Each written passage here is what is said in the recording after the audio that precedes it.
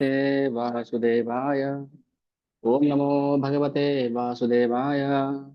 ओम अज्ञानतिमिरान्धस्य ज्ञानाञ्जनशलाकया चक्षुरुन्मीलितं येन तस्मै श्रीगुरवे नमः। श्रीचैतन्यमनोभीष्टं स्थापितं येन भूतले स्वयं रूपा कदा मह्यं ददाति स्वपदान्तिकं। वन्देऽहं श्रीगुरो श्रीयुतः पदकमलं श्रीगुरून् वैष्णवांश्च श्रीरूपं साग्रजातं सह गणरघुनाथान्वितं तं सजीवं साद्वैतं सावधूतं परिजनसहितं कृष्णचैतन्यदेवां श्रीराधा कृष्णपादान् सह गणललिता श्रीविशाखान्वितांश हे कृष्णा करुणा सिन्धो दीनबन्धु जगत्पते गोपेश गोपिका कान्ता राधा कान्ता तप्त कांचन गौरांगी राधे वृंदावनेश्वरी वृषभानुसुते देवी प्रणमामि हरिप्रिये वाञ्छाकल्पतरुभ्यश्च कृपा सिन्धुभ्येव च पतितानां पावनेभ्यो वैष्णवेभ्यो नमो नमः। नमो विष्णुपादाय कृष्णप्रेष्ठाय भूतले श्रीमद्भक्तिवेदान्त स्वामिनिति नामिने नमस्ते सारस्वते देवे गौरवाणी प्रचारिणे निर्विशेष शून्यवादी पाश्चात्य देशकारिणी जय श्री कृष्ण चैतन्य प्रभु नित्यानंद श्रीद्वैत गदाधर श्रीवासादि गौर भक्तवृंद। हरे कृष्ण कृष्ण कृष्ण हरे हरे हरे राम राम राम हरे हरे। कूजन्तं राम रामेति मधुरं मधुराक्षरम् आरुह्य कविताशाखं वन्दे वाल्मीकिकोकिलं। रामाय रामभद्राय रामचन्द्राय वेदसे रघुनाथाय नाथाय सीताय पतये नमः। अञ्जनानन्दनं वीरं जानकी शोकनाशनं कपीशमक्षान्तारं वन्दे लङ्काभयङ्करम्। ॐ तपस्वाध्यायनिरतं तपस्वी वाग्विदामरं नारदं परिपप्रच्छ वाल्मीकिर्मुनिपुङ्गवम् मानिषादप्रतिष्ठां तमगमः शाश्वती समाः यत्करौञ्च मिथुनादेकमवधीः हरे कृष्णा कृष्ण कृष्ण हरे हरे हरे राम राम राम हरे हरे। नमो विष्णुपादाय कृष्णप्रेष्ठाय भूतले श्रीमते भक्ति विकास स्वामिनीति नामिने। हरे कृष्ण। श्री श्री रामचंद्र भगवान की जय। श्री राम नवमी महामहोत्सव की जय। अनंत कोटि वैष्णव वृंद की जय। जगत गुरु श्रील प्रभुपाद की जय। ಅಯೋಧ್ಯ ಕಾಂಡ. ನಿನ್ನೆ ನಾವು ಅಯೋಧ್ಯ ಕಾಂಡದಲ್ಲಿ ಭಗವಂತ ಶ್ರೀರಾಮಚಂದ್ರ ಕಾಡಿಗೆ ಹೋದ ಸನ್ನಿವೇಶವನ್ನ ನಾವು ಶ್ರವಣ ಮಾಡಿದ್ವಿ. ದಶರಥ ಮತ್ತೆ ಕೌಸಲ್ಯ ಸಂವಾದ, ಹೇಗೆ ಒಬ್ಬ ಆದರ್ಶ ದಂಪತಿಗಳು ಇರಬೇಕು, ಇದು ಆದರ್ಶ ದಂಪತಿಗಳು ಹೇಗಿರ್ಬೇಕು, ಆದರ್ಶ ದಂಪತಿಗಳು ಅನ್ನೋದನ್ನ ವಾಲ್ಮೀಕಿ ಎಷ್ಟು ಚೆನ್ನಾಗಿ ಸುಂದರವಾಗಿ ವರ್ಣನೆ ಮಾಡ್ತಾರೆ. ಅದನ್ನ ನಾವು ಶ್ರವಣ ಮಾಡಿದ್ವಿ. ಯಥಾಶಕ್ತಿ ಯಥಾಮತಿ. ಎಷ್ಟು ಅರ್ಥ ಆಯ್ತು ಬಿಡುತ್ತೆ ನನ್ಗೆ ಗೊತ್ತಿಲ್ಲ. ಒಟ್ನಲ್ಲಿ ಶ್ರವಣ ಅಂತೂ ಆಯ್ತು, ಕಿವಿಗಂತೂ ಹೋಯ್ತು ಅಷ್ಟೇ. ಅದು ಹೃದಯಕ್ಕೆ ಹೋಯ್ತಾ, ಅದು ಹೃದಯಕ್ಕೆ ಮುಟ್ತಾ ಅದನ್ನ ಗೊತ್ತಿಲ್ಲ. ಅದ್ ಮುಂದೆ ಏನಾಯ್ತು, ರಾಮಚಂದ್ರ ಎಲ್ಲೆಲ್ಲಿ ಹೋಗ್ತಾನೆ ಅದನ್ನ ಸ್ವಲ್ಪ ರೀಕ್ಯಾಪ್ ಮಾಡ್ತೀನಿ. ಅಯೋಧ್ಯೆ ಕಾಂಡ ಹೇಗೆ ಇಲ್ಲಿಂದ ಶುರು ಆಗುತ್ತೆ ಹೇಗೆ. ಈಗ ರಾಮಚಂದ್ರ ತನ್ನ ಬಾಲ್ಯ ಲೀಲೆಗಳನ್ನ ಮುಗಿಸಿ ಯವನ ಅವಸ್ಥೆಗೆ ಬಂದಿದ್ದಾನೆ. ವಸಿಷ್ಠರಿಂದ ವಿದ್ಯೆಯನ್ನ ಕಲಿತು ವಾಪಸ್ ಬಂದ್ರು. ದಶರಥ ಯೋಚನೆ ಮಾಡ್ತಾನೆ, ನನ್ನ ಒಂದ್ ನಿಮಿಷ.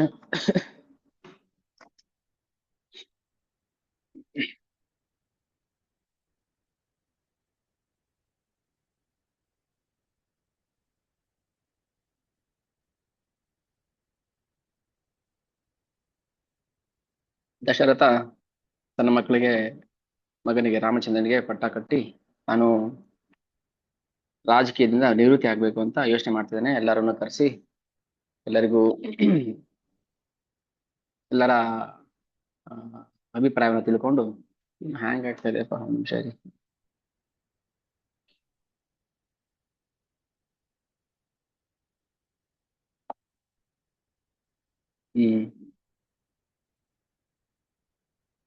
ಎಲ್ಲರ ಅಭಿಪ್ರಾಯವನ್ನು ತಿಳ್ಕೊಂಡ್ರು.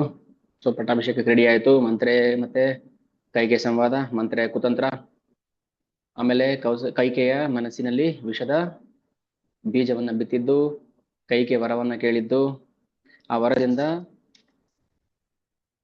ದಶರಥ ಕುಸಿದು ಬಿದ್ದಿದ್ದು, ಅವನ ವಿಲಾಪ, ಕೈಕೆಯನ್ನ ನಿಂದಿಸಿದ್ದು,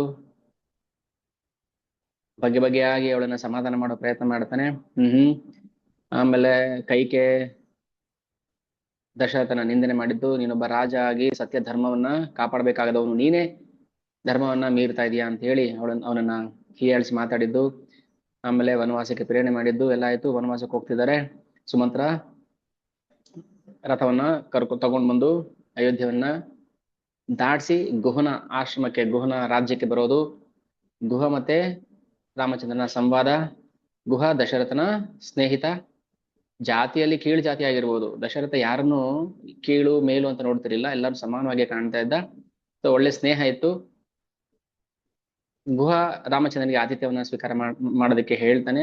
ಗುಹನ ಆತಿಥ್ಯವನ್ನ ರಾಮಚಂದ್ರ ಸ್ವೀಕಾರ ಮಾಡುವುದಿಲ್ಲ. ಕಾರಣ ಅದು ಅವನ ಸತ್ಯವ್ರತಕ್ಕೆ ಭಂಗ ಬರುವಂತದ್ದು. ಯಾಕಂದ್ರೆ ಅವನು ಎಲ್ಲೂ ಜನ ನಿಬಿಡ ಪರಿಷದಲ್ಲಿ ಇರೋ ಹಾಗಿಲ್ಲ, ಅಲ್ಲಿ ಅವನ ಆತಿಥ್ಯವನ್ನು ಸ್ವೀಕಾರ ಮಾಡೋಂಗಿಲ್ಲ ಅಂತ ಅಲ್ಲಿಂದ ಹೊರಟೋಗ್ತಾರೆ. ಕೇವಲ ಲಕ್ಷ್ಮಣ ಕೊಟ್ಟಿದ್ದನ್ನು ಮಾತ್ರ ತಿಂತಾ ಇದ್ದ ರಾಮಚಂದ್ರ. ಇನ್ ಯಾರು ಕೊಟ್ಟಿದ್ದು ತಿಂತಿರ್ಲಿಲ್ಲ. ಶಬರಿ ಕೊಟ್ಟಿದ್ದು ಮಾತ್ರ. ಮತ್ತೆ ಅಲ್ಲಿ ಪ್ರಶ್ನೆ ಬರುತ್ತೆ, ಶಬರಿ ಕೊಟ್ಟಿದ್ದು ಯಾಕೆ ತಿಂದ ರಾಮಚಂದ್ರ? ಶಬರಿಗೋಸ್ಕರನೇ ಬಂದಿದ್ದು ರಾಮಚಂದ್ರ ಅಲ್ಲಿಗೆ, ಅದಕ್ಕೆ ತಿಂದ. ಯಾರಾದ್ರೂ ಯಾವ್ದಾದ್ರೂ ಭಾವನೆಯಲ್ಲಿ ನಾವು ಭಗವಂತನನ್ನ ತೃಪ್ತಿ ಪಡಿಸ್ಬೇಕು ಅಂತ ಆಸೆ ಪಟ್ರೆ ಭಗವಂತ ತನ್ನ ಮಾತನ್ನ ಮೀರುತ್ತಾನೆ. ಹಾಗಂತ ಅವಳೇನು ಬೇಯಿಸಿದ್ ಕೊಟ್ಟಿಲ್ಲ, ಯಾವ್ದೋ ಹಣ್ಣುಗಳನ್ನು ಕೊಟ್ಲು, ತಿಂದ ಭಗವಂತ. ಸೊ ಓಕೆ, ಅದು ಮುಂದೆ ಬರುತ್ತೆ. ಅಲ್ಲಿಂದ ಗುಹ ಒಂದು ನದಿಯನ್ನ ದಾಟಿಸಿ ಭರದ್ವಾಜರ ಆಶ್ರಮಕ್ಕೆ ಕಳಿಸ್ಕೊಡ್ತಾನೆ. ಭರದ್ವಾಜರು ವಾಲ್ಮೀಕಿ ಶಿಷ್ಯ. ರಾಮಾಯಣವನ್ನ ಮೊದಲು ಕಂಪೈಲ್ ಮಾಡಿದ್ದೆ ಭರದ್ವಾಜರು. ಅವರು ತಮ್ಮ ಸ್ಮೃತಿಯಲ್ಲಿ 24,000 ಶ್ಲೋಕವನ್ನ ನೆನಪಲ್ಲಿ ಇಟ್ಕೊಂಡು ಆಮೇಲೆ ಅದನ್ನ ರಾಮಾಯಣ ಪ್ರಚಾರ ಮಾಡ್ತಾರೆ. ಸೊ ಭರದ್ವಾಜರು ವಾಲ್ಮೀಕಿಯ ಶಿಷ್ಯ. ಅಲ್ಲಿ ಹೋಗ್ತಾರೆ. ದಶರಥ ಬಂದಿದ್ರು ಈ ನಮ್ಮ ರಾಜ್ಯಕ್ಕೆ, ಆಸ್ಥಾನಕ್ಕೆ ಅಂತೇಳಿ ಭರದ್ವಾಜ ತಮ್ಮ ಸ್ವಂತ ಖುಷಿಯನ್ನು ವ್ಯಕ್ತಪಡಿಸ್ತಾರ. ಅಲ್ಲಿಂದ ಒಂದು ರಾತ್ರಿ ಅಲ್ಲಿ ಉಳ್ಕೊಂಡು ಅಲ್ಲಿಂದ ಸೀದಾ ಚಿತ್ರಕೂಟಕ್ಕೆ ಬರ್ತಾರೆ. ಚಿತ್ರಕೂಟದ ವರ್ಣನೆ ನೆನೆ ನಾವು ಯಥಾಶಕ್ತಿ ಶ್ರವಣ ಮಾಡಿದ್ವಿ. ಚಿತ್ರಕೂಟ ಒಂದು ಆಧ್ಯಾತ್ಮಿಕ ಕ್ಷೇತ್ರ. ಯಾಕೆ ಆಧ್ಯಾತ್ಮಿಕ ಕ್ಷೇತ್ರ ಅಂದ್ರೆ ಅದು ದಟ್ಟ ಕಾಡು. ಅದು ಚಿತ್ರಕೂಟದಲ್ಲಿ ಏನಿಲ್ಲ. ಇವಾಗೇನೋ ಸ್ವಲ್ಪ ಕಾಡೋದು ಚಿತ್ರಕೂಟ. ರಾಮಚಂದ್ರ ಇದ್ದಾಗಿನೇ ಇರ್ಬೋದು ಅದು ಕಾಡು. ಆ ಕಾಡಲ್ಲಿ ಅನೇಕ ಜನ ಮಹಾನ್ ಋಷಿಗಳು ತಪಸ್ ಮಾಡ್ತಾ ಇದ್ರು. ಅವರನ್ನು ಉದ್ಧಾರ ಮಾಡೋಕ್ಕೋಸ್ಕರ ಭಗವಂತ ಅಲ್ಲಿ ತನ್ನ ವಾಸ್ತವ್ಯವನ್ನು ಹೂಡ್ತಾನೆ. ಒಂದು ಪರ್ಣಕುಟೀರವನ್ನ ರಚನೆ ಮಾಡ್ತಾನೆ. ಸೊ ಇಷ್ಟೆಲ್ಲ ಆಯ್ತು. ಆಮೇಲೆ ಕೌಸಲ್ಯ ಹತ್ರ ಇಲ್ಲಿ ಈ ಕಡೆ ಇವಾಗ ಚಿತ್ರಕೂಟದಲ್ಲಿ ಇದ್ದಾರೆ ರಾಮ ಲಕ್ಷ್ಮಣ ಮತ್ತು ಸೀತಾಮಾತೆ. ಈಗ ನಾವು ಅಯೋಧ್ಯೆಗೆ ವಾಪಸ್ ಬರೋಣ. ಇಲ್ಲಿ ದಶರಥ ಕೌಸಲ್ಯ ಜೊತೆ ವಿಲಾಪ ಮಾಡ್ತಿದ್ದಾನೆ. ಕೌಸಲ್ಯಗೆ ಏನ್ ಹೇಳ್ತಾನೆ? ಯಥಾನ್ಯ ಪುರುಷ ಕರ್ಷಿತ್ ಪಲಾಶೈರ್ ಮೋಹಿತೋ ಭವೇತ್ ಏವ ಮಯಾಪಿ ವಿಜ್ಞಾತಂ ಶಬ್ದವೇದಿ ಮಿದಂ ಫಲಂ ದೇವ್ಯನೂಢ ತ್ವಮಭವೋ ಯುವರಾಜೋ ಭವಮ್ಯಹಂ ತತಃ ಪ್ರಾವೃಢ ಅನುಪ್ರಾಪ್ತ ಮಮ ಕಾಮ ವಿವರ್ಧಿನಿ. ದಶರಥ ತನ್ನ ವಿಧಿಗೆ ತಾನೇ ಹಳೆದುಕೊಳ್ತಾ ಇದ್ದಾನೆ. ಎಂತ ದುರ್ಗತಿ ನನಗೆ ಬಂತು. ನಾನು ಬಾಲ್ಯದಿದ್ದಾಗ, ಯುವಕನಾಗಿದ್ದಾಗ ಶಬ್ದವೇದಿ ಬಾಣ ಹೊಡೆದು ಬಿಟ್ಟಿದ್ದೆ ಒಬ್ಬ ಶ್ರಮಣ ಕುಮಾರನಿಗೆ. ಅವನು ಪ್ರಾಣ ಬಿಟ್ಟ. ಆಗ ಆ ವೃದ್ಧ ತಂದೆ ತಾಯಿಗಳು ನನಗೆ ಶಾಪವನ್ನ ಕೊಟ್ರು. ಅವಿಜ್ಞಾಯ ಫಲಂ ಯೋಹಿ ಕರ್ಮ ತ್ವೇವಾನುಧಾವತಿ. ನಾವ್ ಅದಕ್ಕೆ ಸುಮ್ನೆ ಏನೋ ಹೇಳ್ಬಾರ್ದು, ಇಲ್ಲ ನಾವು ಮಾಡಿಲ್ಲ ಹಾಗೆ ಅಂತ. ದಶರಥ ಹೇಳ್ತಿದ್ರೆ ಅವಿಜ್ಞಾಯ ಫಲಂ ಯೋಹಿ ಕರ್ಮ ತ್ವೇವಾನುಧಾವತಿ. ಕರ್ಮದ ವಿಚಾರ ಮಾಡದೆ, ಕರ್ಮದ ಫಲದ ವಿಚಾರ ಮಾಡದೆ, ಇದು ಮಾಡಿದ್ರೆ ನರ್ಕಕ್ಕೆ ಹೋಗ್ತೀವಿ, ಇದು ಮಾಡಿದ್ರೆ ಅಲ್ಲಿ ಹೋಗ್ತೀವಿ ಅಂತ ವಿಚಾರ ಮಾಡದೆ ಸುಮ್ನೆ ಕೈ ಹಾಕೋದಲ್ಲ. ಹೈ ಟೆನ್ಷನ್ ವೈರ್ಗೆ ಸುಮ್ನೆ ಕೈ ಹಾಕ್ಬಿಟ್ರೆ ಏನಾಗುತ್ತೆ? ಹೆಣನೂ ಸಿಗೋದಿಲ್ಲ, ಬೂದಿ ಆಗೋಗ್ಬಿಡ್ತಾರೆ. ಇಲ್ಲೊಂದು ಶವ ಇದೆ ಅಂತ ಗುರು ಸಿಗೋದಿಲ್ಲ. ಗೊತ್ತಿಲ್ಲದೆ ಹೋಗಬಾರ್ದು. ಅದಕ್ಕೆ ಅವಿಜ್ಞಾಯ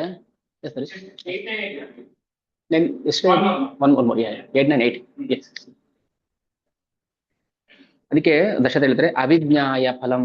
ಗೊತ್ತಿಲ್ಲದೆ ಏನಾದ್ರು ಕೈ ಹಾಕಿದ್ರೆ ಸುಟ್ಕೊಂಡ್ಬಿಡ್ತೀವಿ ನಾವು. ಆಮೇಲೆ ಸ ಶೋಚೇತ್ ಫಲವೇಲಾಯಂ ಯಥ ಕಿಂಶು ಕಸ್ಸೇಚಕ. ಅವಾಗ ಅನುಭವಿಸ್ಬೇಕಾದ್ರೆ ಏನಾಗುತ್ತೆ? ಅಯ್ಯೋ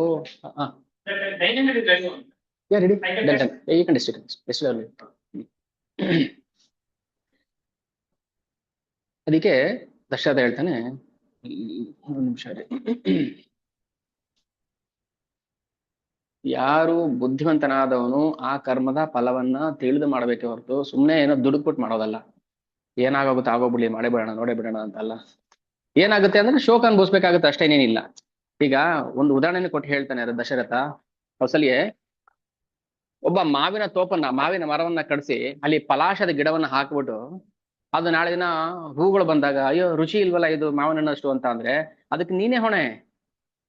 ಯಾಕಂದ್ರೆ ಮಾವಿನ ಮರ ಹಣ್ಣು ಕೊಡುತ್ತೆ ಅನ್ನೋದು ಗೊತ್ತಿಲ್ಲದೆ ಕಟ್ ಮಾಡಿದ್ಯಾ, ಅಥವಾ ಪಲಾಶದಲ್ಲಿ ರಸ ಇಲ್ಲ ಅಂತ ಗೊತ್ತಿಲ್ಲದೆ ಮಾಡಿದ್ಯಾ, ಬೆಳೆಸಿದ್ಯಾ? ಫಲ ಅಂತ ಅನುಭವಿಸ್ಬೇಕು ನಾವು. ಗೊತ್ತಿದ್ದು ಮಾಡಿದ್ರು ಗೊತ್ತಿಲ್ಲದೆ ಮಾಡಿದ್ರು ಫಲವನ್ನ ಅನುಭವಿಸ್ಲೇಬೇಕು. ಅದನ್ನೇ ಹೇಳ್ತಾ ಇರೋದು ಕೌಸಲ್ಯ ದೇವಿಗೆ. ಅವಿಜ್ಞಾಯ ಫಲಂ ಯೋಹಿ ಕರ್ಮ ತ್ವೇವಾನುಧಾವತಿ. ಸುಮ್ಮನೆ ಓಡ್ತಾನೆ. ಧಾವತಿ ಅಂದ್ರೆ ಓಡುತ್ತಾನೆ, ಕರ್ಮದ ಹಿಂದೆ ಓಡುತ್ತಾನೆ. ನಾನು ಇದು ಮಾಡಿದೆ ನನಗೆ ಅದ್ ಸಿಗುತ್ತೆ, ನಾನು ಇದು ಮಾಡಿದ್ರೆ ಇದು ಸಿಗುತ್ತೆ ಅನ್ಕೊಂಡು ಧಾವತಿ. ಆಮೇಲೆ ಏನಾಗುತ್ತೆ? ಸೋಹಂ ಆಮ್ರವನಂ ಚಿತ್ವ ಫಲಾಶಾಂಶ ನಿಶ್ಚೇಚಯಂ. ಮಾವಿನ ಮರವನ್ನ ಕಡ್ಸಾಕಿ ಆಮ್ರವಣಂ, ಆಮ್ರ ಅಂದ್ರೆ ಆಮ್, ಮ್ಯಾಂಗೋ, ಮಾವಿನ ಮರವನ್ನ ಕಡಿಸಿ ಅದ್ರ ಜಾಗದಲ್ಲಿ ಫಲಾಶವನ್ನ ನೆಟ್ಬಿಟ್ಟು ಎಲ್ಲಿ ಫಲನೆ ಕೊಡ್ಲಿಲ್ಲ ಅಂತ ನಾವು ಧಾವಿಸ್ಬಾರ್ದು. ಈಗ ನಾನು ರಾಮಚಂದ್ರನ, ಅದು ವೈರಾಗ್ಯದ ಮಾತು. ಅಂದ್ರೆ ದಶರಥನಿಗೆ ಈಗ ಸಂಪೂರ್ಣ ಜ್ಞಾನ, ಸಂಪೂರ್ಣ ವೈರಾಗ್ಯ ಬಂದ್ಬಿಟ್ಟಿದೆ. ಸೊ ವೈರಾಗ್ಯದಲ್ಲಿ ಬರೋ ಮಾತು ನಾನು ಪದೇ ಪದೇ ಹೇಳ್ತಾ ಇದ್ದೆ. ವೈರಾಗ್ಯ ಬೇರೆ, ಜಿಗುಪ್ಸೆ ಬೇರೆ. ದಶರಥನಿಗೆ ಬಂದಿದ್ದು ಜಿಗುಪ್ಸೆ ಅಲ್ಲ. ಜಿಗುಪ್ಸೆ ಅಂದ್ರೆ ಅದು ಫ್ರಸ್ಟ್ರೇಷನ್, ಡಿಜೆಕ್ಷನ್, ನೇಣಾಕೋತಾರಲ್ಲ, ಅದು ಜಿಗುಪ್ಸೆ, ಅದು ವೈರಾಗ್ಯ ಅಲ್ಲ.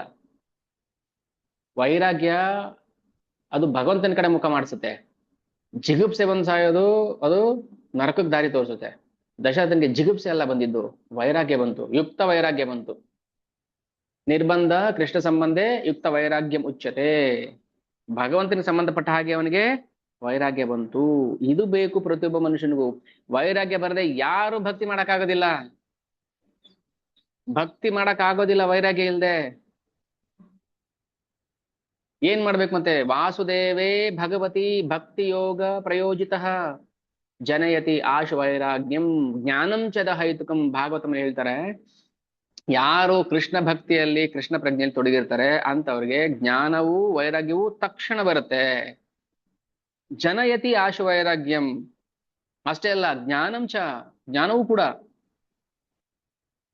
ಅದಕ್ಕೆ ಕೃಷ್ಣ ಪ್ರಜ್ಞೆಗೆ ಬರಬೇಕು ನಾವು. ಅದರ ರಸವನ್ನ ಸವಿಬೇಕು, ಆಸ್ವಾದನೆ ಮಾಡ್ಬೇಕು, ಹರಿನಾಮದಲ್ಲಿ ತೊಡಗ್ಬೇಕು, ಸಂಕೀರ್ತನೆ ತೊಡಗ್ಬೇಕು, ಪ್ರೀಚಿಂಗ್ ಮಾಡ್ಬೇಕು, ಬುಡ್ ಡಿಸ್ಟ್ರಿಬ್ಯೂಷನ್, ಇವೆಲ್ಲ ಏನಕ್ಕೋಸ್ಕರ? ವೈರಾಗ್ಯ ಜಾಗೃತಿ ಆಗುತ್ತೆ. ಅಯ್ಯೋ ಏನ್ ಮಾಡಿದ್ರಿ ಏನ್ರಿ ಜಗತ್ತಲ್ಲಿ, ಯಾವ ಮಗ ಆಗಲ್ಲ, ಯಾವ ಮಗಳಾಗಲ್ಲ, ಯಾವ ಅಳಿ ಆಗಲ್ಲ, ಯಾವ ಸೊಸೆ ಆಗಲ್ಲ ಅಂತಾನೆ ಬರುತ್ತೆ. ಅದು ಜಿಗುಪ್ಸೆಗೆ ಬರಬಾರ್ದು. ಅದು ಭಗವಂತ ಇದ್ದಾನೆ ಅಂತ ಬರ್ಬೇಕು. ಜಿಗುಪ್ಸೆ ಬರೋರಿಗೆ ದೇವ್ರ ಮೇಲೆ ಭಕ್ತಿ ನೋಡಿ. ಈಗ ನಮ್ದೇ ನಾವು ಪ್ರಶ್ನೆ ಮಾಡ್ಕೊಳ್ಳೋಣ. ವೈರಾಗ್ಯ ಬಂದವ್ರಿಗೆ ಭಗವಂತ ಮೇಲೆ ಪ್ರೀತಿ ಬರುತ್ತೆ. ಜಿಗುಪ್ಸೆ ಬಂದವನಿಗೆ ಆ ಕಡೆ ಹೆಂಡತಿ ಮಕ್ಳ ಮೇಲೂ ಪ್ರೀತಿ ಇಲ್ಲ, ಆ ಕಡೆ ದೇವ್ರ ಮೇಲೂ ಪ್ರೀತಿ ಇಲ್ಲ. ಜಿಗುಪ್ಸೆ ಅಂದ್ರೆ ಆತರ negative. Renunciation is different, dejection is different, totally dead opposite. So ವೈರಾಗ್ಯ ಇದು ದಶರಥನ ಮುಟ್ಟುಬಿಟ್ಟಿದೆ, ದಶರಥ ಹೃದಯವನ್ನ ಮುಟ್ಟಿದೆ ವೈರಾಗ್ಯ. ಹೇಳ್ತಾರೆ, ಯದಾಚರಿತಿ ಕಲ್ಯಾಣಿ ಶುಭಂ ವಾ ಯದಿ ವಾ ಅಶುಭಂ ತದೇವ ಲಭತೆ ಭದ್ರೇ ಕರ್ತ ಕರ್ಮಜಮಾತ್ಮನಃ. ಅದಕ್ಕೆ ಕರ್ಮವನ್ನ ಪ್ರಾರಂಭ ಮಾಡೋಕೆ ಮುಂಚೆ ಅಥವಾ ಕರ್ಮ ಮಾಡುವಾಗ ಅದರ ಫಲಾಫಲಗಳ ಬಗ್ಗೆ ತಿಳ್ಕೋಬೇಕು. ತಿಳ್ಕೊಳ್ಳದೆ ಇದ್ರೆ ಅವನ್ನ ದಡ್ಡ ಅಂತ ಕರೀತಾರೆ. ಅಷ್ಟೇ, ಏನೇನಿಲ್ಲ. ನಾವು ಯಾವ್ದಾದ್ರು ಬಸ್ ಹತ್ತಕ್ ಮುಂಚೆ, ಟ್ರೈನ್ ಹತ್ತಕ್ ಮುಂಚೆ, ಇದು ಯಾವ ಟ್ರೈನು ಎಲ್ಲೋಗುತ್ತೆ ಅಂತ ತಿಳ್ಕೊಂಡು ಹತ್ಬೇಕು. ಬಂದಿದ್ದಕ್ಕೆಲ್ಲ ಹತ್ಬಿಡ್ಬಾರ್ದು. ಹೌದಾ? ಡೈಲಿ ಪಾಸ್ ತಗೊಂಡು ಬಂದಿದ್ದಕ್ಕೆಲ್ಲ ಹತ್ಬಿಟ್ಟು ಒಂದಿನ ಎಲ್ಲ ಸುತ್ತಾಡೋದಲ್ಲ ಇದು ಲೈಫು. ಭಗವಂತ ಈಗ ನಮಗೆ ಡೈಲಿ ಪಾಸ್ ಕೊಟ್ಟಿದ್ದಾನೆ. ಹಾ, ಹತ್ತು, ಸಿಕ್ಕಿದ ಬಸ್ ಹತ್ತು, ಸಿಕ್ಕಿದ ಹೋಟ್ಲಲ್ಲಿ ಹೋಗು, ತಿನ್ನು, ಸಿಕ್ಕಿದ ಕಡೆ ಮಜಾ ಮಾಡು, ಆಮೇಲೆ ವಾಪಸ್ ಬಂದ್ಬಿಡು ಮನೆಗೆ. ಏನ್ ಮಾಡಿದೆ ಬೆಳಿಗ್ಗೆ ಸಾಯಂಕಾಲ ತನಕ? ಸುತ್ತಾಡ್ದೆ, ವೇಸ್ಟ್ ಮಾಡಿದೆ. ಭಗವಂತ ನಮ್ಗೆ ಡೈಲಿ ಪಾಸ್ ಎಂಜಾಯ್ ಮಾಡಕ್ಕೆಲ್ಲ ಕೊಟ್ಟಿರೋದು. 50, 60, 100 ವರ್ಷ ಆಯುಷ್ಯ ಕೊಟ್ಟಿದ್ದಾನಲ್ವಾ, ತಗೋ ಡೈಲಿ ಪಾಸ್, ಎಷ್ಟು ಬೇಕಾದ್ರೆ ಎಂಜಾಯ್ ಮಾಡುವಂತ ಅಲ್ಲ. ಅಗತ್ಯ ಇದ್ರೆ ಅದನ್ನ ನಿನ್ನ ಅಗತ್ಯವಾದ ಕೆಲಸಗಳಿಗೆ ಬಳಸ್ಬೇಕು. ಎಲ್ಲ ಭಗವಂತನ ರೂಲ್ಸೇ ಮಾಡ್ತಾ ಇರೋದು. ನಾವು ಮಮ ವರ್ತಮಾನ ವರ್ತಂತೆ ಮನುಷ್ಯ ಪಾರ್ಥ ಸರ್ವಶಃ. ನನ್ನನ್ನೇ ಫಾಲೋ ಮಾಡ್ಬೇಕು ನೀವು. ನಾನ್ ಡೈಲಿ ಪಾಸ್ ಕೊಟ್ಟಿದ್ದೀನಿ ಎಲ್ಲರಿಗೂ. ನಿಮಗೆ ಕೆಲವರು ಪುಷ್ಪ ಹತ್ಕೊಳ್ಳಿ, ಕೆಲವರು ರಾಜಹಂಸ ಹತ್ಕೊಳ್ಳಿ, ಕೆಲವರು ಲೊಡಕಾಸಿ ಬಸ್ ಹತ್ಕೊಳ್ಳಿ. ನಿಮಗೆ ರಾಜಹಂಸ ಅಲೋ ಇಲ್ಲ, ಇಂಟರ್ಸ್ಟೇಟ್ ಬಸ್ ಅಲೋ ಇಲ್ಲ, ಹಾಗೇನೆ ಭಗವಂತ ಅವ್ರವ್ರ ಯೋಗ್ಯತೆಗೆ ತಕ್ಕ ಹಾಗೆ ಎಲ್ಲರಿಗೂ ಸಮಾನವಾಗಿ ಅವಕಾಶ ಕೊಟ್ಟಿದ್ದಾನೆ. ಕೆಲವ್ರು ಏನ್ ಮಾಡ್ತಾರೆ, ಎಂಜಾಯ್ ಮಾಡ್ತಿದ್ದಾರೆ. ಹಂಗ್ ಮಾಡಿದ್ರೆ ಏನಂತ ಹೇಳಿ ದಶರಥ, ಯದಾ ಆಚರಿತಿ ಕಲ್ಯಾಣಿ ಶುಭಂ ವಾ ವಾ ಅಶುಭಂ ಯದಿ ತದೇವ ಲಭತೆ, ಅದೇ ಸಿಗುತ್ತೆ. ಏನಪ್ಪ ಮೈ ಕೈ ನೋವು ಹೋಗ್ತಾ ಇದೆ, ಯಾವ ಬಸ್ಸಲ್ಲಿ ಬಂದ್ರೆ, ಅಯ್ಯೋ ಯಾವ್ದೋ ಕೆಂಪು ಕರ್ನಾಟಕ ಸಾರಿಗೆಯಲ್ಲಿ ಬಂದೆ. ಯಾಕೆ? ಅದು ದುಡ್ಡು ಜಾಸ್ತಿ ಇತ್ತು ರಾಜಹಂಸದಲ್ಲಿ, ನನ್ಗೆ ಅದು ಬೇರ್ ಮಾಡಕ್ ಆಗಿಲ್ಲ, ಅದಕ್ಕೆ ಇದ್ರಲ್ಲಿ ಬಂದೆ. ಮತ್ತೆ ಅನುಭವಿಸ್ಬೇಕಲ್ವಾ ಸೊಂಟ ನೋವನ. ನಮ್ಮ ಯೋಗ್ಯತೆಗೆ ಭಗವಂತ ಏನ್ ಕೊಟ್ಟಿದ್ರೆ ಅದನ್ನ ನಾವು ಸ್ವೀಕಾರ ಮಾಡ್ಬೇಕು. ದುಡ್ಡು ಇರೋರು ಫ್ಲೈಟ್ ಅಲ್ಲಿ ಹೋಗ್ತಾರೆ, ಇಲ್ದೇ ಇರೋರು BMTC ಬಸ್ಸಲ್ಲಿ ಬರ್ತಾರೆ, ಅಥವಾ ಇನ್ಯಾವುದೋ ಬಸ್ಸಲ್ಲಿ ಬರ್ತಾರೆ, ಎತ್ತಿನ ಗಾಡಿ ಬರ್ತಾರೆ. ನಾವು ಇನ್ನೊಬ್ರನ್ನ ನೋಡಿ ಕಂಪೇರ್ ಮಾಡಬಾರ್ದು. ಅವನ್ ಹಂಗಿದ್ದಾನೆ, ಇವನ್ ಹಿಂಗಿದ್ದಾನೆ. ನೀವ್ ಯಾಕೆ ಕಂಪೇರ್ ಮಾಡ್ತೀರಿ? ತದೇವ ಲಭತೆ. ನಾನ್ ಯಾಕೆ ಕೊರಗ್ಬೇಕೀಗ? ನಾನ್ ಏನ್ ಮಾಡಿದ್ರೆ ಅದನ್ನ ಅನುಭವಿಸ್ತೀನಿ. ಇದು ವೈರಾಗ್ಯ ಜಾಗೃತಿ ಆಗಿರೋದು ದಶರಥನಿಗೆ. ನಾನ್ ಏನ್ ಮಾಡಿದ್ದು ಮಾರಾಯ.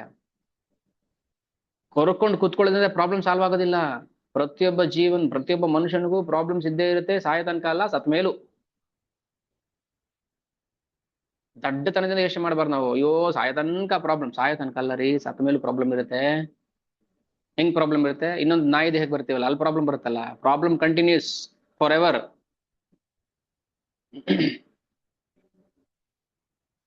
until you surrender unto the lotus feet of Lord Krishna, problem continues forever. Don't forget it. ಒಂದೇ ಪ್ರಾಬ್ಲಮ್ ಇದೆ ಲೈಫಲ್ಲಿ ನನಗೆ, ಎರಡೇ ಪ್ರಾಬ್ಲಮ್ ಅಲ್ಲ, unlimited infinite problems. You have to face it, or else you come to the lotus feet of Krishna. ಯಾವ್ದು better option choose ಮಾಡ್ಕೊಳ್ಳಿ.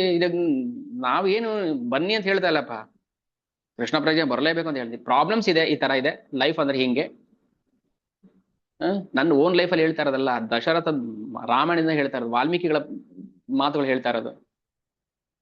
ಪ್ರಾಬ್ಲಮ್ನು ಇದ್ದೇ ಇರುತ್ತೆ, ಫೇಸ್ ಮಾಡಿ, ಎದುರಿಸಿ ಧೈರ್ಯವಾಗಿ ಕೃಷ್ಣ ಪ್ರಜ್ಞೆ ಮಾಡಿ. ಇಲ್ಲಾಂದ್ರೆ ತದೇವ ಲಭತೆ ಬಂದ್ರೆ ಏನ್ ಸಿಗುತ್ತೋ ಅದನ್ನ ಅನ್ಭವಿಸಿ. ಸರಿ, ದಶರಥನಿಗೆ ಎಲ್ಲೋ ಒಳಗಡೆ ಪಿಂಚ್ ಆಗ್ತಾ ಇದೆ, ಅವನ ಹೃದಯ ಚುಚ್ತಾ ಇದೆ. ಯಾಕೆ ಈ ಕರ್ಮ ಬಂತು? ನಾನು ಒಂದು ದಿನ ಹಿಂದೆ ಒಬ್ಬನಿಗೆ ಕೊಂದು ಬಿಟ್ಟಿದ್ದೆ. ಬೇಕು ಅಂತ ಕೊಂದಿಯಾ? ಇಲ್ಲ, ಶಬ್ದ ಬಂತು, ಬಾಣ ಬಿಟ್ಟೆ, ಯಾವ್ದೋ ಪ್ರಾಣಿ ಇರ್ಬೋದು ಅಂತ. ಅದೋಗೆ ಒಬ್ಬ ಋಷಿಕುಮಾರನ್ ಹೊಡೆದು ಬಿಡ್ತು. ನಾನೇನ್ ಮಾಡ್ಲಿ? ತಪ್ಪೆ. ಗೊತ್ತಿಲ್ಲ ಸ್ವಾಮಿ, ನಾನು ಹೋಗಿ ಕರೆಂಟ್ ಕಂಬ ಹಿಡ್ಕೊಂಡ್ಬಿಟ್ಟೆ, ತಬ್ಕೊಂಡ್ಬಿಟ್ಟೆ, ಶಾಕ್ ಹೊಡೆದ್ಬಿಡ್ತು. ತಪ್ಪು ಅಲ್ಲ, ಶಾಕ್ ಹೊಡೆಯೋದು ಗೊತ್ತಿರ್ಲಿಲ್ಲ, ಅದು ತಪ್ಪೆ. ಗೊತ್ತಿಲ್ಲ ಅನ್ನೋದು ತಪ್ಪು, ಮೊದಲನೇ ಅಪರಾಧ. ಇಲ್ಲ, ನಮ್ಗೆ ಭಗವದ್ಗೀತೆ ಕೇಳ್ಬೇಕಂತ ಗೊತ್ತಿರ್ಲಿಲ್ಲ ಇಷ್ಟು ದಿನ, ನಮ್ಗೆ ರಾಮಾಯಣ ಶ್ರವಣ ಮಾಡ್ಬೇಕಂತ ಗೊತ್ತಿರ್ಲಿಲ್ಲ, ಅದು ನಂಬರ್ 1 ಫಾಲ್ಟ್. ನೀವೇ ಹೊಣೆ ಅದಕ್ಕೆ. ಯಾರು ನಮ್ಗೆ ಮಾಫಿ ಮಾಡಕ್ ಬರೋದಿಲ್ಲ. ಸಾಲ ಮನ್ನಾ, ರೈತರ ಸಾಲ ಮನ್ನಾ, ಅದು ಮನ್ನಾ, ಪಾಪ ಮನ್ನಾ ಮಾಡೋದು ಕೇವಲ ಕೃಷ್ಣ. ನಮ್ಮ ಪಾಪ ಮನ್ನಾ ಮಾಡೋದು ಕೇವಲ ಕೃಷ್ಣ ಮಾತ್ರ ಮಾಡಕ್ ಸಾಧ್ಯ, ಯಾರು ಮಾಡಕ್ಕಾಗೋದಿಲ್ಲ, ಅವನ ಹತ್ರಕ್ಕೆ ಬಂದ್ರೆ ಮಾತ್ರ. ಸರಿ, ಏನಾಯ್ತು? ಅವನಿಗೆ ಹಿಂದಿನ ಘಟನೆಗಳನ್ನ ನೆನ್ಸ್ಕೊಂತಾನೆ. ಅದು ನೆನಪು ಬರ್ಬೇಕು ನಮ್ಗೆ. ನಾವ್ ಮಾಡಿರೋ ತಪ್ಪುಗಳು ನಮ್ಗೆ ನೆನಪಿಗೆ ಬರ್ಬೇಕು, ಕಾಡಬೇಕು, ಕಣ್ಣೀರು ಬರ್ಬೇಕು. ಅವಾಗ ಅಷ್ಟೇ ನಮ್ಮ ಪಾಪ ಕರಗತ್ತೆ, ದ್ರವೀಕರಿಸುತ್ತೆ ಪಾಪ. ಚಳಿಗಾಲ ಬಂದಾಗ ಕೆಲವರಿಗೆ ಆಸ್ತಮಾ, ವೀಸಿಂಗ್ ಇರೋರಿಗೆ ಏನಾಗುತ್ತೆ, ಕಫ ಕಟ್ಬಿಡುತ್ತೆ, ಉಸಿರಾಡಕ್ಕಾಗಲ್ಲ. ಏನ್ ಮಾಡ್ತೇವೆ ಅವ್ರಿಗೆ? ಏನೋ ಒಂದು ಮೆಕ್ಯಾನಿಸಮ್ ಇರುತ್ತಲ್ಲ ಅದನ್ನ ಕರಗಿಸೋದಕ್ಕೆ.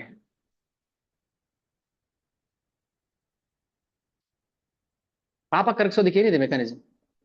ಕಟ್ಟು ಕೂತಿದೆ ಈಗ ನಮ್ಗೆ ಪಾಪಗಳದ್ದು ಮೂಟೆ. ದಶರಥ ಕೌಸಲ್ಯ ಮುಂದೆ ಹೇಳ್ತಾನೆ, ಎಂತ ತಪ್ಪು ಮಾಡಿಬಿಟ್ಟೆ ಗೊತ್ತಿಲ್ಲದೆ ನಾನು, ಅದಕ್ಕೆ ಅನುಭವಿಸ್ತಾ ಇದೀನಿ ಕೌಸಲ್ಯ. ಅನುಭವಿಸ್ಲೇಬೇಕಲ್ವಾ?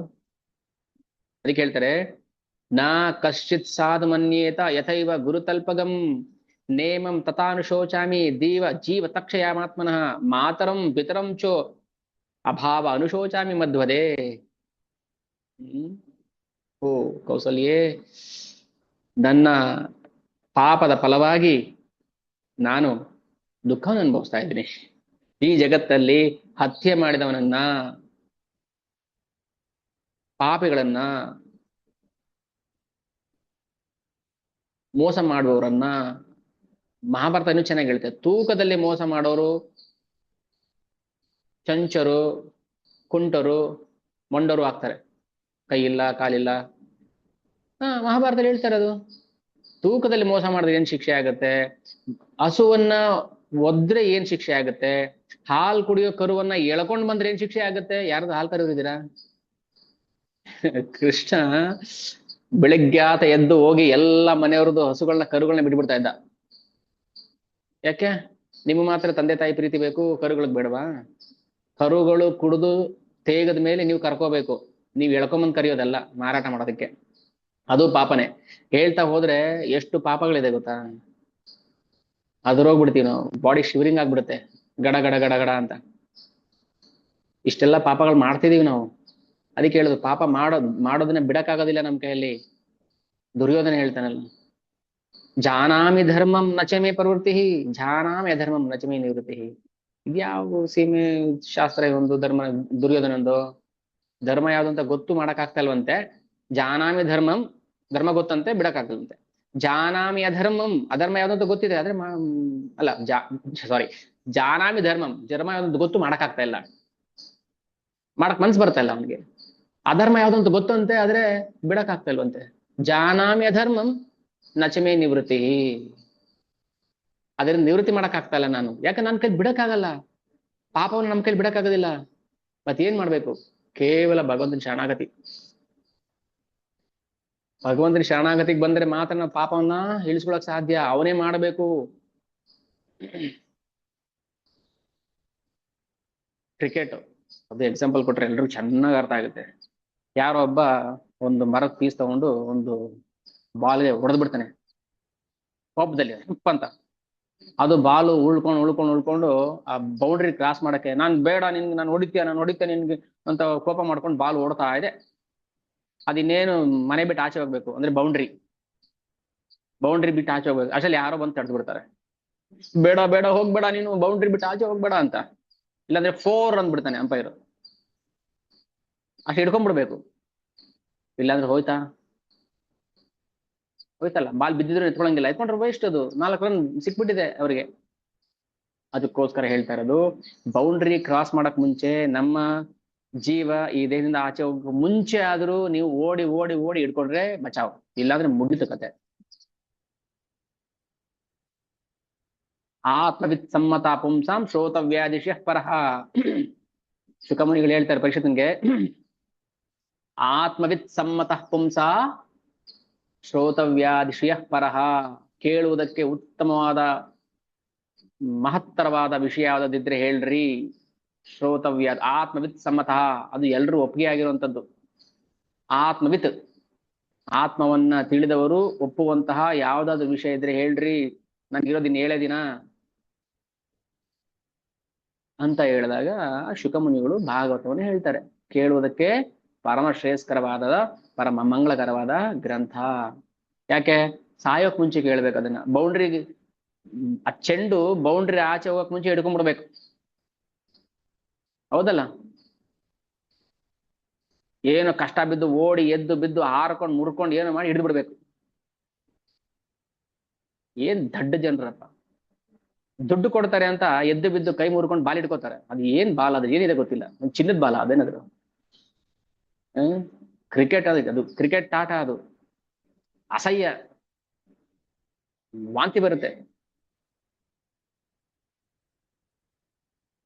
ನೋಡಕ್ ಮಜಾ ಸಿಗುತ್ತೆ.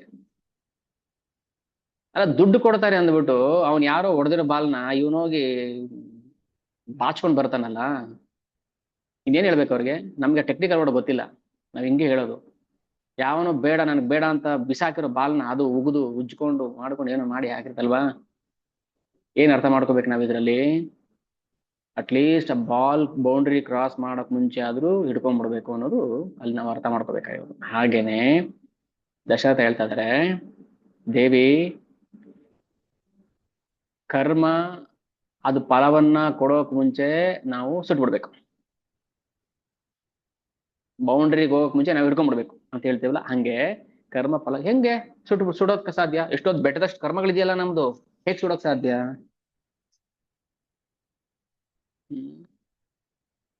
ಹೇಗೆ ಸುಡಕ್ ಸಾಧ್ಯ? ಯಾರು ಸುಡಕ್ಕಾಗೋದಿಲ್ಲ. ಅಷ್ಟು ಪಾಪಗಳನ್ನ ಮಾಡಿ ಇಟ್ಕೊಂಡಿದೀವಿ ನಾವು ಈಗ.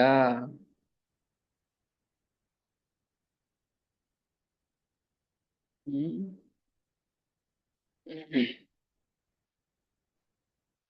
ಏನ್ ಮಾಡ್ಬೇಕು ಇವಾಗ ನಾವು? ಪಾಪಗಳು ಮಾಡಿ ಕೂತಿದೀವಲ್ಲ, ದಶರಥನ್ನೇ ಬಿಡ್ಲಿಲ್ಲ. ಹ್ಮ್ ಖೇನ ಸ್ಮ ನಿಹತಾ ಸರ್ವೇ ಸುಬಾಲೇನ ಕೃತಾತ್ಮನಃ. ವಿವೇಕಹೀನವಾಗಿ ನಾನು ಹೊಡೆದು ಬಿಟ್ಟೆ. ವಿವೇಕಹೀನನೇ ಮತ್ತೆ ಏನೇನು, ನನಗೂ ಶಬ್ದವೇದಿ ಬಾಣ ಬಿಡಕ್ ಬರುತ್ತೆ ಅಂತ ಬಿಟ್ಟು ತಪ್ಪು ಅಲ್ವಾ ಅದು? ಅಲ್ಲ, ಶಬ್ದ ಬಂದ ಕಡೆ ಬಾಣ ಹೊಡೆಯುವಷ್ಟು ಶಕ್ತಿ ಇರೋದ್ಮೇಲೆ ಆ ಶಬ್ದ ಮನುಷ್ಯಂದಲ್ಲ, ಪ್ರಾಣಿದಲ್ಲ ಅಂತ ತಿಳ್ಕೊಳ್ಳೋ ಶಕ್ತಿ ಯಾಕೆ ಮಾಡ್ಲಿಲ್ಲ ಅವನು? ನಾವ್ ಕೇಳೋದು, ಬಾಲ್ ಬೌಂಡ್ರಿಯಿಂದ ಆಚೆ ಹೋಗ್ಬಾರ್ದು, ಹಿಡ್ಕೊಂಡ್ಬಿಡ್ಬೇಕು ಅನ್ನೋಷ್ಟು ಬುದ್ಧಿ ಇರೋನು ದೇಹದಿಂದ ಪ್ರಾಣ ಆಚೆ ಹೋಗೋಕ್ ಮುಂಚೆ ನಾವು ಅದು ಉದ್ಧಾರ ಮಾಡ್ಬೇಕು ಅಂತ ಯಾಕೆ ಅನ್ಸೋದಿಲ್ಲ? ಅವಿವೇಕಿ, ಅವಿವೇಕಿ. ಎಲ್ಲಾ ಗೊತ್ತು ಜನಗಳಿಗೆ, ಜನಗಳಿಗೆ ಎಲ್ಲಾ ಗೊತ್ತಿದೆ, ಎಲ್ಲಾ ಬುದ್ಧಿ ಇದೆ. ಆದ್ರೆ ಭಕ್ತಿ ಮಾಡ್ಬೇಕು ಅನ್ನೋದೊಂದಿಲ್ಲ ನೋಡಿ. ಅದಕ್ಕೆ ನಾವು ಅವ್ರನ್ನ ಮುಟ್ಟಾಳ್ರು ಅಂತ ಕರೆಯೋದು. ಎಲ್ಲ ಗೊತ್ತಿದೆ ಅಂತ ಅವ್ರನ್ನ ಬುದ್ಧಿವಂತ ಅಂತ ಕರಿಬಾರ್ದು. ಎಲ್ಲಾ ಗೊತ್ತಿದ್ರು ಭಕ್ತಿ ಮಾಡ್ಬೇಕು ಅಂತ ಗೊತ್ತಿಲ್ವಲ್ಲ, ಅದಕ್ಕೆ ಅವ್ರನ್ನ ಮುಟ್ಟಾಳ ಅಂತ ಕರಿಬೇಕು. ಈಗ ಹಾಲಲ್ಲಿ ಒಂದ್ ತೊಟ್ಟು ವಿಷ ಇದೆ. ಈಗ ನೀವು ಅದನ್ನ ಹಾಲು ಅಂತ ಕರಿಬೇಕೋ ವಿಷ ಅಂತ ಕರಿಬೇಕೋ? ಒಂದ್ ತೊಟ್ಟು ತಾನೇ ವಿಷ ಇರೋದು, ಕುಡೀರಿ ಆಗಿದ್ರೆ. ಇಲ್ಲ, ಅದು ವಿಷ ಅಂತಾನೆ ಕನ್ಸಿಡರ್ ಮಾಡ್ಬೇಕಲ್ವಾ? ನಾವು ಹೇಳೋದನ್ನ ತಪ್ಪಿದ್ಯಾ? ಕನ್ವಿನ್ಸಿಂಗ್ ಆಗ್ತಾ ಇದೆಯಾ? ಅಷ್ಟು ಹಾಲಿಗೆ ಒಂದು ತೊಟ್ಟು ವಿಷ ಹಾಕಿದ್ರೆ ಅದು ಹಾಲು ಅಲ್ಲ, ಅದು ಅದು ವಿಷ ಅಂತಾನೆ ಕನ್ಸಿಡರ್ ಮಾಡ್ಬೇಕು. ಹಾಗೇನೆ ಏನೇ ವಿದ್ಯೆ ಗೊತ್ತಿದ್ರೂ ಕೂಡ ಕೃಷ್ಣ ಪ್ರಜ್ಞೆ ಇಲ್ಲ ಅಂದ್ರೆ ಅವ್ನು ದಡ್ಡ ಅಂತಾನೆ ಕರೆಯೋದು. ಅವನಿಗೆ ಏನೂ ಗೊತ್ತಿಲ್ಲದೆ ಇದ್ರು ಕೃಷ್ಣ ಪ್ರಜ್ಞೆ ಹೊಂದಿದ್ರೆ ಅವನು ಬುದ್ಧಿವಂತ ಅಂತಾನೆ ಕರೆಯೋದು. ಇದು ಯಾವ ನ್ಯಾಯ ಅಂದ್ರೆ ಇದು ಭಗವಂತನ ನ್ಯಾಯ. ನಮ್ಮ ಹುಡುಗನಿಗೆ ಎಲ್ಲಾ ಗೊತ್ತ್ರಿ, ಎಲ್ಲಾ ಗೊತ್ತು, ಏನೆಲ್ಲಾ ಕೇಳಿದ್ರು ಪಟ ಪಟ ಪಟ ಅಂತ ಹೇಳ್ತಾನೆ. ಗೂಗಲ್, ನಮ್ಮ ಹುಡುಗ ಗೂಗಲ್. ಕೃಷ್ಣ ಪ್ರಜ್ಞೆ ಗೊತ್ತಾ? ಅದೊಂದು ಬಿಟ್ಟೇನೆಲ್ಲ ಗೊತ್ತು. ಅವನು ಗೂಗಲ್ ಅಲ್ಲ ಮತ್ತೆ ಗುಗ್ಗು, ದಡ್ಡ ಅಂತಾನೆ ಕನ್ಸಿಡರ್ ಮಾಡ್ಬೇಕು. ಅದನ್ನ ಕೃಷ್ಣ ಹೇಳ್ತಾ ಇರೋದು. ಬುದ್ಧಿವಂತ ಯಾರು ಕರೀತಾರೆ? ದೂರೇಣ ಹಿ ಅವರಂ ಕರ್ಮ ಬುದ್ಧಿಯೋಗ ಧನಂಜಯ. ಕೃಪಣ ಬುದ್ಧೌ ಶರಣಮನ್ವಿಚ ಕೃಪಣ ಫಲಹೇತವ. ಅದಕ್ಕೆ ದಶರಥ ಹೇಳ್ತಾನೆ, ನಾನು ದಡ್ಡ, ನಾನು ಮೂರ್ಖ ಕೆಲಸ ಮಾಡ್ಬಿಟ್ಟೆ, ತಪ್ಪು ಕೆಲಸ ಮಾಡ್ಬಿಟ್ಟೆ. ಹೌದು ಮತ್ತೆ, ಒಪ್ಕೋತದೇನಲ್ವಾ ತಪ್ಪನ್ನ? ನಾನೇನ್ ಮಹಾ ತಪ್ಪು ಮಾಡ್ಬಿಟ್ಟೆ ಅಂತ ಹೇಳ್ತಾ ಇಲ್ಲ, ತಪ್ಪು ನಾನು ಮಾಡಿದ್ದು. ಶಬ್ದವೇದಿ ವಿದ್ಯೆ ಕಲ್ತಿರೋನಿಗೆ ಅದು ಮನುಷ್ಯಂದ ಪ್ರಾಣಿದ ಅಂತ ಗೊತ್ತಿಲ್ದ ಮೇಲೆ ಅದು ವಿದ್ಯೆ ವ್ಯರ್ಥ. ಯಾರಿಗೆ ಬೇಕು ಹೊಡ್ಬಿಡ್ಬೋದು. ಹಾಗಾದ್ರೆ ಶಬ್ದ ಬಂತು ಹೊಡ್ಬಿಡ್ಬೋದು, ಅದು ಮನುಷ್ಯ ಆಗಿದ್ರೆ ಮತ್ತೆ ವಿದ್ಯೆ ಕಲ್ತು ಏನ್ ಪ್ರಯೋಜನ ಆಯ್ತು?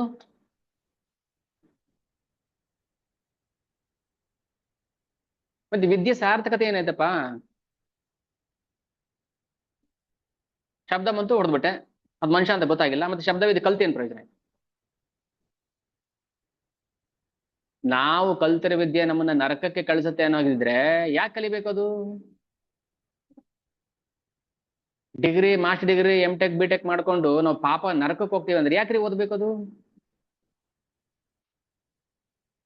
ನನ್ನ ಪ್ರಶ್ನೆ ಅಲ್ಲ, ಶಾಸ್ತ್ರದ ಪ್ರಶ್ನೆ ಅದು. ಶಾಸ್ತ್ರದಲ್ಲೇ ಇದೆ. ಶ್ರೋತವ್ಯಾದೀನಿ ರಾಜೇಂದ್ರ ನೃಣಾಂ ಸಂತಿ ಸಹಸ್ರಶಃ ಅಪಶ್ಯತಾಂ ಆತ್ಮತತ್ವಂ ಗೃಹೇಶು ಗೃಹ ಮೇದಿನಾಂ. ಎಷ್ಟೊಂದು ವಿಚಾರ ಕೇಳಿದ್ದಾನೆ ಅವನ ಲೈಫಲ್ಲಿ, ಆದ್ರೆ ಆತ್ಮದ ಬಗ್ಗೆನೇ ಗೊತ್ತಿಲ್ಲ ಅವನಿಗೆ.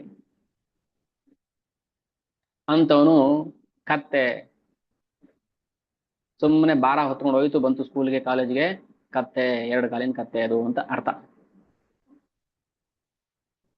ಯಾಕೆ ಎಷ್ಟು ಖಾರವಾಗಿ ನಿಷ್ಠುರವಾಗಿ ಹೇಳ್ತಾ ಇರೋದು?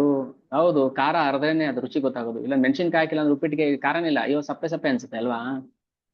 ರುಚಿಗೆ ತಕ್ಕಾಗಿ ಖಾರ ಇರಬೇಕು. ಅವಾಗಲೇ ನಾವು ನಮ್ಗೆ ನಮ್ ಬಗ್ಗೆ ನಮ್ಗೆ ನೋಡಿ, ದಶರಥನಿಗೆ ಅವನ ಬಗ್ಗೆ ಅವನಿಗೆ ಧಿಕ್ಕಾರ ಹಾಕೋತಿದ್ದಾನೆ. ಆಗ ನಮಗೂ ಅನ್ಸ್ಬೇಕು, ಛೇ ಎಂತ ಪಾಪದ ಕೆಲಸ ಮಾಡಿದ್ವಿ ನಾವು. ಹ ರಾಮನ ಬಗ್ಗೆ, ಕೃಷ್ಣನ ಬಗ್ಗೆ, ನರಸಿಂಹನ ಬಗ್ಗೆ, ಭಗವಾನ್ ನರಸಿಂಹನ ಬಗ್ಗೆ, ಭಗವಾನ್ ರಾಮನ ಬಗ್ಗೆ, ಭಗವಾನ್ ಕೃಷ್ಣನ ಬಗ್ಗೆ ತಿಳ್ಕೊಳ್ಳದೆ ವ್ಯರ್ಥವಾಗಿ ಕಳೆದ್ಬಿಟ್ನಲ್ಲ ಅಂತ ಗೋಳಾಡ್ತಾ ಇದ್ದೀವಿ ನಾವು ಅಲ್ವಾ? ಆ ಗೋಳಾಟನೇ ಭಗವಂತನಿಗೆ ಬೇಕಾಗಿರೋದು. ಹ್ಮ್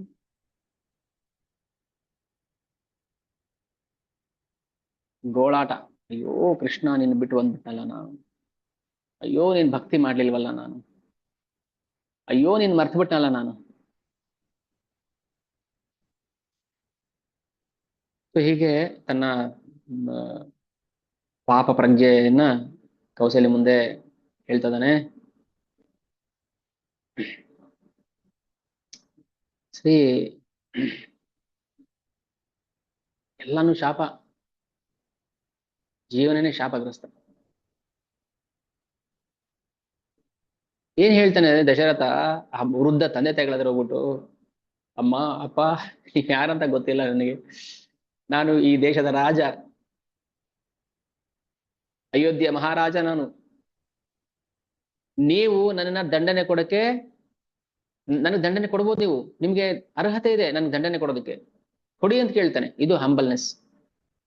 ನಾನು ತಪ್ಪು ಮಾಡಿದೀನಿ, ನಿಮ್ಮ ಮಗನ್ ಕೊಂದಿದ್ದೀನಿ ನಾನು, ನನ್ಗೆ ಶಿಕ್ಷೆ ಕೊಡಿ. ಅಜ್ಞಾನಾತ್ ಭವತಾ ಪುತ್ರ, ಅದು ಗೊತ್ತಿಲ್ಲದೆ ಮಾಡಿದ್ದು ನನ್ನ ತಪ್ಪು. ನಿಮ್ ಮಗ ಅಂತ ಗೊತ್ತಿದ್ದು ಕೊಲೆ ಮಾಡ್ಲಿಲ್ಲ ನಾನು ಅವನನ್ನ. ಅಜ್ಞಾನಾತ್ ಭವತ ಪುತ್ರ ಸಹಸಾಭಿ ಹತೋಮಯ, ಕೊಂದು ಬಿಟ್ಟೆ ನಾನು ಅವನನ್ನ. ಶೇಷಮೇವಂ ಗತೆ ಯತ್ ಸ್ಯಾತ್ ತತ್ ಪ್ರಸೀದತು ಮೇ ಮುನಿಹಿ, ನೀವು ನನಗೆ ಶಾಪ ಕೊಡುವುದೇ ಒಳ್ಳೆಯದು. ಇದು ಭಕ್ತರ ಗುಣ. ನೀವು ನನಗೆ ಶಾಪ ಕೊಡುವುದೇ ಒಳ್ಳೆಯದು. ಯಾಕೆ ಗೊತ್ತಾ? ನೀವು ಶಾಪ ಕೊಟ್ಟಾಗ ನನ್ನ ಪಾಪ ಕರಗತ್ತೆ. ಶಾಪವನ್ನ ಅನುಭವಿಸ್ಬೇಕು ನಾವು, ದುಃಖವನ್ನ ಅನುಭವಿಸ್ಬೇಕು ನಾವು, ಆವಾಗ ಅಷ್ಟೇ ನಮ್ಮ ಪಾಪ ಕರಗತ್ತೆ. ತತ್ ಪ್ರಸೀದತು ಮೇ, ನನ್ನ ಮೇಲೆ ಸಂತೋಷದಿಂದ ನೀವು ಶಾಪ ಕೊಡಿ, ದ್ವೇಷದಿಂದ ಬೇಡ, ಸಂತೋಷ ಪ್ರೀತಿಯಿಂದ ಶಾಪ ಕೊಡಿ. ಹೋಗು, ನೀನ್ ಸಾಯ್ಬೇಕಾದ್ರೆ ನಿನ್ ಮಕ್ಳು ನಿನ್ ಜೊತೆಲಿ ಇರಬಾರ್ದು ಅಂತ ಪ್ರೀತಿಯಿಂದ ನನಗೆ ಶಾಪ ಕೊಡಿ ಅಂತ ಕೇಳ್ತಾನೆ. ಎಷ್ಟು ಹಂಬಲ್ನೆಸ್. ಭಕ್ತರ ಗುಣಗಳು ನೋಡ್ತಿದ್ದೀರಲ್ಲ ಹೇಗೆ. ಇದ್ರಲ್ಲಿ ಒಂದು ಸಾಸಿವೆ ಕಾಳಷ್ಟು ನಮ್ಗೆ ಯಾಕೆ ಬರಬಾರ್ದು? ಅಲ್ವಾ? ನೀವ್ ಮಾಡ್ತದ್ ಒಳ್ಳೇದೇ, ನನಗೆ ನೀವು ಶಾಪ ಕೊಟ್ರೆ ನನ್ಗೆ ಒಳ್ಳೇದೇ ಆಗುತ್ತೆ, ಕೊಡಿ ಅಂತ ಕೇಳ್ತಾನೆ. ಪ್ರಸೀದು ತುಮೆ.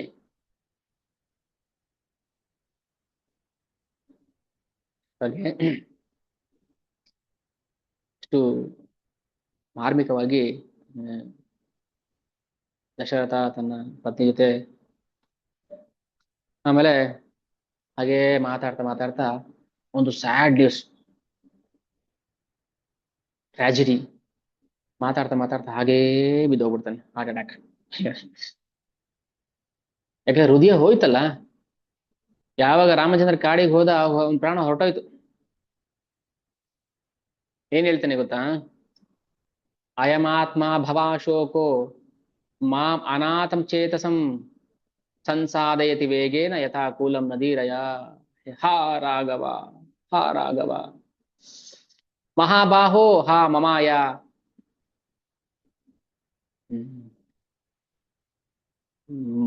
ನಾಶನಃ, ನಾನು ನಾಶ ಆಗ್ತಾ ಇದ್ದೀನಿ.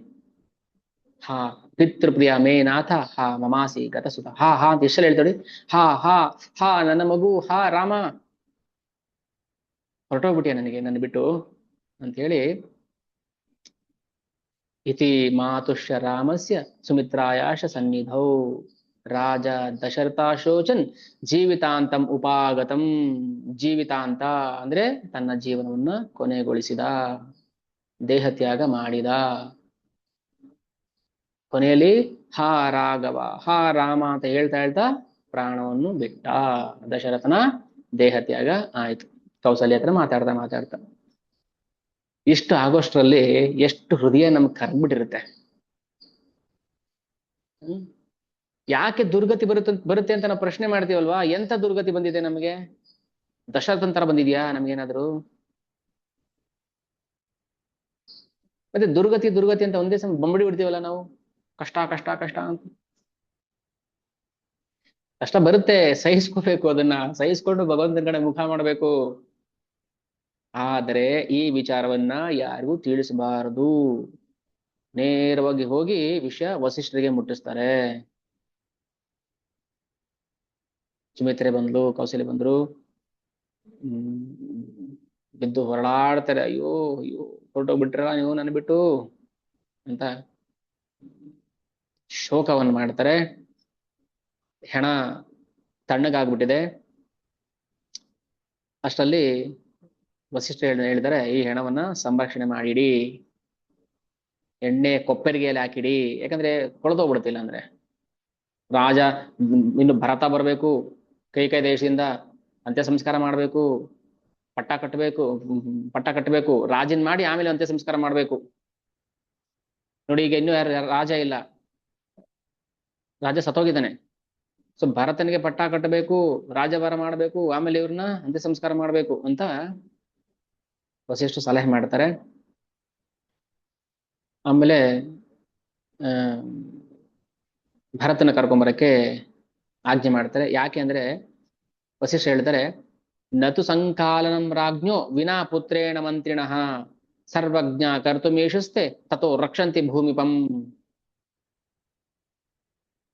ಮಗ ಇಲ್ದೆ ರಾಜನ ಅಂತ್ಯ ಸಂಸ್ಕಾರ ಮಾಡೋಂಗಿಲ್ಲ. ಬರ್ಬೇಕು, ಅವನು ಅಮೆರಿಕಾದಲ್ಲಿ ಬರ್ಬೇಕು, ಎಲ್ಲಿದ್ರು ಬರ್ಬೇಕು. ಅಯ್ಯೋ ಏನ್ ಮಾಡ್ತೀರಪ್ಪ, ಅಮೇರಿಕಾದಿಂದ ಬರ್ಬೇಕು, ನಮ್ಮ ಹುಡುಗನಿಗೆ ವೀಸಾ ಸಿಕ್ಕಿಲ್ಲ, ಫ್ಲೈಟ್ ಸಿಕ್ಕಿಲ್ಲ, ಏನ್ ಮಾಡೋದು? ಅಯ್ಯೋ ಮಾಡ್ರಿ, ಆನ್ಲೈನ್ ನೋಡ್ಕೊಂಡ್ರಾಯ್ತು. ಆನ್ಲೈನ್ ನೋಡ್ಕೊಂಡ್ರಾಯ್ತು, ಝೂಮ್ ಅಲ್ಲಿ ಅಂತ್ಯ ಸಂಸ್ಕಾರನ.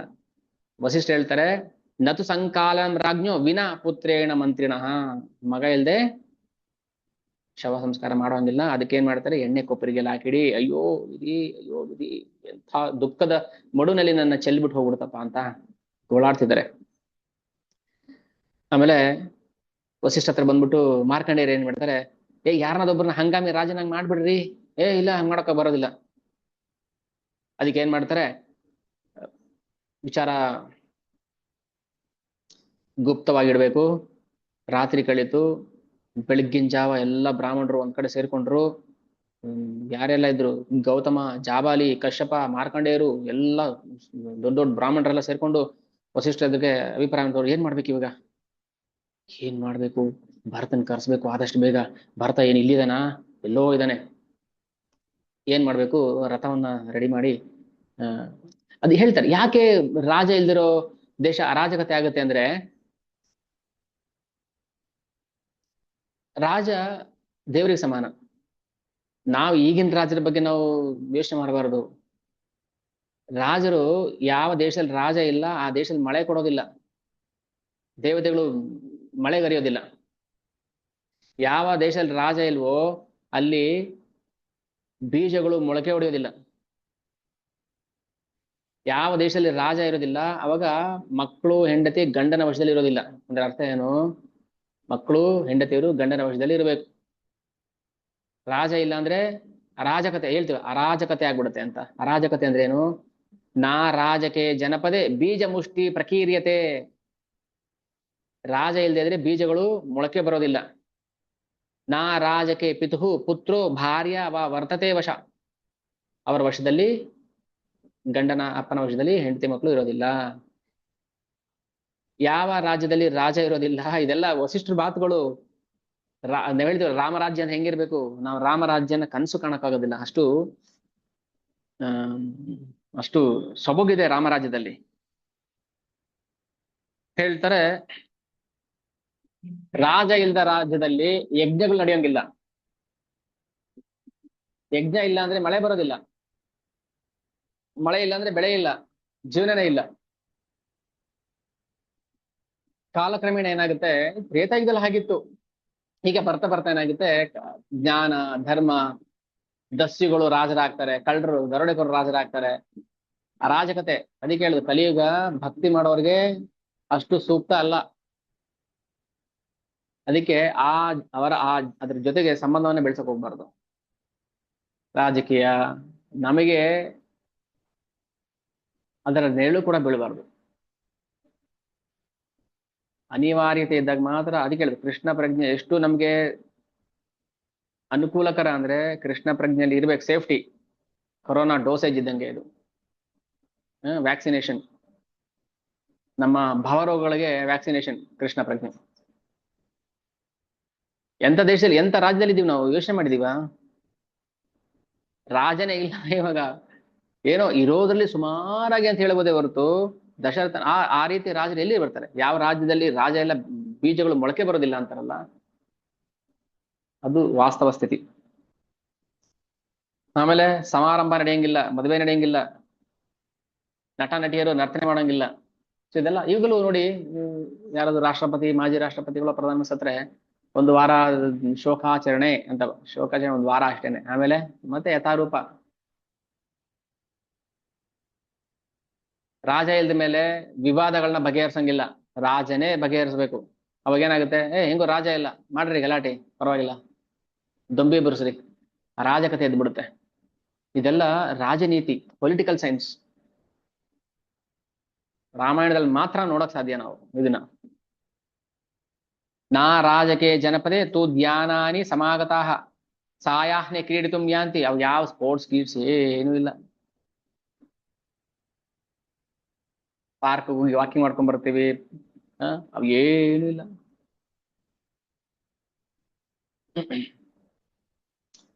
ಆಮೇಲೆ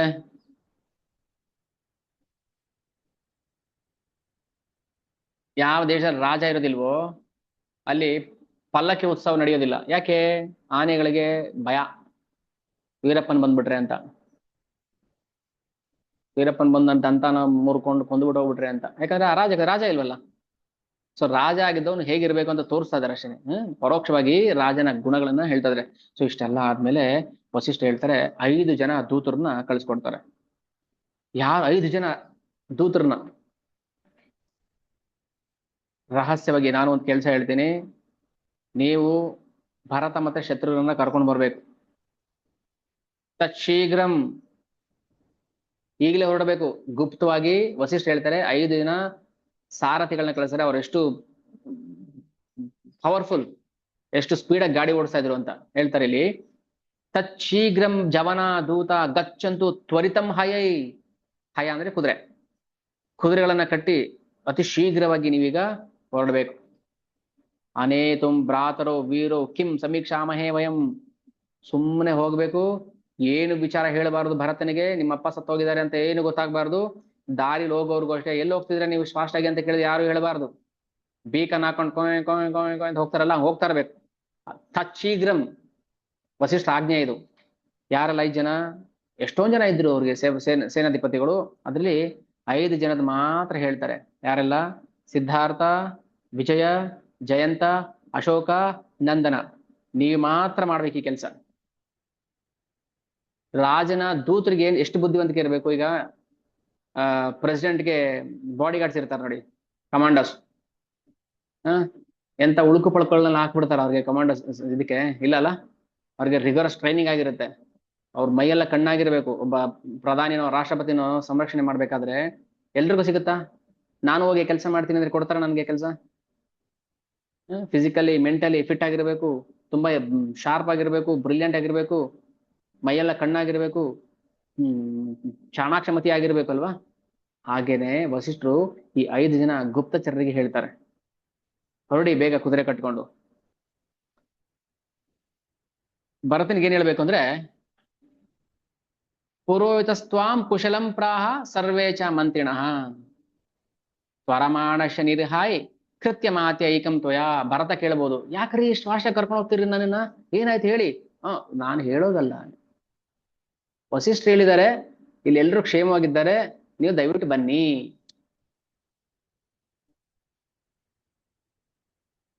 ಇಷ್ಟೇ ತಾನೆ. ಈಗ ಟೆಲಿಗ್ರಾಮ್ ಏನೋ ಆಗಿರುತ್ತೆ ಅನಾಹುತ, ಇಲ್ಲಿ ಎಲ್ಲರೂ ಕ್ಷೇಮವಾಗಿದ್ದೇವೆ ಟೆಲಿಗ್ರಾಮ್, ನೀವು ಬೇಗ ಬನ್ನಿ. ಇಲ್ಲಿ ಎಲ್ಲರೂ ಕ್ಷೇಮವಾಗಿದ್ದೀವಿ, ನೀವು ಬೇಗ ಬನ್ನಿರಾ, ಏನೋ ಗಡಬಡ ಆಗಿದೆ ಅಂತ ಅರ್ಥ ಆಗುತ್ತೆ. ವಸಿಷ್ಠ ಹೇಳ್ತಾರೆ, ಮಾ ಚಾಸ್ಮೈ ಪ್ರೋಷಿತಂ ರಾಮಂ ಮಾ ಚಾಸ್ಮೈ ಪಿತರಮೃತಂ. ರಾಮ ಕಾಡಿಗೆ ಹೋಗಿರೋ ವಿಚಾರ ಹೇಳಬಾರ್ದು, ಅಪ್ಪ ಸತ್ಯದ ವಿಚಾರ ಹೇಳಬಾರ್ದು. ಹೇಳಿದ ಕೆಲಸ ಮಾಡ್ಕೊಂಡು ಬರ್ಬೇಕು. ಈಗ ಸಾಲ ತಗೊಂಡವರು ಮನೆಗೆ ಬರ್ತಾರೆ, ದಿನ ಮನೆಗೆ ಬಂದು ಹೋಗೋದು. ಮಕ್ಳಿಗೆ ಹೇಳ್ಕೊಟ್ಬಿಡೋದು ಅಪ್ಪ, ಯಾರಾದ್ರೂ ಸಾಲಗಾರರು ಬಂದ್ರೆ ಅಪ್ಪ ಮನೇಲಿಲ್ಲ ಅಂತ ಹೇಳ್ಬಿಡು ಅಂತ. ಮಕ್ಕಳು ಇನ್ನೋಸೆಂಟ್ ಅಲ್ಲ, ಅವ್ರು ಹೇಳ್ತಾರೆ ಸಾಲಗಾರ ಬಂದಾಗ, ಅಪ್ಪ ಇದ್ದಾರಾ? ಅಂಕಲ್ ಅಪ್ಪ ಹೇಳಿದ್ರು ನಾನ್ ಮನೇಲಿಲ್ಲ ಅಂತ ಹೇಳ್ಬಿಡು ಅಂತ. ಆ ತರ ದಡ್ಡ ಕೆಲಸ ಮಾಡಬಾರ್ದು. ಹೋಗ್ಬೇಕು, ರಾಮ ಕಾಡಿಗೆ ಹೋಗಿದ್ ವಿಚಾರ ಹೇಳಬಾರ್ದು, ಅಪ್ಪ ಸತ್ಯದ ವಿಚಾರ ಹೇಳ್ಬಾರ್ದು. ತ್ವರಮಾಣಂ ಹೇಗೆ ಕರ್ಕೊಬರ್ಬೇಕು? ತ್ವರಮಾಣಂ ನಿರ್ಹಾಯಿ ಕೃತ್ಯ ಮಾತೇಕಂ ತ್ವಯಾ. ಸರಿ ಹೋದ್ರು, ಅವರಿಗೆ TA DA ಎಲ್ಲ ಕೊಟ್ಟರು. ಅವಾಗ್ಲೂ ಇತ್ತು ನೋಡಿ TA DA, travelling allowance, DNS allowance, food allowance ಎಲ್ಲ ಇತ್ತು. ಅದನ್ನ ಹೇಳ್ತಾರೆ ಮುಂದೆ ರಾಮಾಯಣದಲ್ಲಿ ಅಲವೆನ್ಸ್ ಬಗ್ಗೆ. ಆ, ವೇತನ ಭತ್ಯೆ, ಆಮೇಲೆ ನಿವೃತ್ತಿ ವೇತನ ಭತ್ಯೆ ಎಲ್ಲ ಇದೆ. ರಿಟೈರ್ಡ್ ಆಗಿರೋರಿಗೆ ಎಷ್ಟು ನಾವು ಭತ್ಯೆ ಕೊಡಬೇಕು, ಬ್ರಾಹ್ಮಣರಿಗೆ ಎಷ್ಟು ಭತ್ಯೆ ಕೊಡಬೇಕು, ಇದೆಲ್ಲ ರಾಮಚಂದ್ರ ಹೇಳ್ತಾನೆ. ಯಾರಿಗೆ ಆಸಕ್ತಿ ಇದೆ ಕೇಳಬೇಕು ಅಂತ ಅವರು ಪೂರ್ತಿ ರಾಮಾಯಣ ಕೇಳಬೇಕು. ಏನಾದ್ರು ಬಿಟ್ಟಿದ್ರೆ ನೀವು ಹೇಳಬೇಕು, ಈ ವಿಚಾರ ಹೇಳಿ ಬಿಟ್ಟಿದ್ದೀರಾ, ಮರ್ತಿದ್ದೀರಾ ಅಂತ. ಓಕೆ, ಅದು ಬರುತ್ತೆ ಇನ್ನ ಮುಂದಕ್ಕೆ. ಸರಿ, ವಶಿಷ್ಠ ಏನ್ ಮಾಡ್ತಾರೆ, ಅವ್ರಿಗೆಲ್ಲರಿಗೂ ಬಟ್ಟೆ ಬರೆ ಎಲ್ಲ ಕೊಟ್ಬಿಟ್ಟು ಉಡುಗೊರೆ ಕೊಟ್ಟು, ಯಾರಿಗೆ, ರಾಜನಿಗೆ, ಅಶ್ವಪತಿ ಯುಧಾಜಿತ್ಗೆ, ಅಯೋಧ್ಯೆಯಿಂದ ಬಂದಿದ್ದಾರೆ ದೂತರು, ಸುಮ್ಮನೆ ಬರೀ ಕೆಲ ಹೋಗ್ಬಾರ್ದು, ಅವ್ರಿಗೆ ರೇಷ್ಮೆ ಬಟ್ಟೆಗಳು ಕೊಟ್ಬಿಟ್ಟು ಹೊರಡಿ ಅಂತ ಕಳಿಸ್ತಾರೆ. ಹೊರಟರು, ಸೀದಾ ಗಂಗೆ ದಾಟ್ಕೊಂಡು, ಹೆಂಗ್ ಹೋದ್ರು ಗೊತ್ತಿಲ್ಲಪ್ಪ, ನದಿಗಳಿತ್ತು, ಹೆಂಗ್ ಹೋದ್ರು ನನ್ಗೆ ಅರ್ಥ ಆಗ್ತಾ ಇಲ್ಲ. ನದಿ ದಾಟ್ಕೊಂಡು ಅಂತ ಹೇಳ್ತಾರೆ ವಾಲ್ಮೀಕಿ, ಹೆಂಗ್ ಹೋಗ್ಬಿಟ್ರು ಗೊತ್ತಿಲ್ಲ. ಅಥವಾ ಅದಕ್ಕೆ ಶಾರ್ಟ್ ಕಟ್ ಇತ್ತಾ, ಏನಾದ್ರು ಬ್ರಿಡ್ಜ್ ಕಟ್ಕೊಂಡ್ರ ಏನೋ ಗೊತ್ತಿಲ್ಲ. ತೇ ಹಸ್ತಿನಾಪುರೇ ಗಂಗಾಂ, ಹಸ್ತಿನಾಪುರ ಇತ್ತು ನೋಡಿ ಅವಾಗ, ನಾವ್ ಹೇಳ್ತೀವಲ್ವಾ ಹಸ್ತಿನಾಪುರದಲ್ಲಿ ಪಾಂಡವರಿದ್ರು ಕೌರವರಿದ್ರು ಅಂತ, ರಾಮಾಯಣದಲ್ಲೂ ಇತ್ತು. ಇನ್ಯಾರು ವಾಸ್ಕೋಡಿಗಾಮ ಭಾರತನ ಕಂಡು ಹಿಡಿಯೋದಕ್ಕೆ, ಇನ್ಯಾರು, ಯಾರು ಕೊಲಂಬಸ್? ಹ್ಮ್ ಅದಕ್ಕೆ ಹೇಳುದು, ಸಮಾಜದಲ್ಲಿರೋ ಎಲ್ಲ ಈ ಕೆಟ್ಟ ಹೆಸರುಗಳನ್ನ ಫಸ್ಟ್ ತೆಗಿಬೇಕು ಮರ್ಯಾದೆಯಿಂದ. ಕೊಲಂಬಸ್, ವಾಸ್ಕೋಡಿಗಾಮ, ನೀವ್ಯಾರ್ರೀ ಅವ್ರ ಹೆಸರು ಹಾಕೋದಿಕ್ಕೆ? ಹಸ್ತಿನಾಪುರ ಅನ್ನೋದು ರಾಮಾಯಣ ಕಾಲದಲ್ಲೇ ಇತ್ತು, ಅವಾಗ ಡೆಲ್ಲಿ ಆಗಿದೆ. ಈಗ ಡೆಲ್ಲಿ ಅವಾಗಿಂದನೂ ಇದೆ, ಡೆಲ್ಲಿನೇ ಇದೆ ಅಂದ್ಮೇಲೆ ಭಾರತ ಇದೆ ಅಂತ ಅರ್ಥ. ನೀವ್ಯಾರು ಕಂಡೀಷನ್ ಏನ್ ಇರ್ಲಿಲ್ವಾ, ಮುಚ್ಚೋಗ್ಬಿಟ್ಟಿತ್ತ ಏನಾದ್ರು ನದಿಯಲ್ಲಿ? ಅದಕ್ಕೆ ಹೇಳುದು, ನಾವು ಫಸ್ಟ್ ರಾಮಾಯಣ ಓದಿದಾಗ ಈ ನಾವು ಕೆಟ್ಟ ಕೆಟ್ಟ ವಿಜ್ಞಾನ ಸಮಾಜ ಎಲ್ಲ ದೂರ ಮಾಡ್ಬೇಕು. ಮಕ್ಳಿಗೆ ಜಾಸ್ತಿ ತಲೆ ತುಂಬಿಸ್ಬಾರ್ದು, ಅದನ್ನ ಕಲಿ ಕಲಿ ಕಲಿ ಅಂತ. ರಾಮಾಯಣ ಕಲಿ, ಭಗವದ್ಗೀತೆ ಕಲಿ ಅಂತ ಹೇಳ್ಕೊಡ್ಬೇಕು. ಹಸ್ತಿನಾಪುರ ದಾಟ್ಕೊಂಡು ಗಂಗೆ ದಾಟ್ಕೊಂಡು ಹೋಗ್ತಾರೆ, ಸೀದಾ ಪಾಂಚಾಲ ದೇಶಕ್ಕೆ ಬಂದ್ರು, ದ್ರೌಪದಿಯ ತವ್ರ ಮನೆ. ಅಲ್ಲಿಂದ ಕುರುಜಾಂಗಲಕ್ಕೆ ಬಂದ್ರು, ಹಾಗೆ ಬಂದ್ರು ಯಾವ್ದೋ ನದಿಗಳ ಹೆಸರು ಹೇಳ್ತಾರೆ, ಸೀದಾ ಆ ಕೇಕೆಯ ದೇಶಕ್ಕೆ ಬಂದ್ರು. ಅಷ್ಟೊತ್ತಿಗೆ ಭರತನಿಗೆ ಒಂದು ಕನಸು ಬಿದ್ದಿತ್ತು. ಆ ಕನ್ಸು ಇವ್ರು ಬರೋಷ್ಟ್ರಲ್ಲಿ ಬೆಳಗಿನ ಜಾವ ಆಗಿತ್ತು ನೋಡಿ. ರಾತ್ರಿ ಕೂಡ ಟ್ರಾವೆಲಿಂಗ್ ಮಾಡಿದ್ರು, ನಿಲ್ಲಿಸ್ಲಿಲ್ಲ. ಅಂದಾಜು ಒಂದು 2,000 ಕಿಲೋಮೀಟರ್ ಅಂತ ಇಟ್ಕೊಳ್ಳಿ, ಅಯೋಧ್ಯೆಯಿಂದ ಕೇಕೆ ದೇಶಕ್ಕೆ. ಓಕೆ, 2,000 ಕಿಲೋಮೀಟರ್ ನಿಲ್ಲಿಸ್ದಂಗೆ, ಕುದುರೆಗಳು ಎಲ್ಲೂ ನಿಲ್ಲಿಸಂಗೆ ನೀರು ಕುಡಿಸ್ಕೊಂಡು ಹಣ್ಣು ತಿನ್ಸ್ಕೊಂಡು ಬಂದ್ರು. ಬರೋಷ್ಟ್ರಲ್ಲಿ ಬೆಳಗಿನ ಜಾವ ಆಗಿತ್ತು. ಅಷ್ಟೊತ್ತಿಗೆ ಹಿಂದಿನ ದಿನ ರಾತ್ರಿ ದಶರಥನಿಗೆ ಒಂದು ಕನ್ಸು ಬಿದ್ದಿತ್ತು. ಆ ಕನ್ಸಲ್ಲಿ ಏನಿತ್ತು ಅಂದ್ರೆ, ಒಂದು ಕೆಟ್ಟ ಕನ್ಸು. ಅದು ಏನೋ ಒಂಥರ ಕೆಟ್ಟ ಕನ್ಸು, ಏನೋ ಅನಾಹುತ ಆಗಿದೆ ಏನೋ ತರ. ಭರತನ್ ನೋಡ್ತಾರೆ, ನೋಡ್ಬಿಟ್ಟು ಆ ದೂತರು ಹೋಗ್ತಾರೆ, ಯಾಕೋ ಬೇಜಾರಾಗಿದ್ದೀರಾ, ಏನಾಯ್ತು? ಹೇಳ್ತಾರೆ, ಇಲ್ಲ ನನ್ಗೇನೋ ಒಂಥರ ಕನ್ಸಾಯ್ತು. ಕನ್ಸಲ್ಲಿ ಅಪ್ಪನ ಮುಖ ನೋಡಿದೆ, ಕೂದಲು ಕೆದರಿತ್ತು, ಮುಖ ಬಾಡಿತ್ತು, ಗೊಬ್ಬರದ ಗುಂಡಿಲ್ ಬಿದ್ದೋಗ್ಬಿಟ್ರು. ಮಲದ ಗುಂಡಿಲಿ ಬಿದ್ರೆ ಅದು ಕೆಟ್ಟ ಕನ್ಸು ಅಂತ, ಅಂದ್ರೆ ಸಾಯ್ತಾರೆ ಅನ್ನೋ ಏನೋ ಒಂದು ಕೆಟ್ಟ ಶಕುನ ಅದು. ಅಪ್ಪ ಆ ಸಗಣಿ ಗುಂಡಿಲ್ ಬಿದ್ದು ಒದ್ದಾಡ್ತಾ ಇದಾರೆ, ಅದನ್ನ ನೋಡಿದೆ. ಆಮೇಲೆ ಬೊಗಸೆಲಿ ಎಣ್ಣೆ ಕುಡಿತಾ ಇದ್ರು, ಎಣ್ಣೆ ಕುಡಿದು ನಗುತ್ತಾ ಇದ್ರು. ಎಣ್ಣೆ ಅಂದ್ರೆ ಬಾರಲ್ ಸಿಗೋ ಎಣ್ಣೆ ಅಲ್ಲ, ಒಂದ್ ಬೊಗಸೆ ತುಂಬಾ ಎಣ್ಣೆ ಕುಡಿದು ನಗುತ್ತಾ ಇದ್ರು. ಅಂದ್ರೆ ಅದೆಲ್ಲ ಕೆಟ್ಟ ಶಕುನ. ಇದೆಲ್ಲ ನೋಡ್ದೆ ಅಂತ ಹೇಳಿ ದಶರಥ, ಸಾರಿ ಭರತ ನಿವೇದನೆ ಮಾಡ್ಕೋತಾನೆ. ಅವ್ರಿಗೂ ಸಮಾಧಾನ ಇಲ್ಲ, ಏನೋ ಆಗಿದೆ ಅಂತ. ಆಮೇಲೆ ಆ ತಾತನ ಅನುಮತಿಯನ್ನು ಪಡೆದು, ಅಂದ್ರೆ ಯಾರು, ಅಶ್ವಪತಿ ಕೈಕೆ ಅಪ್ಪ, ನಾನು ಹೊರಡ್ತೀನಪ್ಪ ಅಂತ ಹೇಳಿ ಹೊರಟು ಬಂದ್ಬಿಡ್ತಾರೆ. ಬಂದ್ರು, ಸೀದಾ ಬರ್ತಾನೆ, ಎಲ್ಲಿಗೆ ಬರ್ತಾನೆ, ಕೈಕೆ ಇರೋ ಜಾಗ ಅಪ್ಪನ ಕರ್ಕೊಂಡು ಕೇಳ್ತಾ ಬರ್ತಾನೆ, ಅಪ್ಪ ಎಲ್ಲಿ, ಅಪ್ಪ ಎಲ್ಲಿ, ಅಪ್ಪ ಎಲ್ಲಿ, ಇಲ್ಲ ಅಪ್ಪ ಎಲ್ಲೂ ಕಾಣ್ತಾ ಇಲ್ಲ. ಯಾರು ಉತ್ತರ ಹೇಳ್ತಲ್ಲ. ಸತ್ತಿರೋ ವಿಚಾರ ಹೇಳ್ಬಾರ್ದಲ್ವಾ, ಗೋಪ್ಯವಾಗಿ ಇಡಬೇಕು. ಅದನ್ನ ವಸಿಷ್ಠ ಹೇಳ್ಬೇಕು, ಇನ್ಯಾರು ಹೇಳಂಗಿಲ್ಲ. ಅದೊಂದು ಪ್ರೋಟೋಕಾಲ್. ಯಾವ ವಿಚಾರ ಯಾರು ಹೇಳ್ಬೇಕು ಅವ್ರು ಹೇಳ್ಬೇಕು, ಯಾರ್ಯಾರು ಹೇಳ್ಬಾರ್ದು. ಇದೆಲ್ಲ ನಾವು ಗಮನ ಇಟ್ಟು ಓದಿದಾಗ ಅರ್ಥ ಮಾಡ್ಕೊಂಡು ಹೋದಾಗ ನಮಗೆ ಗೊತ್ತಾಗುತ್ತೆ. ದಶರಥ ಸತ್ತಿದ್ದು ಅಲ್ಲಿ ಅರಮನೆ ಎಲ್ರಿಗೂ ಗೊತ್ತು, ಬಟ್ ಯಾರು ಹೇಳಬಾರದು. ಮತ್ತೆ ವಸಿಷ್ಠರು ಅಲ್ಲಿ ಯಾಕೆ ಕುಲಪುರೋಹಿತರು ಅಂತಿದ್ರು, ವಸಿಷ್ಠರು ಹೇಳಬೇಕು, ಸುಮಂತ್ರ ಹೇಳಬೇಕು, ಆಮೇಲೆ ಎಲ್ರು ಬಾಯಿ ಬಿಡಬೇಕು, ಮುಂಚೆನೆ ಯಾರು ಹೇಳಂಗಿಲ್ಲ. ಸರಿ, ಏನ್ ಮಾಡ್ದ, ಎಲ್ಲಾ ಕಡೆ ಹುಡುಕ್ದ, ಎಲ್ಲೂ ಕಾಣಿಸಿಲ್ಲ. ಈಗ ಕೈಕೇಯಿ ಹತ್ರ ಬಂದ್ಬಿಟ್ಟು ಆರ್ಯಕಸ್ತೆ ಸುಕುಶಲಿ ಯುಧಾಜಿನ್ ಮಾತುಲಸ್ತವ ಪ್ರವಾಸಶ್ಚ ಸುಖಂ ಪುತ್ರ ಸರ್ವಮ್ಮೆ ವಕ್ತುಮರ್ಹಸಿ. ಮಗು ಭರತ ಬಂದ್ಯಾ, ಬಾ ಬಾ ಬಾ, ಎಲ್ಲ ಚೆನ್ನಾಗಿದ್ದಾರಪ್ಪ ಊರಲ್ಲಿ. ಇವಳಿಗೇನ್ ಖುಷಿ, ಭರತ ಬಂದ್ಬಿಟ್ಟ, ಪಟ್ಟ ಕಟ್ಟಿಬಿಡ್ತೀನಿ ಅಂತ. ದಶರಥ ಸತ್ತಿದ್ದು ಒಂದು ಚೂರು ಶೋಕ ಇಲ್ಲ ಮುಖದಲ್ಲಿ, ಖುಷಿ ಇದೆ ಅವಳಿಗೆ. ಮುಖ ಅರಳ್ಬಿಟ್ಟಿದೆ ಭರತ ಬಂದ ತಕ್ಷಣ.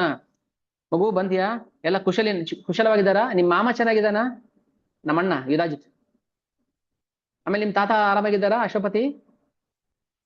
ಇಲ್ಲ ಇವಳು ಸತ್ತಿರೋರ್ ಬಗ್ಗೆ ಶೋಕ ಇಲ್ಲ ಅವಳಿಗೆ, ಅಲ್ಲಿ ಯಾರ ದೂರದವ್ರ ಬಗ್ಗೆ ಚೆನ್ನಾಗಿದಾರ, ಪ್ರವಾಸ ಎಲ್ಲ ಸುಖವಾಗಿ ಆಯ್ತಾ, ಕುದುರೆ ಏನಾದ್ರು ಸ್ವಲ್ಪ ಜಾಸ್ತಿ ಕುಲುಕ್ ಬಿಡ್ತಾ.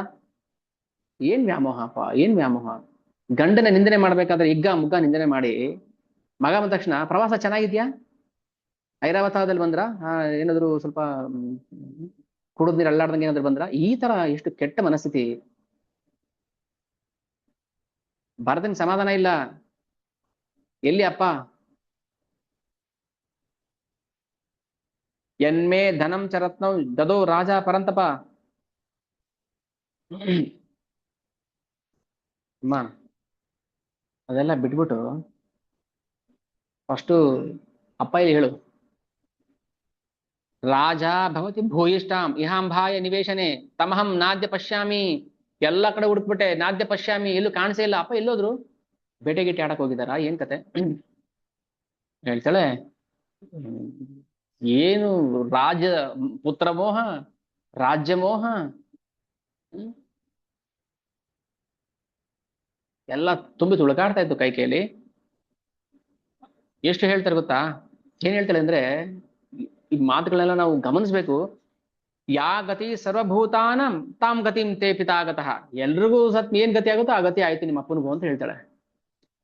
ಯಾ ಗತಿ ಸರ್ವಭೂತಾನಾಂ, ಎಲ್ರು ಏನ್ ಗತಿ ಆಗುತ್ತೋ ತಾಮ್ ಗತಿಂ ತೇ ಪಿತಾಮಹ, ನಿನ್ನ ಅಪ್ಪನಿಗೂ ಅದೇ ಗತಿ ಆಯ್ತು. ಅಂದ್ರೆ ಎಲ್ರು ಸತ್ಮೆ ಎಲ್ಲಿ ಹೋಗ್ಬೇಕು ಅಲ್ಲಿ ಹೋಗಿದ್ದಾರೆ. ಹೌದಾ, ಮತ್ತೆ ಶೋಕನೇ ಇಲ್ಲ ನಿನ್ ಮುಖದಲ್ಲಿ, ಮುಖ ಅರಳ್ಬಿಟ್ಟಿದೆ.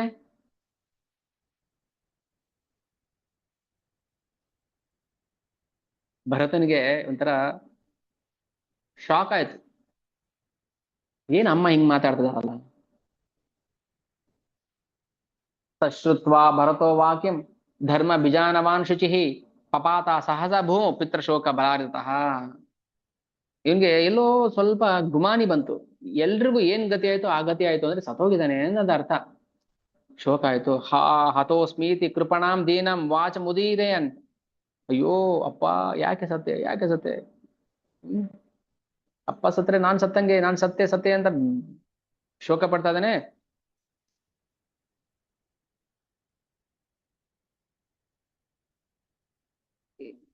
ಹೀಗೆ ಭರತನ್ಗೆ ಎಷ್ಟೆಲ್ಲ ಯೋಚನೆಗಳು ಬಂತು ಅವಾಗ ಅಂದ್ರೆ, ಏನಾಯ್ತು, ನೆಮ್ಮದಿಯಾಗಿದ್ರಲ್ವಾ, ರಾಮನಿಗೆ ಪಟ್ಟ ಕಟ್ಟಬೇಕು, ನಮ್ಗೆಲ್ಲ ಮಕ್ಕಳು ಮದುವೆ ಮಾಡಿದ್ದಾರೆ, ಖುಷಿಯಾಗಿರ್ಬೇಕು. ಈ ಸ್ಥಿತಿಯಲ್ಲಿ ಯಾಕೆ ಶೋಕಭರಿತರಾಗಿದ್ರು ನನ್ನಪ್ಪ, ಏನ್ ಕಾರಣ. ಸರಿ ಹೇಳ್ತಾ ಹ್ಮ್ ಬಿದ್ದು ಅಪ್ಪ ಸತ್ತಿರ ವಿಚಾರ ಕೇಳಿ ನೊಂದ್ಕೋತಾನೆ. ಅವಾಗ ಕರ್ಕೊಂಡು ಹೋಗ್ತಾರೆ, ಎಣ್ಣೆ ಕೊಪ್ಪರಿಗೆ ಹತ್ರ ಕರ್ಕೊಂಡು ಹೋಗ್ತಾರೆ. ಹೋಗ್ತಾನೆ ಭರತ, ನೋಡ್ಬಿಟ್ಟು ದುಃಖ ಪಡ್ತಾನೆ, ಹೇಳ್ತಾನೆ, ಸಾ ರುದಿತ್ವ ಚಿರಂ ಕಾಲಂ ಭೂಮ ಪರಿವಿವೃತ್ತ ಚ. ಅವನಿಗೆ ಹೇಳ್ತಾನೆ, ಏನಾಯ್ತು ಅಮ್ಮ ಹೇಳು, ನಿಜ ಹೇಳು, ಏನಾಯ್ತು, ಏನ್ ಕಾಯಿಲೆ ಆಯ್ತು ಅಪ್ಪನಿಗೆ. ಅಂಬಾ, ಅಮ್ಮ, ಖೇನಾತೆ ಗಾದ್ರಾಜ ವ್ಯಾಧಿನ ಮಯ್ಯನಾಗತೆ. ಅವ್ರಿಗೇನು ಕಾಯಿಲೆ ಇರ್ಲಿಲ್ಲ ಅಲ್ವಾ, ನೆಮ್ಮದಿಯಾಗಿದ್ರಲ್ಲ, ಯಾಕೆ, ಏನಾಯ್ತು. ಅವಾಗ ಹೇಳ್ತಾಳೆ, ಮಗು,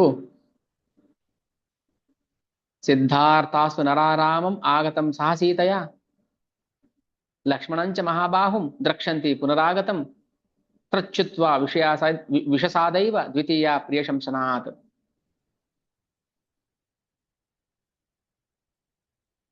ದಶರಥರು ರಾಮನಿಗೆ ಕಾಡಿಗೆ ಹೋಗಿ ಕೇಳಿದ್ರಪ್ಪ. ಯಾಕೆ ಅಂತ ಹೇಳ್ತಾ ಇಲ್ಲ.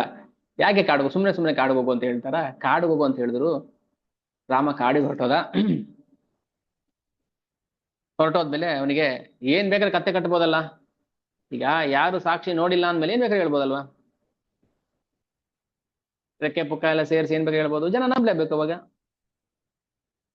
ಹಾಗೆ ಕಾಡಿಗೆ ಹೋದ್ಮೇಲೆ ನಿನ್ನ ಅಪ್ಪನಿಗೆ ದುಃಖ ಶುರು ಆಗೋಯ್ತು. ಆ ದುಃಖದಲ್ಲಿ ಕೊರಗಿ ಪ್ರಾಣ ಬಿಟ್ಬಿಟ್ರು.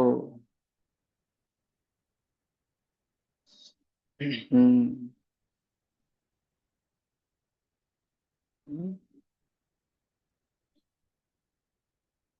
ಇಷ್ಟ ಆದ್ಮೇಲೆ ಭರತ ಕೈಕೇಯಿನ ನಿಂದನೆ ಮಾಡ್ತಾನೆ. ಕೋಪ ಬರುತ್ತೆ ಅವನಿಗೆ. ಕಿಮ್ನು ಕಾರ್ಯ ಹತಸ್ಯೇವ, ಕೊಲೆಗಾರ್ತಿ ನೀನು ಅಂದ್ಬಿಟ್ಟ. ನೀನು ಮರ್ಡರರ್, ನನ್ನ ಅಪ್ಪನನ್ನ ಕೊಂದ ಕೊಲೆಗಾರ್ತಿ ನೀನು. ಮೃತ್ಯು ಮಾಪಾದಿತೋ ರಾಜ ತ್ವಯಾಮೇ ಪಾಪದರ್ಶಿನಿ, ನೀನು ಪಾಪಿ ನೀನು, ನಿನ್ ಮುಖ ತೋರಿಸ್ಬಿಡ ನನಗೆ ಅಂತ ಅಮ್ಮನಿಗೆ ಭರತ ಹೀಯಾಳಿಸಿ ಮಾತಾಡ್ತಾನೆ. ಸುಖಂ ಪರಿವೃತಂ ಮೋಹಾತ್ ಕುಲೇಸ್ಮಿನ್ ಕುಲಪಾಂಸನಿ, ಹಾವು ನೀನು, ಕುಲವನ್ನು ನಾಶ ಮಾಡುವ ಹಾವು. ಏನೆಲ್ಲ ನಿಂದನೆ ಮಾಡ್ಬಿಡ್ತಾನೆ ತಾಯಿಗೆ, ಕೈಗೆ. ಒಂದು ರಾತ್ರಿ ನಡೆದೋದಂತ ಕಥೆ ಇದೆಲ್ಲ. ಒಂದು ರಾತ್ರಿಯಲ್ಲಿ ಎಷ್ಟು ವಿಷವನ್ನ ತುಂಬಿಸ್ಬಿಟ್ಲು ಅಂತಾರೆ. ಏನ್ ಪಾಪ ಮಾಡಿದ್ದ ನಿನಗೆ ಅವನು? ತಥಾ ಜ್ಯೇಷ್ಠ ಹೀಮೆ ಮಾತಾ ಕೌಸಲ್ಯ ದೀರ್ಘದರ್ಶಿನಿ ತ್ವಯಿ ಧರ್ಮಂ ಸಮಸ್ತಾಯ ಭಗಿನ್ಯಾಮಿವ ವರ್ತತೆ. ಕೌಸಲ್ಯ ನಿನ್ ಏನ್ ಅಪರಾಧ ಮಾಡಿದ್ಲು? ಕೌಸಲ್ಯಗೆ ಸೇವಕಿ ಆಗಿದ್ರೆ ನಿನ್ ಗಂಟೇನು ಹೋಗ್ತಾ ಇತ್ತು? ಅಲ್ಲ, ದೊಡ್ಡವರು ಕೌಸಲ್ಯ ಹಿರಿಯಳು, ಅಕ್ಕನ ಸೇವೆ ಮಾಡ್ಕೊಂಡಿದ್ರೆ ನೀನ್ ಗಂಟೆ ನೀನ್ ರಾಣಿ ಆಗ್ಬೇಕು ಅನ್ನೋದೇನಿತ್ತು? ನನ್ ರಾಜನಾಗಿ ಮಾಡಿ ನೀನ್ ರಾಜಮಾತೆ ಆಗ್ಬೇಕು ಅನ್ನೋದೇನಿತ್ತು? ಅವ್ರ ಹತ್ರ ಸೇವೆ ತಗೋಬೇಕಾಗಿತ್ತ ನೀನು? ಅದಕ್ಕೋಸ್ಕರ ಹಿಂಗೆಲ್ಲ ಮಾಡ್ತೀಯಾ ಅಂತ ನಿಂದನೆ ಮಾಡ್ತಾನೆ. ರೋಷೇಣ ಮಹಾತಾವಿಷ್ಟ ಪುನರೇವ ಅಬ್ರವೀತ್ ವಚಃ. ಕೋಪದಲ್ಲಿ ಮಾತಾಡ್ತಾ ಇದ್ದಾನೆ. ಕೈಕೇಯಿ ಅಮ್ಮ ಹೇಳಲ್ಲ, ಕೈಕೇಯಿ, ಹೇ ಕೈಕೇಯಿ, ನರಕಂ ಗಚ್ಚ ಮಾತಾ ತಾದ ಸಲೋಕತ, ಹೋಗು ನೀನು ನರಕಕ್ಕೆ. ತಾಯಿ ನಿಂದನೆ ಮಾಡಬಾರದು, ಸರಿ ಅಲ್ವಾ? ತಾಯಿ ನಿಂದನೆ ಮಾಡ್ತಾರೆ ಯಾರಾದ್ರು? ಬಟ್ ಭರತ ತಪ್ಪು ಮಾಡ್ದ ಹಾಗಾದ್ರೆ. ಈಗ ಅವಳು ತಾಯಿ ಸ್ಥಾನದಿಂದ ಚ್ಯುತಳಾಗಿದ್ದಾಳೆ. ಈಗ ತಾಯಿ ಅಲ್ಲ, ಅವಳು ಕೊಲೆಗಾರ್ತಿ. ಕೈಕೇಯಿ ನರಕಂ ಗಚ್ಚ ಮಾತಾತ ಸಲೋಕತಾತ್ ಯತ್ ತ್ವಯಾ ಹೀದೃಶಂ ಪಾಪಂ ಕೃತಂ ಘೋರೇಣ ಕರ್ಮಣ. ನೀನು ಘೋರ ಕರ್ಮವನ್ನ ಮಾಡಿದ್ಯಾ, ನೀನ್ ನರಕಕ್ಕೆ ಹೋಗು. ತ್ವತ್ಕೃತೆ ಮೇ ಪಿತಾವೃತ್ತೋ ರಾಮಶ್ಯಾರಣ್ಯ ಮಾಶಿತಃ. ನಿನ್ನಿಂದ ನನ್ನ ತಂದೆ ಸಾವಾಯ್ತು, ನನ್ನ ಅಣ್ಣ ಅತ್ತಿಗೆ ಕಾಡಿಗೆ ಹೊರಟೋಗ್ಬಿಟ್ರು. ಜಗತ್ತಲ್ಲಿ ಈ ಸೂರ್ಯ ಚಂದ್ರ ಇರೋ ತನಕ ನೀನು ಅಪಕೀರ್ತಿಯನ್ನ ಕೊಂಡಾಡ್ತಾರೆ ಅಂದ್ಬಿಟ್ಟ ಭರತ. ನಿನ್ನ ಅಪಕೀರ್ತಿಯನ್ನ ಕೊಂಡಾಡ್ತಾರೆ, ನಿನ್ನ ಯಾರು ಹೊಗಳೋದಿಲ್ಲ, ಹೊಗಳ್ತಾರೆ. ಕೈಗೆ ಗೊತ್ತಿತ್ತು ಭರತ ರಾಮನ ಅನುಚರ. ಯಾವತ್ತೂ ಕೂಡ ರಾಮನಿಗೆ ಕೆಟ್ಟದಾಗೋದನ್ನ ಭರತ ಬಯಸೋದಿಲ್ಲ, ಯಾರು ಬಯಸೋದಿಲ್ಲ, ಯಾರು ಬಯಸಬಾರದು. ಹಂಗಾದಾಗ ತಾಯಿ ಅಂತಾನು ನೋಡ್ದೆ ಕೈಕೇಯಿ ನರಕಂ ಗಚ್ಚ, ಹೋಗ್ ನೀನ್ ನರಕಕ್ಕೆ. ಮಗು, ತಾಯಿಗೆ ಹಂಗೆಲ್ಲ ಬೈಬಾರ್ದು. ನೀನ್ ತಾಯಿ ಅಲ್ಲ, ನೀನ್ ಪಾಪಿ, ನೀನ್ ರಾಕ್ಷಸಿ, ನೀನು ವಿಷದ ಹಾವು. ನಾವು ಹೇಳ್ತೀವಲ್ಲ ನೋಡಿ, ನಮ್ಮಲ್ಲಿ ಕಾಮ, ಕ್ರೋಧ, ಮದ, ಲೋಭ, ಮೋಹ, ಮತ್ಸರ ಇವೆಲ್ಲ ಇರುತ್ತೆ, ಅನರ್ಥಗಳಿರುತ್ತೆ. ನಾವು ಅದನ್ನ ಬಿಡಕ್ಕಾಗೋದಿಲ್ಲ. ಏನ್ ಮಾಡ್ಬೋದು? ಅದನ್ನ ಭಗವಂತನಿಗೋಸ್ಕರ ಅಂತ ತಿರುಗಿಸ್ಬೇಕಷ್ಟೇ ಹೊರತು ಅದನ್ನ ಬಿಡಕ್ಕಾಗೋದಿಲ್ಲ. ಭರತ ಬೈದಿದ್ ಯಾರಿಗೋಸ್ಕರ? ರಾಮನನ್ನ, ಭಗವಂತನನ್ನ ಕಾಡಿ ಓಕೆ, ಭಗವಂತ ಅಂತ ನಾವು ಇಲ್ಲಿ ನೋಡ್ಬಾರ್ದು. ರಾಮನನ್ನ ಕಾಡಿ ಕಳ್ಸ್ಬಿಟ್ನಲ್ಲ ನನ್ನ ತಾಯಿ. ಭಗವಂತನಿಗೆ ಅನಾಚಾರ ಮಾಡ್ಬಿಟ್ಟಲ್ಲ, ಅಪರಾಧ ಮಾಡ್ಬಿಟ್ಟಲ್ಲ. ಯಾರು ಭಗವಂತನಿಗೆ ಅಪಚಾರ ಮಾಡ್ತಾರೆ ಅವ್ರ ವಿರುದ್ಧ ಬಂಡಾಯ ಹೇಳಬೇಕು, ಸಿಡಿದೇಳ್ಬೇಕು, ತಪ್ಪಲ್ಲ ಅದು.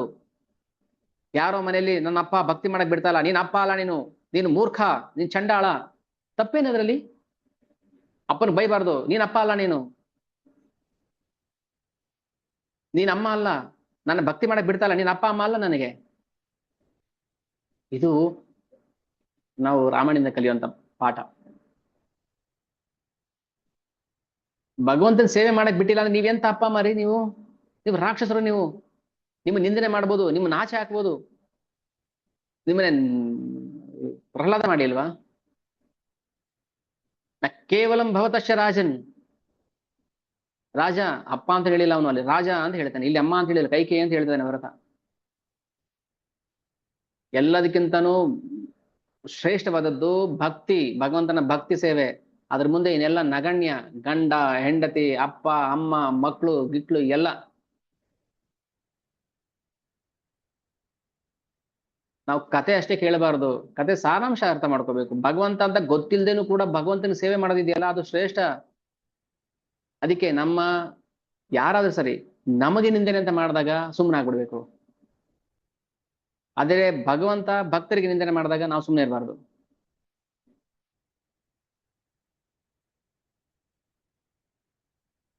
ಲಕ್ಷ್ಮಣನ್ ಕೋಪ ಆಗಿರ್ಲಿ, ಹನುಮಂತನ ಕೋಪ ಆಗಿರ್ಲಿ, ಭರತನ ಕೋಪ ಆಗಿರ್ಲಿ, ಯಾವುದು ವ್ಯರ್ಥ ಆಗ್ಲಿಲ್ಲ, ಅದು ಭಗವಂತನ ಸೇವೆ ಆಯ್ತು. ಇಲ್ಲ ಅವ್ರನ್ನ ನರ್ಕಕ್ಕೆ ಹಾಕ್ಬೇಕಿತ್ತಲ್ಲ. ಹಾಗಾದ್ರೆ ಕ್ರೋಧ ವ್ಯರ್ಥ ಅಲ್ಲ. ಆ ಕ್ರೋಧದ ಪರಿಣಾಮ ಭಕ್ತಿ ಸೇವೆ ಆಗಿದ್ರೆ ಅದು ಸೇವೆ. ನಾ ಹೇಳ್ತಾ ಇದ್ದೀನಿ, ನನಗೆ ಯಾರೋ ಬೈದ್ರು, ಉಗಿದ್ರು, ಏನ್ ಮಾಡ್ತಿದ್ದೆ, ಭಕ್ತಿ ಮಾಡು ಅಂತ. ನಾನು ಅವ್ರನ್ನ ದ್ವೇಷ ಮಾಡೋಂಗಿಲ್ಲ, ನನಗೆ ಅವರು ಗುರು ಆದ್ರು.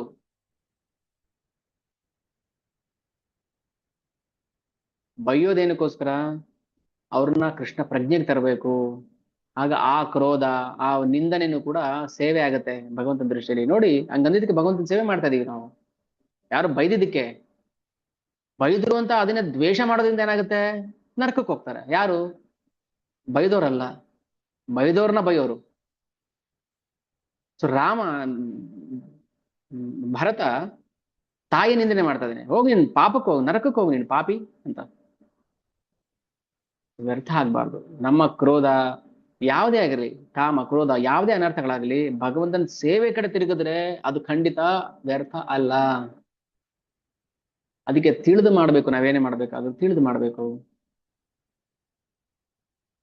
ಸರ್ವ ಲೋಕ ಪ್ರಿಯಂ ಹಿತ್ವ ಮಮಾಪ್ಯಾಪಾದಿತಂ ಭಯಂ. ಎಲ್ಲರೂ ಪ್ರಾಣ ಬಿಡ್ತಾ ಇದ್ದಂತು. ರಾಮಚಂದ್ರ ಅಂದ್ರೆ ಎಲ್ಲರೂ ಪ್ರಾಣ ಬಿಡ್ತಾ ಇದ್ರು. ಅಂತ ಪ್ರಾಣ ಪ್ರಿಯನಾದ ರಾಮನನ್ನ ಈ ರಾಜ್ಯದಿಂದನೇ ದೂರ ಹಾಕಿ ಕಾಡಿ ಕಳಿಸಿದ್ಯಲ್ಲ, ನಿನ್ಗೆ ಒಳ್ಳೇದಾಗುತ್ತಾ? ಕಿಂ ನಾಮ ಬುದ್ಧಿಸೆ ಕ್ರೂರೆ ನಿಯತಂ ಬಂಧು ಸಂಶಯಂ. ಕ್ರೂರಿ, ಹೇಗೆ ಹೇಳ್ತಾರೆ? ಕ್ರೂರಿ, ನನ್ನ ತಂದೆ ಸಮಾನ ರಾಮಚಂದ್ರ, ನನ್ನ ಅಣ್ಣ. ಅವನ್ನ ಅರ್ಥನೇ ಮಾಡ್ಕೊಳ್ಳಿಲ್ವ ನೀನು? ಮತ್ತೇನ್ ಪ್ರೀತಿ ಮಾಡಿದೆ ಹಾಗಾದ್ರೆ?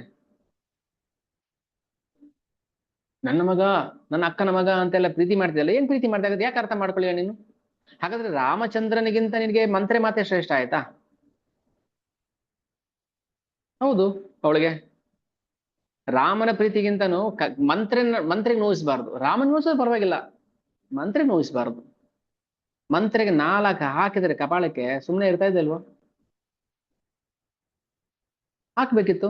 ಬಿದ್ರು ಅದನ್ನೇ ಹೇಳ್ತಾನೆ ಧೃತರಾಷ್ಟ್ರನ್ಗೆ, ನಿನ್ ಮಗನಿಗೆ ಕಪಾಳಕ್ಕೆ ಬಾರಿಸಿ ಬುದ್ಧಿ ಕಲಿಸಿದ್ರೆ ನಿನ್ ಮಗ ಕುಲನಾಶ ಮಾಡ್ತಾ ಇದ್ದೇನಪ್ಪ. ಭೀಮಾಪವರ್ಜಿತಂ ಪಿಂಡ ಮಾದತ್ಯ ಗೃಹಪಾಲವತ್ತು. ಈಗ ಪಿಂಡ ತಿನ್ಕೊಂಡಿರ್ತದ ಭೀಮನ್ ಮನೆಯಲ್ಲಿ, ನೀನು ಈ ದುರ್ಗತಿ ಬರ್ತಾತೆ ನಿನಗೆ ಹೊಡೆದು ಬುದ್ಧಿ ಕಲಿಸಿದ್ರೆ ಅಂತ ಕೇಳ್ತಾನೆ ವಿದುರ. ಮಂತ್ರಿ ಹೇಳ್ಬೋದಿತ್ತಲ್ಲ ಕೈ ಮಂತ್ರಿ ಮುಚ್ಚು ಬಾಯ್, ಏನ್ ಮಾತಾಡ್ತಾ ಇದೀಯಾ? ಹೇಳಿದ ಕೆಲಸ ಮಾಡ್ಕೊಂಡು ಬಿದ್ದಿರ್ಬೇಕಷ್ಟೇ ನೀನು. ಏನ್ ರಾಮನ್ ಬಗ್ಗೆ ಮಾತಾಡೋದು ನೀನು? ಹೇ, ನಾವು ಒಂಥರ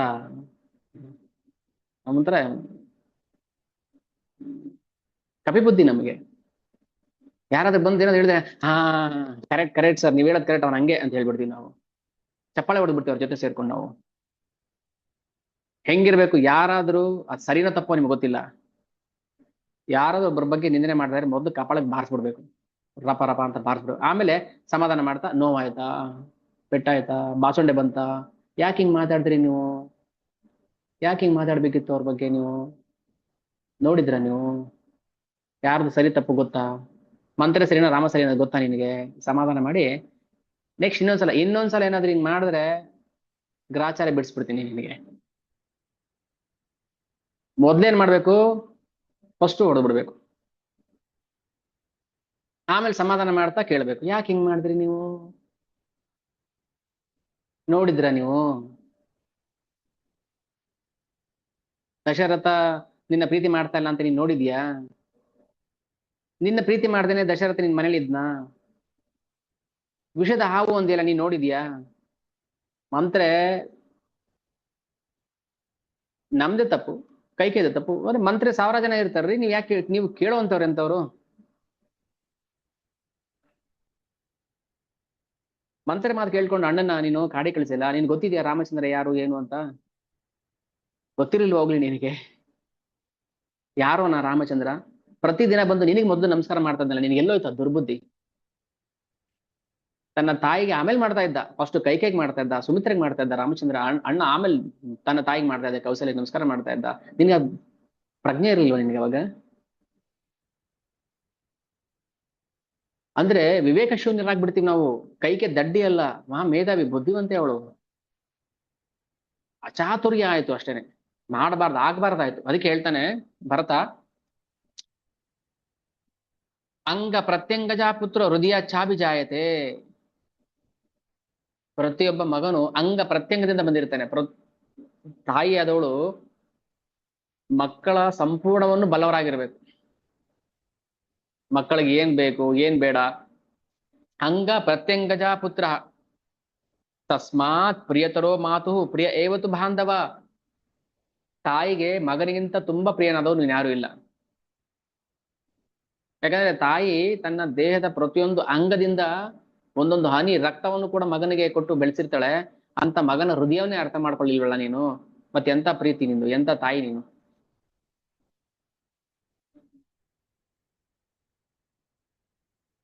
ಹ್ಮ್. ತಾಯಿ ಹೃದಯ ಅಂತದ್ದು ಮತ್ತೆ ಯಾಕಂದ್ರೆ.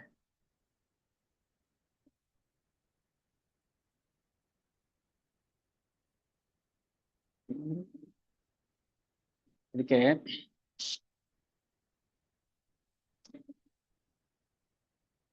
ಏನ್ ನಿಂದನೆ ಮಾಡಿದ್ರು ಕೈಕೆ ಮನಸ್ಥಿತಿ ಇರೋರ್ಗೆ ಅದು ಅವಳಿಗೆ ಕಷ್ಟ. ಕೈಕೆ ಅಂತ ಅವಳಿಗೆ ಅದನ್ನ ಜೀರ್ಣ ಮಾಡ್ಕೊಳ್ಳೋದು ಕಷ್ಟ. ಅಲ್ಲಿಂದ ಬೈದು ಎಲ್ಲ ಆದ್ಮೇಲೆ ಕೌಸಲ್ಯ ಹತ್ರ ಬರ್ತಾನೆ, ನಮಸ್ಕಾರ ಮಾಡ್ತಾನೆ. ಕೌಸಲ್ಯ ಮುಖ ತೋರ್ಸಕ್ ಆಗ್ತಾ ಇಲ್ಲ ಈಗ ಭರತನಿಗೆ. ಯಾಕೆ ಮುಖ ತೋರ್ಸಕ್ ಆಗ್ತಾ ಇಲ್ಲ? ಕೌಸಲ್ಯ ಮನ್ಸಲ್ಲಿ ಏನಾದ್ರು ಬಂದ ನೋಡು ಕೇಡಿ, ನನ್ನ ಮಗನನ್ನ ಕಾಡಿ ಕಳ್ಸ್ಬಿಟ್ಟು ಇವನ್ ರಾಜ ಹಾಕಕ್ ಬಂದಿದ್ದಾನೆ ನೋಡು ಅಂತ ಭಾವನೆ ಬಂದಿದ್ರೆ ಕೌಸಲ್ಯಗೆ ಬಂದಿಲ್ದೇ ಇರುತ್ತಾ ಯಾರಿಗಾದ್ರೂ?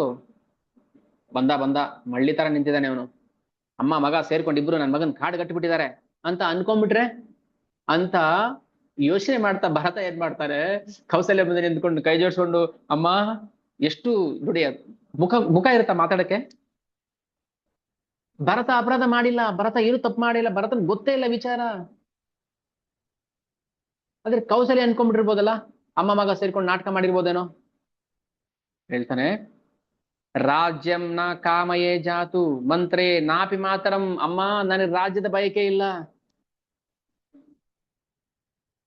ರಾಜ್ಯಂ ನ ಕಾಮಯೇ, ನನಗೆ ರಾಜ್ಯದ ಕಾಮ ಇಲ್ಲ. ಅಭಿಷೇಕಂ ನ ಜಾನಾಮಿ, ರಾಮನಿಗೆ ಪಟ್ಟ ಕಟ್ತಾರ ವಿಚಾರ ಗೊತ್ತಿಲ್ಲ. ಅಭಿಷೇಕಂ ನ ಜಾನಾಮಿ, ವಿಪ್ರಕೃಷ್ಟೇ ಹಿ ಹೇಮ್ ದೇಶೋ ಶತ್ರುಘ್ನ ಸಹಿತೋ ಅಭವನ್. ಅಮ್ಮ ನನ್ನ ಶತ್ರುವಿನ ಜೊತೆ ಎಲ್ಲೋ ದೂರದಲ್ಲಿದ್ದಮ್ಮ, ನನಗೆ ಗೊತ್ತಿಲ್ಲ ವಿಚಾರ. ಕಣ್ಣೀರ್ ಹಾಕೊಂಡು ಹೇಳ್ತಾನೆ, ನೇತ್ರಾಭ್ಯಾಂ ಅಶ್ರುಪೂರ್ಣಾಭ್ಯಾಂ. ಕಣ್ಣಲ್ಲಿ ನೀರ್ ಬರ್ತದೆ ಭರತನಿಗೆ. ಕೌಸಲ್ಯ ಮುಂದೆ ನಿಂತು ಹೇಳ್ತಾನೆ, ವನವಾಸಂ ನ ಜಾನಾಮಿ, ಅಣ್ಣ ಕಾಡಿಗೆ ಹೋಗಿದ್ ಗೊತ್ತಿಲ್ಲ ನನಗೆ. ವಿವಾಸನಂ ಚ ಸೌಮಿತ್ರೆ ಸೀತಾಯಾಶ ಯಥಾಭವತು ತಥೈವ ಕ್ರೋಶ ಶತಸ್ಯ ಭರತಸ್ಯ ಮಹಾತ್ಮನಃ.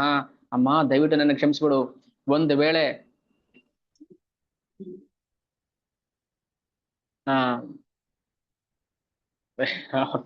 ಒಂದ್ ವೇಳೆ ನಾನೇನಾದ್ರೂ ರಾಮಚಂದ್ರ ಕಾಡಿಗೆ ಹೋಗೋದಿಕ್ಕೆ ಏನಾದ್ರೂ ಕಾರಣ ಆಗಿದ್ರೆ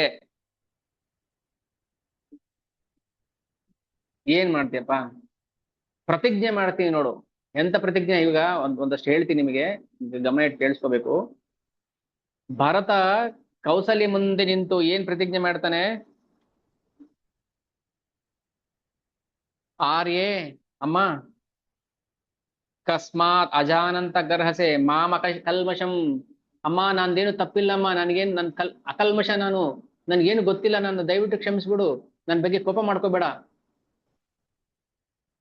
ಸಮಾಧಾನ ಮಾಡ್ತಾ ಹೇಳ್ತಾನೆ. ಒಂದಷ್ಟು ಹೇಳ್ತೀನಿ, ನಿಮ್ಗೆ ಎಲ್ಲಾನು ಹೇಳಕ್ ಆಗಲ್ಲ. ಕೌಸಲ್ಯ ಮುಂದೆ ನಿಂತು ಭರತ ಏನು ಪ್ರತಿಜ್ಞೆ ಮಾಡ್ತಾನೆ. ಒಂದು ವೇಳೆ ನೋಡಿ, ಇದನ್ನ ಅದೇ ಗಟ್ಟಿ ಸ್ವರದಲ್ಲಿ ಹೇಳ್ತೀನಿ. ಅಮ್ಮ, ಒಂದು ವೇಳೆ ನಾನೇನಾದ್ರೂ ರಾಮಚಂದ್ರ ಕಾಡಿಗೆ ಹೋಗೋದಕ್ಕೆ ಸಹಾಯ ಮಾಡಿದೆ ಅಂತ ಆದ್ರೆ ನಾನು ಕಲಿತ ಎಲ್ಲ ಶಾಸ್ತ್ರಗಳು ಮರ್ತು ಹೋಗಲಿ. ಯಾರ ಸಲಹೆಯಿಂದ ಅಣ್ಣ ಕಾಡಿಗೆ ಹೋದನೋ ಅಂತ ಪಾಪಿಗಳ ಹೀನ ಸೇವಕನಾಗಿರ್ಲಿ ನಾನು, ಅಂದ್ರೆ ಅವ್ರು ಕಾಲು ಹೊತ್ಕೊಂಡು ಬಿದ್ದಿರ್ಲಿ ನಾನು.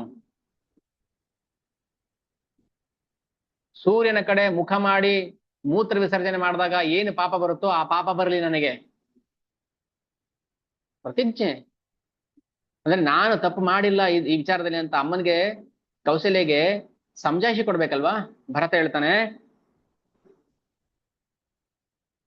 ಒಂದು ವೇಳೆ ಅದಕ್ಕೆ ಕಾರಣ ನಾನೇ ಆಗಿದ್ರೆ, ಬಿಟ್ಟಿಯಾಗಿ ದುಡಿಸ್ಕೊಂಡು ಅವನಿಗೆ ವೇತನ ಕೊಡದೆ ಉಗಿದು ಕಳಿಸಿದಾಗ ಅವನಿಗೆ ಏನ್ ಪಾಪ ಬರುತ್ತೋ ಆ ಪಾಪ ಬರಲಿ. ಅರ್ಥ ಆಗ್ತಿದೆಯಲ್ಲ ಇದು? ವೇತನ ಕೊಡದೆ ಬಿಟ್ಟಿಯಾಗಿ ದುಡಿಸ್ಕೊಂಡು ಸಂಬಳ ಕೊಡದೆ ಅವನ್ನ ಕಾಲಿಂದ ಒದ್ದು ಕಳಿಸಿದಾಗ ಅವನಿಗೇನ್ ಪಾಪ ಬರುತ್ತೋ ಆ ಪಾಪ ಬರಲಿ ನನಗೆ.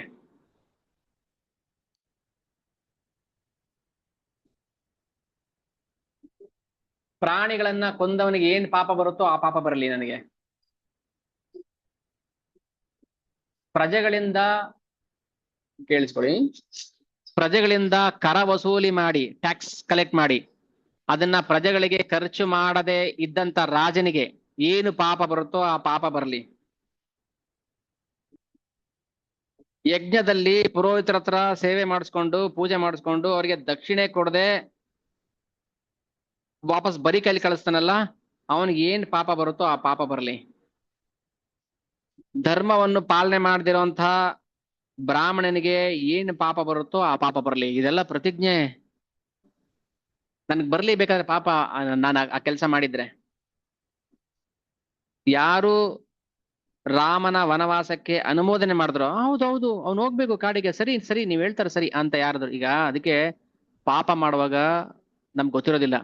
ಈಗ ಯಾರೋ ಬಂದು ಹೇಳ್ತಾರೆ, ಏನೋ ಹೇಳ್ತಾರೆ, ಅವ್ರ ಹಂಗೆ ರೀ, ಹಾ ಹೌದೌದು ಅವ್ರ ಹಂಗೇನೆ ನಾನು ನೋಡಿದೀನಿ ಅಂತ ಹೇಳಿದ್ರೆ, ಪಾಪ ಮಾಡ್ದವನಿಗೆ ಏನ್ ಪಾಪ ಬರುತ್ತೋ ಅದೇ ಪಾಪ ಅನುಮೋದನೆ ಮಾಡ್ದವನಿಗೂ ಬರುತ್ತೆ. ಅದಕ್ಕೆ ಭರತ ಹೇಳ್ತಿದ್ದಾನೆ, ಯಾರು ರಾಮನನ್ನ ಕಾಡಿಗೆ ಕಳ್ಸೋದಕ್ಕೆ ಅನುಮೋದನೆ ಮಾಡಿದ್ರೋ ಅಂತವ್ರಿಗೆ ಏನ್ ಪಾಪ ಬರುತ್ತೋ ಆ ಪಾಪ ಬರಲಿ. ಯಾರು ಭಗವಂತನಿಗೆ ನೈವೇದ್ಯ ಮಾಡದೆ ತಿಂತನೋ ಅವನಿಗೆ ಏನ್ ಪಾಪ ಬರುತ್ತೋ ಆ ಪಾಪ ನನಗೂ ಬರ್ಲಿ. ಅಂದ್ರೇನು? ಭಗವಂತನಿಗೆ ನೈವೇದ್ಯ ಮಾಡದೆ ತಿಂದ್ರೆ ಅದು ಘೋರ ಪಾಪ ಅಂತ ಅರ್ಥ. ಇಲ್ಲಾಂದ್ರೆ ಭರತ ಯಾಕೆ ಹೇಳ್ಬೇಕಿತ್ತು? ಪಾಯಸಂ ಕೃಸರಂ ಛಾಗಂ ವೃತಾಶ್ರೋ ಅಶ್ನಾತು ನಿರ್ಗೃಣ.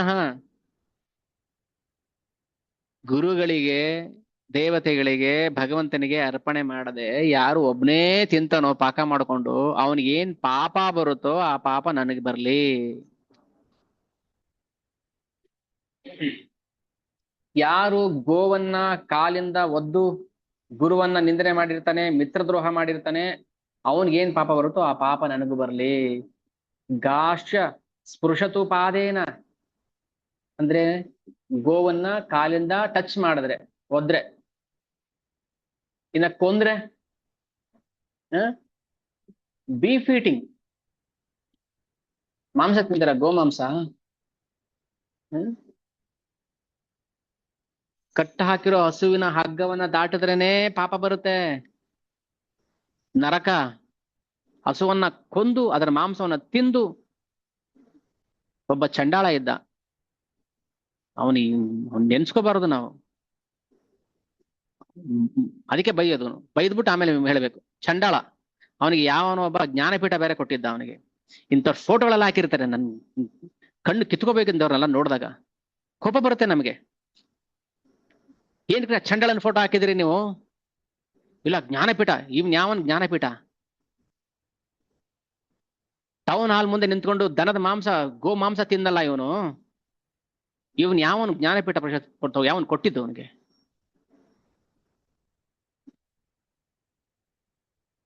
ಹೀಗೆ ಮಾತಾಡೋದು, ಬೆಂಕಿ ಮಾತು, ಒಳಗಿಂದ ಬೆಂಕಿ. ಇವನ್ ಯಾವ ಜ್ಞಾನಪೀಠ ಕೊಟ್ಟಿದ್ದು? ಗೋಮಾಂಸ ತಿನ್ನಕ್ಕೆ ಯಾವನ್ ಹೇಳಿದ್ದು ಇವನಿಗೆ? ಗೋಮಾಂಸ ಅಲ್ಲ, ಯಾವ್ದೇ ಕೋಳಿ ಕುರಿ ಮಾಂಸ ತಿಂದವ್ರಿಗೂ ಇದೇ ಮಾತೆ ಬರೋದು ಬಾಯ್ಲಿ. ಬಿಡಬೇಕು ಅಂತ ಹೇಳ್ತಾ ಇದೀವಿ ನಾವು. ಇನ್ಯಾವನೋ ಒಬ್ಬ ತಿಂದ್ಬಿಟ್ಟು ಧರ್ಮಕ್ಷೇತ್ರಕ್ಕೆ ಹೋಗ್ತಾನಲ್ಲ, ಧರ್ಮಸ್ಥಳಕ್ಕೆ. ಹಸುವನ್ನ ಕಟ್ಟಾಕಿರ್ತಾರಲ್ಲ, ಅದನ್ನ ದಾಟಿದ್ರೇನೆ ಪಾಪ ಬರುತ್ತೆ ಅಷ್ಟೇ. ಇನ್ನೇನ ನೀವ್ ಯೋಚನೆ ಮಾಡ್ಕೊಳ್ಳಿ. ಗುರುನ್ ಪರಿವದೇತ ಚ, ಗುರುನ್ನ ನಿಂದನೆ ಮಾಡಿದ್ರೆ, ಹೇ ಅವ್ರು ಸರಿ ಇಲ್ಲ, ಹೇ ಇವ್ರು ಸರಿ ಇಲ್ಲ, ಹಾ ಗುರು ಸರಿ ಗುರುನ್ ಪರಿವದೇತ ಚ ಮಿತ್ರೇ ದ್ರುಹೇತ, ಮಿತ್ರ ದ್ರೋಹ ಮಾಡಿದ್ರೆ ಇಂಥವನಿಗೆ ಏನ್ ಪಾಪ ಬರುತ್ತೋ ಆ ಪಾಪ ಬರ್ಲಿ ನನಗೆ. ಅಮ್ಮ ನಾನು ಕಾಡಿ ಕಳ್ಸಕ್ ಸಹಾಯ ಮಾಡ್ಲಿಲ್ಲಮ್ಮ, ನನ್ಗೆ ಗೊತ್ತಿಲ್ಲಮ್ಮ, ನನ್ಗೆ ಗೊತ್ತಿಲ್ಲಮ್ಮ. ಒಂದ್ ವೇಳೆ ನಿನ್ಗೇನಾದ್ರೂ ಮನ್ಸಲ್ಲಿ ಆತರ ಭಾವನೆ ಇದ್ರೆ ಇಷ್ಟೆಲ್ಲಾ ಪಾಪಗಳು ಬರ್ಲಿ ನನಗೆ. ಹ್ಮ್. ಆಮೇಲೆ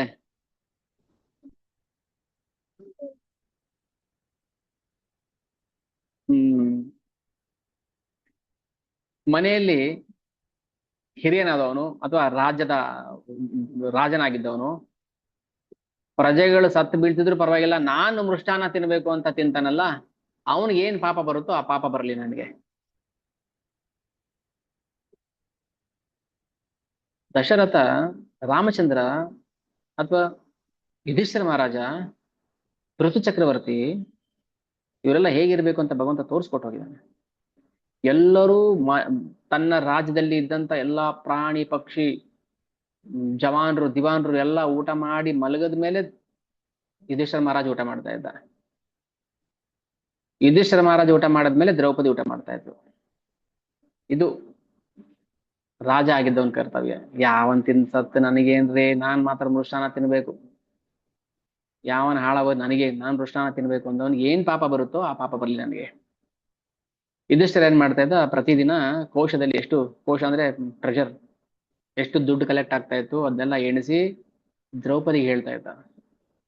ದ್ರೌಪದಿ, ಇಷ್ಟು ದುಡ್ಡು ಬಂದಿದೆ, ಇಷ್ಟು ಆಯವ್ಯಯ, ಇಷ್ಟು ಖರ್ಚಾಯ್ತು, ಇಷ್ಟು ಬಂತು, ಇಷ್ಟು ಉಳಿದಿದೆ, ಆ ಸೈನಿಕ್ ಇಷ್ಟು ಕೊಟ್ಟೆ, ಎಲ್ಲ ಹೆಂಡತಿಗೆ ಹೇಳ್ತಾ ಇದ್ದ.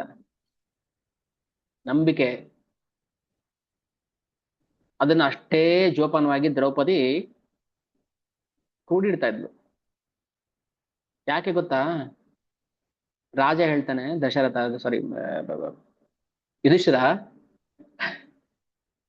ದ್ರೌಪದಿ, ನಾನು ಮಹಾರಾಜ ಚಕ್ರವರ್ತಿ, ನೀನು ಮಹಾರಾಣಿ, ಆದ್ರೆ ನಮ್ಮಷ್ಟು ಬಡವರು ಈ ಜಗತ್ತಲ್ಲಿ ಇರಬಾರ್ದು, ನಮ್ಮಷ್ಟು ಬಡವರು ಇನ್ಯಾರು ಇರಬಾರ್ದು ಜಗತ್ತಲ್ಲಿ. ನನ್ನ ರಾಜನೇ ಆಗಿರ್ಬೋದು, ಇದರಲ್ಲಿ ಒಂದೊಂದು ಪೈಸನು ಕೂಡ ನನ್ನ ಪ್ರಜೆಗೆ ಸೇರಿದ್ದು, ನಂದಲ್ಲ ಇದು, ಅದಕ್ಕೆ ಜೋಪಾನವಾಗಿಡು. ಈ ಮಾತು ಎಲ್ಲಿ ಬರುತ್ತಪ್ಪ, ಎಲ್ಲಿ ಕೇಳ್ತೀವಿ ನಾವ್ ಈ ಮಾತನ್ನ? ಹುಷಾರಾಗಿಡು, ಎತ್ತಿಡು, ನಂದು ಇದು ಚಿನ್ನದ ಬ್ರೇಸ್ಲೆಟ್, ವಾಲೆ, ಒಡವೆ, ಹ್ಮ್ ಬೇರೆಯವ್ರದಾರೆ ಎಲ್ಲಾನು ಬಿಸಾಕೊಡ್ಬಿಡೋದು. ನಂದಲ್ಲಮ್ಮ ಇದು, ಇದು ಪ್ರಜೆಗಳದು. ಜಗತ್ತಲ್ಲಿ ಅತ್ಯಂತ ದೊಡ್ಡ ದರಿದ್ರ ಯಾರು ಅಂದ್ರೆ ರಾಜ. ಯಾಕಂದ್ರೆ ರಾಜರ ಹತ್ರ ಒಂದು ಪೈಸಾ ಇರೋದಿಲ್ಲ, ಅದೆಲ್ಲ ಯಾರ್ದು? ಪ್ರಜೆಗಳದದು. ಈಗಿನ ರಾಜ್ಯಕ್ಕೆ ಬರುತ್ತಾ ಅದು? ಅಂತ ರಾಜ ಪ್ರಜೆಗಳು ಹಾಳಾಗೋದ್ರೂ ಪರವಾಗಿಲ್ಲ, ನಾನ್ ತಿಂದು ಮಜಾ ಮಾಡ್ಬೇಕು ಅಂದವನಿಗೆ ಏನ್ ಪಾಪ ಬರುತ್ತೋ ಆ ಪಾಪ ಬರ್ಲಿ.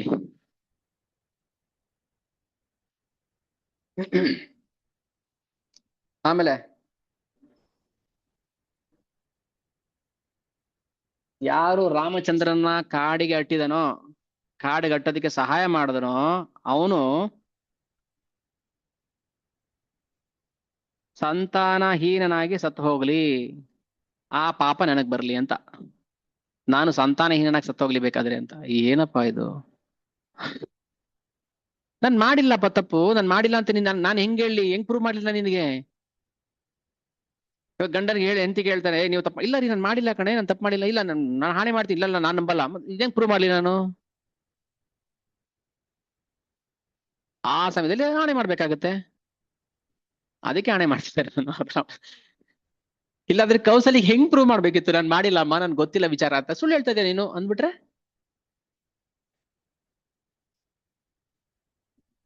ಆಯ್ತು, ಅಷ್ಟೇ ಅಲ್ಲ, ಒಂದ್ ವೇಳೆ ನಾನ್ ಕಾರಣ ಆಗಿದ್ರೆ ನನಗೆ ಹುಟ್ಟೋ ಮಗು ನನ್ನ ಮುಖವನ್ನ ನೋಡದೆ ಸತ್ ಹೋಗ್ಬಿಡ್ಲಿ, ಎಲ್ಲರ ಮೇಲೆ ಆಣೆ ಮಾಡಿ ಹೇಳ್ತಾರೆ. ಹ್ಮ್. ಕಪಾಲಪಾಣಿ ಪೃಥಿವೀಂ ಅಟತಾಂ ಚೀರ ಸಂವೃತಃ ಭಿಕ್ಷಮಾಣೋ ಯಥೋನ್ಮತ್ತೋ ಯಸ್ಯಾರ್ಯೋ ಅನುಮತೆ ಗತಃ.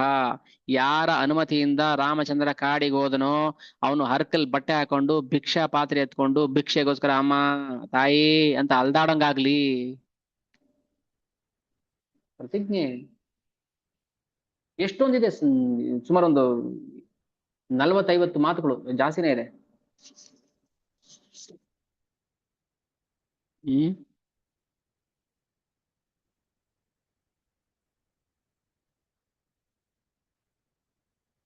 ಬಾ, ಆ ಪರಿಸ್ಥಿತಿ ನೆನ್ಸ್ಕೊಂಡ್ರೆ ಕೌಸಲ್ಯ ಮನಸ್ಸು ಕರಗ್ಬೇಕು ಇವಾಗ. ಅಯ್ಯೋ ನಾನ್ ತಪ್ಪು ತಿಳ್ಕೊಂಡ್ಬಿಟ್ನಲ್ಲಪ್ಪ ಹಂಗೆ ಅಂತ. So ಆಯ್ತು, ಇಷ್ಟೆಲ್ಲ ಮಾತಾಡಿದ್ಮೇಲೆ ಕೌಸಲ್ಯನ, ಮಗು ಸಂಕಟ ಪಡ್ಬೇಡಪ್ಪ. ಅವಳಿಗೆ ಗೊತ್ತು ಭರತಂದ ಏನು ತಪ್ಪಿಲ್ಲ ಅಂತ ಗೊತ್ತು. ದಶರಥನ್ನೇ ಟೀಕೆ ಮಾಡ್ಲಿಲ್ಲ ಅವಳು, ನಿಮ್ಮಿಂದಾನೇ ಕಾಡಿಗೆ ಹೋಗಿದ್ದು ಮಗ ಅಂತ ಟೀಕೆ ಮಾಡ್ಲಿಲ್ಲ, ಕೈ ಜೋಡಿಸಿ ನಿಂತುಬಿಟ್ಲು. ಅಂತದಲ್ಲಿ ಭರತನ್ ನೋಡಿಲ್ವ ಅವಳು ಚಿಕ್ಕ ವಯಸ್ಸಿಂದ ಎಷ್ಟು ಪ್ರೀತಿ ಮಾಡ್ತದ ರಾಮಚಂದ್ರನ ಅಂತ. ಆದ್ರೆ ಹೆತ್ತಕರಳಲ್ವಾ, ದುಃಖ ಪಡಿಸುತ್ತೆ ಅಲ್ವಾ ಹೆತ್ತಕರಳು, ನನ್ ಮಗನ್ ಕಾಡಿ ಕಳಿಸ್ಬಿಟ್ರು ಇವರೆಲ್ಲ ಸೇರ್ಕೊಂಡು ಅಂತ. ಆ ದುಃಖದಲ್ಲಿ ಒಂದೆರಡು ಮಾತು ಮಾತಾಡ್ತಾಳ ಅಷ್ಟೇ. ನೋಡ್ದಪ್ಪ, ನೋಡು ನಿನ್ ರಾಜ್ಯ ಬಂತ, ನಿನ್ಗೆ ಈಗ ಹಾಲು ಕುಡ್ದಷ್ಟು ಸಮಾಧಾನ ಆಯ್ತಾ, ರಾಮಚಂದ್ರ ಕಾಡಿಗೆ ಹೋಗಿದ್ದಾನೆ, ನೋಡು ಎಂಜಾಯ್ ಮಾಡು ಅಂತ ಹೇಳ್ತಾಳೆ ಕೌಸಲ್ಯ. ಆ ಮಾತು ಬರುತ್ತೆ, ನೋಡು ನೋಡು ಎಂಜಾಯ್ ಮಾಡು, ತಗೋ ಇದೆಲ್ಲ ನಿಂದೆ ದುಃಖದಲ್ಲಿ. ಇದನ್ನ ಸಮಾಧಾನ ಮಾಡಿ ಹೇಳ್ತಾನೆ. ಕೈಕೆ ಹೇಳ್ತಾಳೆ, ಸಾರಿ ಕೌಸಲ್ಯ, ಏವಂ ವಿಲಪಮಾನಸ್ಯ ದುಃಖಾರ್ಥಸ್ಯ ಮಹಾತ್ಮನಃ ಮೋಹಾಚ್ಚ ಶೋಕ ಸಂಭ್ರಮಾದ್ ಬಭೂವ ಲುಲಿತಂ ಮನಃ. ಶೋಕದಿಂದ ಹೇಳಿದ ಮಾತದು. ನೋಡಿ, ಕೋಪ ಬೇಜಾರಾದಾಗ ಮಾತುಗಳು ಬರುತ್ತಲ್ಲ, ಅದು ನಿಜವಾದ ಮಾತುಗಳಲ್ಲ ಅವು, ನೋವಲ್ ಬರುವಂತ ಮಾತುಗಳು, ಸಂಕಟಕ್ಕೆ ಬರುವಂತ ಮಾತುಗಳು. ಆಮೇಲೆ ಲುಲಿತಂ ಮನಃ, ಮನಸ್ಸು ಕರಗ್ಬಿಡುತ್ತೆ ಪಾಪ ಅವಳಿಗೆ. ಅಯ್ಯೋ ಹಿಂಗ ಅಂದ್ಬಿಟ್ನಲ್ಲ ನಾನು, ಮಗು ಎಷ್ಟು ಬೇಜಾರ್ ಮಾಡ್ಕೋತೋ ಏನೋ ಅಂತ ಹೇಳಿ ತೊಡೆ ಮೇಲೆ ಕೂಡಿಸ್ಕೊಂಡು ಹೇಳ್ತಾಳೆ, ಏನು ಯೋಚನೆ ಮಾಡ್ಬೇಡಪ್ಪ, ಏನ್ ಆಗೋದಿಲ್ಲ, ಒಳ್ಳೇದಾಗುತ್ತೆ. ಕೌಸಲ್ಯ ಕೌಸಲ್ಯ ಮನಸ್ಥಿತಿ ನೋಡ್ಬೇಕು, ಎಂತ ಇಂಥ ತಾಯಿಯಂದ್ರಿದ್ರೆ ಎಷ್ಟು ಚೆನ್ನಾಗಿರುತ್ತೆ ಅಲ್ಲ. ಅಲ್ಲ, ಎಷ್ಟು ಇದಕ್ಕೆ ಹೇಳೋದು ರಾಮಾಯಣ. ಈಗ ಇಷ್ಟು ಜನ ನಾವು ಶ್ರವಣ ಮಾಡ್ತಾ ಇದ್ದೀವಿ, ಒಬ್ರಿಗಾದ್ರೂ ಅದು ಮನಸ್ಸಿಗೆ ಹೃದಯಕ್ಕೆ ನಾಟಿದ್ರೆ ಕೇಳಿದಕ್ಕೆ ಸಾರ್ಥಕ ಆಗ್ಬಿಡುತ್ತೆ. ಲುಲಿತಂ ಮನಃ, ಲುಲಿತಂ ಖುಷಿ ಆಯ್ತು ಅವಳಿಗೆ. ಸರಿ ಆಯ್ತು, ಖುಷಿ ಅಂದ್ರೆ ನೋವಿದೆ. ಆ ನೋವಲ್ಲೂ ಭರತನ ಸಮಾಧಾನ ಮಾಡಿ ಅವಳಿಗೆ ಸಾಂತ್ವನ ಹೇಳ್ತಾಳೆ. ಆಮೇಲೆ ದಶರಥನ ಅಂತ್ಯ ಸಂಸ್ಕಾರ ಮಾಡ್ತಾರೆ. ಅಂತ್ಯ ಸಂಸ್ಕಾರ ಮಾಡ್ಬಿಟ್ಟು ಆಮೇಲೆ ಶ್ರಾದ್ದ ಮಾಡ್ಬೇಕಲ್ಲ. 13ನೇ ದಿನ 13ನೇ ದಿನ ಏನ್ ಮಾಡಿದ್ರು, ಚಿತಾಭಸ್ಮವನ್ನ ನದಿಯಲ್ಲಿ, ಗಂಗೆ ನದಿಯಲ್ಲಿ ಅರ್ಪಣೆ ಮಾಡ್ತಾರೆ. ಸೊ ಅಷ್ಟಾದ್ಮೇಲೆ ಚಿತೆ ನೋಡ್ತಾ ನೋಡ್ತಾ ದುಃಖ ಆಗ್ತಾ ಇದೆ. ಅವಾಗಲೂ ಬೇಜಾರು ಹೋಗಿಲ್ಲ ಅವನಿಗೆ. ಮಂತರ ಪ್ರಭವ ತೀವ್ರ ಕೈಕೇಯಿ ಗ್ರಾಹ ಸಂಕುಲ. ಗ್ರಾಹ ಅಂದ್ರೆ ಮೊಸಳೆ. ಕೈಕೆ ಅಂತ ಮೊಸಳೆ ಬಾಯಿಗೆ ಸಿಕ್ಕಾಕೊಂಡ್ಬಿಟ್ಟಲ್ಲ ನನ್ನಪ್ಪ. ಗ್ರಾಹ ವರದಾನಂ ಅಯೋಕ್ಷೋಭ್ಯೋ ಅಜ್ಜಮಯೋ ಶೋಕ ಸಾಗರ. ಶೋಕ ಸಾಗರದಲ್ಲಿ ಮುಳುಗಿಸ್ಬಿಡ್ಲಲ್ಲ ನಮ್ಮನ್ನ ಅಂತ ಬೇಜಾರಾಗ್ತಾ ಇದೆ. ಆಮೇಲೆ ಇಷ್ಟೆಲ್ಲ ಆದ್ಮೇಲೆ ಶತ್ರುಘ್ನ ಸುಮ್ಮನೆ ಇರ್ತಾನ. ಕತ್ತಿ ಎತ್ಬಿಟ್ಟು, ಎಲ್ಲಿ ಅವಳು ಗೂನ್ ಬೆನ್ನವಳು ಕುರೂಪಿ, ವಿಷ ಕೊಂದಾಕ್ಬಿಡ್ತೀನಿ ಅಂತ. ಅಪ್ಪ ಬೇಡ, ಸುಮ್ಮನೆ ಇರು, ಹಾಗೆಲ್ಲ ಮಾಡಬಾರ್ದು, ಏನೋ ಆಗಿದ್ದಾಯ್ತು, ಏನು ಮಾಡಕ್ಕಾಗಲ್ಲ. ನೋಡಿ ಸಮಾಧಾನ ಎಷ್ಟು ದಿನ ಇರುತ್ತೆ ಅದು ಶೋಕ ಅಲ್ವಾ. ಕೋಪ ಬಂದಾಗ ಏನೋ ಒಂದ್ ಮಾತು ಅಂತಾರೆ ಹೋಗ್ತಾರೆ, ಅದನ್ನ ದ್ವೇಷ ತರ ಸಾಧಿಸ್ಕೊಂಡು ಹೋಗ್ಬಿಟ್ರೆ ಎಲ್ಲಿವರೆಗೂ ಹೋಗುತ್ತೆ ಅದು. ಆಯ್ತು ದಶರಥ ಸತ್ತ, ಇವಾಗ ಇವಾಗ ದ್ವೇಷ ಕಮ್ಮಿ ಆಗುತ್ತಾ? ದ್ವೇಷ ಅನ್ನೋದು ಹೆಂಗ್ ಬೆಳ್ಕೊಂಡು ಹೋಗುತ್ತೆ. ದ್ರೋಣಾಚಾರ್ಯ ದ್ರುಪದರ ವಿಷಯದಲ್ಲಿ ನೋಡಿ, ದ್ರೋಣನ್ ಅವಮಾನ ಮಾಡ್ತಾರೆ, ದ್ರುಪದನ್ ಅವಮಾನ ಮಾಡ್ತಾರೆ. ದ್ರೋಣನ್ ಕೊಲ್ಬೇಕು ಅಂದ್ರೆ ದ್ರುಪದ ಮಗನ್ ಹುಟ್ಟಿಸ್ಕೊಳ್ತಾರೆ ದೃಶ್ಯದ್ಯುಮ್ನ. ಏನಿದು? ಭಾರತ ಹೇಳ್ತಾನೆ, ಮಗು ಬೇಡ ಬೇಡ, ಸುಮ್ಮನೆ ಸುಮ್ಮನೆ, ಏನಾಗಲ್ಲ, ಆಯ್ತು ಎಲ್ಲ ಆಗಿದಾಯ್ತು ಬಿಟ್ಬಿಡು. ಆಮೇಲೆ ಸಮಾಧಾನ ಮಾಡ್ತಾರೆ. ಆ ಏನ್ ಹೇಳ್ತಾನೆ ಅಂದ್ರೆ, ಅಪ್ಪ ತಪ್ಪು ಮಾಡಿದಾಗ ನೀನ್ ಅವ್ರನ್ನ ಅರೆಸ್ಟ್ ಮಾಡ್ಬಿಡ್ಬೇಕು, ಬಂಧಿಸಿ ಅವ್ರನ್ನ ಎಲ್ಲ ಒಂದ್ ಕಡೆ ಹಾಕ್ಬಿಡ್ಬೇಕಿತ್ತು, ನಾ ಬಿಟ್ಟಿದ್ದೆ ತಪ್ಪಾಯ್ತು ಅಂತ ಏನೋ ಮಾತಾಡ್ತಾರೆ ನೋವಿಗೆ. ಆಮೇಲೆ ಅಲ್ಲಿಗೆ ಮಂತ್ರಿ ಬರ್ತಾಳೆ. ಮಂತ್ರಿ ಹೆಂಗ್ ಕಾಣ್ತದೆ ಅಂದ್ರೆ, ಈ ಕೋತಿಗೆ ಮಣಿ, ಮೇಕಲೆ, ವಡ್ಯಾಣ, ಡಾಬು, ಉಂಗುರ ಎಲ್ಲ ಹಾಕದ ಹೆಂಗಿರುತ್ತೆ ಹಂಗ್ ಕಾಣಿಸ್ತದಂತೆ. ಹಿಂಗಿದೆ. ಮೇಖಲಾ ಧಾಮ ಚಿತ್ರೈ ಅನ್ಯೇಷ ವರಭೂಷಣೈ. ಯಾಕಂದ್ರೆ ಕೈಗೆ ಕೊಟ್ಬಿಟ್ಟಿದ್ದಲ್ಲ, ಒಳ್ಳೆ ವಿಚಾರ ಹೇಳಿದೆ, ತಗೋ ಸರ, ಓ ಇನ್ನೂ ಹೇಳು, ತಗೋ ಸರ, ದಶರಥ ಅಂತ 2 ವಾರ ಕೇಳ್ಕೊ, ಹೌದಾ ತಗೋ ತಗೋ ಅಂತ ಕೊಟ್ಬಿಟ್ಟಿದ್ಲಲ್ಲ, ಅದೆಲ್ಲ ಹಾಕೊಂಬಂದಿದ್ಲು. ಅದೆಲ್ಲ ಹಾಕೊಂಬಂದು ಹೆಣ್ಣು ಮುದಿ ಕೋತಿ ತರ ಕಾಣಿಸ್ತಾ ಇದ್ಲು. ನಂತರ ಹುರಿದೋಯ್ತು ಶತ್ರುಘ್ನಿಗೆ, ಕೊಂದಾಕ್ಬಿಡ್ತೀನಿ ಅಂತ ಅಂದ. ಸರಿ ಸರಿ ಓಕೆ. ಕೋಪ ಅನ್ನೋದಂತ ಎಂತರಿಗೂ ಬರುತ್ತೆ ಅಲ್ವಾ, ಭರತನಿಗೂ ಬರುತ್ತೆ, ಎಲ್ರಿಗೂ ಬರುತ್ತೆ. ಬಟ್ ಆ ಕೋಪ ನಾವು ಮಿತಿ ಮೀರಕ್ ಬಿಡಬಾರ್ದು, ಅದನ್ನ ಹಾಗೆ ಸಾಂತ್ವನ ಮಾಡ್ಬಿಡ್ಬೇಕು. ಮತ್ತೆ ಅದರಿಂದ ಏನ್ ಪರಿಣಾಮ ಆಯ್ತು ಅಂದ್ರೆ, ಏನ್ ಒಳ್ಳೇದಾಯ್ತು ಅದಷ್ಟೇ ನಮ್ಗೆ ಬೇಕಾಗಿರೋದು. ಯಾವ ಕ್ರೋಧದಿಂದ ಪರಿಣಾಮ, ಕೆಟ್ಟ ಪರಿಣಾಮ ಆಗುತ್ತೆ, ಅದ್ರಿಂದ ಏನು ಪ್ರಯೋಜನ ಇಲ್ಲ. ಇಲ್ಲಿ ನಾವು ತುಂಬಾ ವಿಚಾರಗಳು ಕಲಿಯುವಂತಿದೆ. ಸಾಂತ್ವನ ಹೇಳಬೇಕು, ಸಮಾಧಾನ ಮಾಡ್ಕೋಬೇಕು. ಬೇಜಾರಾಯ್ತಾ, ಕೈಕೆ ಕೌಸಲ್ಯ ಬೈದ್ ಬಿಟ್ಲು ಭರತನಿಗೆ, ಆಮೇಲೆ ಸಮಾಧಾನ ಮಾಡ್ಕೊಂಡು. ಇದೆಲ್ಲ ಆದ್ಮೇಲೆ ಮಂತ್ರಿಗಳೆಲ್ಲ ಸೇರಿ, ವಸಿಷ್ಠರು ಸೇರಿ, ಅಪ್ಪ ಭರತ ರಾಜ್ಯ ಸ್ವೀಕಾರ ಮಾಡಪ್ಪ ಅಂತೇಳಿ ಭರತನ ಒಪ್ಸಕ್ ಹೋಗ್ತಾರೆ. ಒಪ್ಕೊಳ್ತಾನ ಭರತ? ರಾಮ ಇಲ್ದೆ ಭರತ ರಾಜ್ಯಭಾರ ಮಾಡಕ್ಕಾಗತ್ತಾ? ಇಲ್ಲ. ಆಮೇಲೆ ಏನ್ ಮಾಡ್ತಾರೆ, ಇಲ್ಲ ನಾನು ಒಪ್ಕೊಳ್ಳೋದಿಲ್ಲ, ನಾನು ಆದಷ್ಟು ಬೇಗ ಅಣ್ಣನ್ ಕರ್ಕೊಂಡ್ ಬರ್ತೀನಿ, ಹೋಗಿ ಎಲ್ಲಿದ್ದಾನೆ ಹುಡುಕ್ರಿ, ಚಿತ್ರಕೂಟದಲ್ಲಿದ್ದಾರೆ, ಹೋಗೋಣ ಬನ್ನಿ ಅಂತ ಹೇಳಿ ಎಲ್ಲ ಸಜ್ಜು ಮಾಡ್ತಾರೆ. ಭರತನ ಮಾತನ್ನ ಕೇಳ್ತಾರೆ ಎಲ್ಲರೂ. ಏನ್ ಮಾಡಿದ್ರು, ರಾಮಚಂದ್ರನ ಕರ್ಕೊಂಡ್ ಬರೋದಕ್ಕೆ ಒಂದು ಸುಂದರವಾದ ರಸ್ತೆ ನಿರ್ಮಾಣ ಮಾಡಿ ಗ್ರ್ಯಾಂಡ್ ವೆಲ್ಕಮ್ ಮಾಡ್ಬೇಕು. ರಾಮಚಂದ್ರ ಬರ್ತಾನೇನೋ ನಂಬಿಕೆಯಿಂದ ಹೋಗಿರ್ತಾನೆ, ಭರತ ಬಂದ್ಬಿಡ್ತಾನೆ ಅವ್ನು ಕರೆದ ತಕ್ಷಣ ಅಂತ ಬರ್ತಾನ ರಾಮಚಂದ್ರ. ಅಪ್ಪನ ಮಾತು ತಿರಸ್ಕಾರ ಮಾಡ್ದಂಗಾಗಲ್ವಾ? ಅಮ್ಮ ಹೇಳ್ದಾಗ್ಲೇ ಬಿಡ್ಲಿಲ್ಲ. ಅಮ್ಮನಿಗೆ ಸಮಾಧಾನ ಮಾಡಿ, ನೀನ್ ಬರಂಗಿಲ್ಲ, ನಾನು ಕಾಡ್ಗೆ ಹೋಗ್ತೀನಿ, 14 ವರ್ಷ ನೀನ್ ಭರತ ಹೋದ್ರೆ ಬಂದ್ಬಿಡ್ತಾನ. ಸರಿ, ಏನ್ ಮಾಡಿದ್ರು, ಆದ್ರೂ ಎಲ್ಲ ಸೇರ್ಕೊಂಡ್ರು. ಕೈಕೇನು ಬಂದು, ಪಾಪ ನಾನು ಕರ್ಕೊಂಡ್ ಬರ್ತೀನಿ, ನಾನು ಬರ್ತೀನಿ, ಬಾ ಹೋಗೋಣ. ಕೆಟ್ಟ ಮೇಲೆ ಬುದ್ಧಿ ಬಂತು ಅಂತ ಸರಿ ಏನ್ ಮಾಡಿದ್ರು, ಸಭಾಭವನದಲ್ಲಿ ಎಲ್ಲರೂ ಕರ್ಸಿದ್ರು ವಸಿಷ್ಠರು. ಭರತ ಮುಂದೆ ನಿಂತ, ನಾಳೆ ಬೆಳಿಗ್ಗೆ ಆಗೋಷ್ಟರಲ್ಲಿ ಎಲ್ರು ಅಣ್ಣನ್ ಕರ್ಕೊಂಬರಕ್ ಹೋಗ್ಬೇಕು, ಅಯೋಧ್ಯೆ ವಾಸಿಗಳನ್ನೆಲ್ಲ ಕರ್ಕೊಂಡು ಹೋಗ್ಬಿಡ್ಬೇಕು.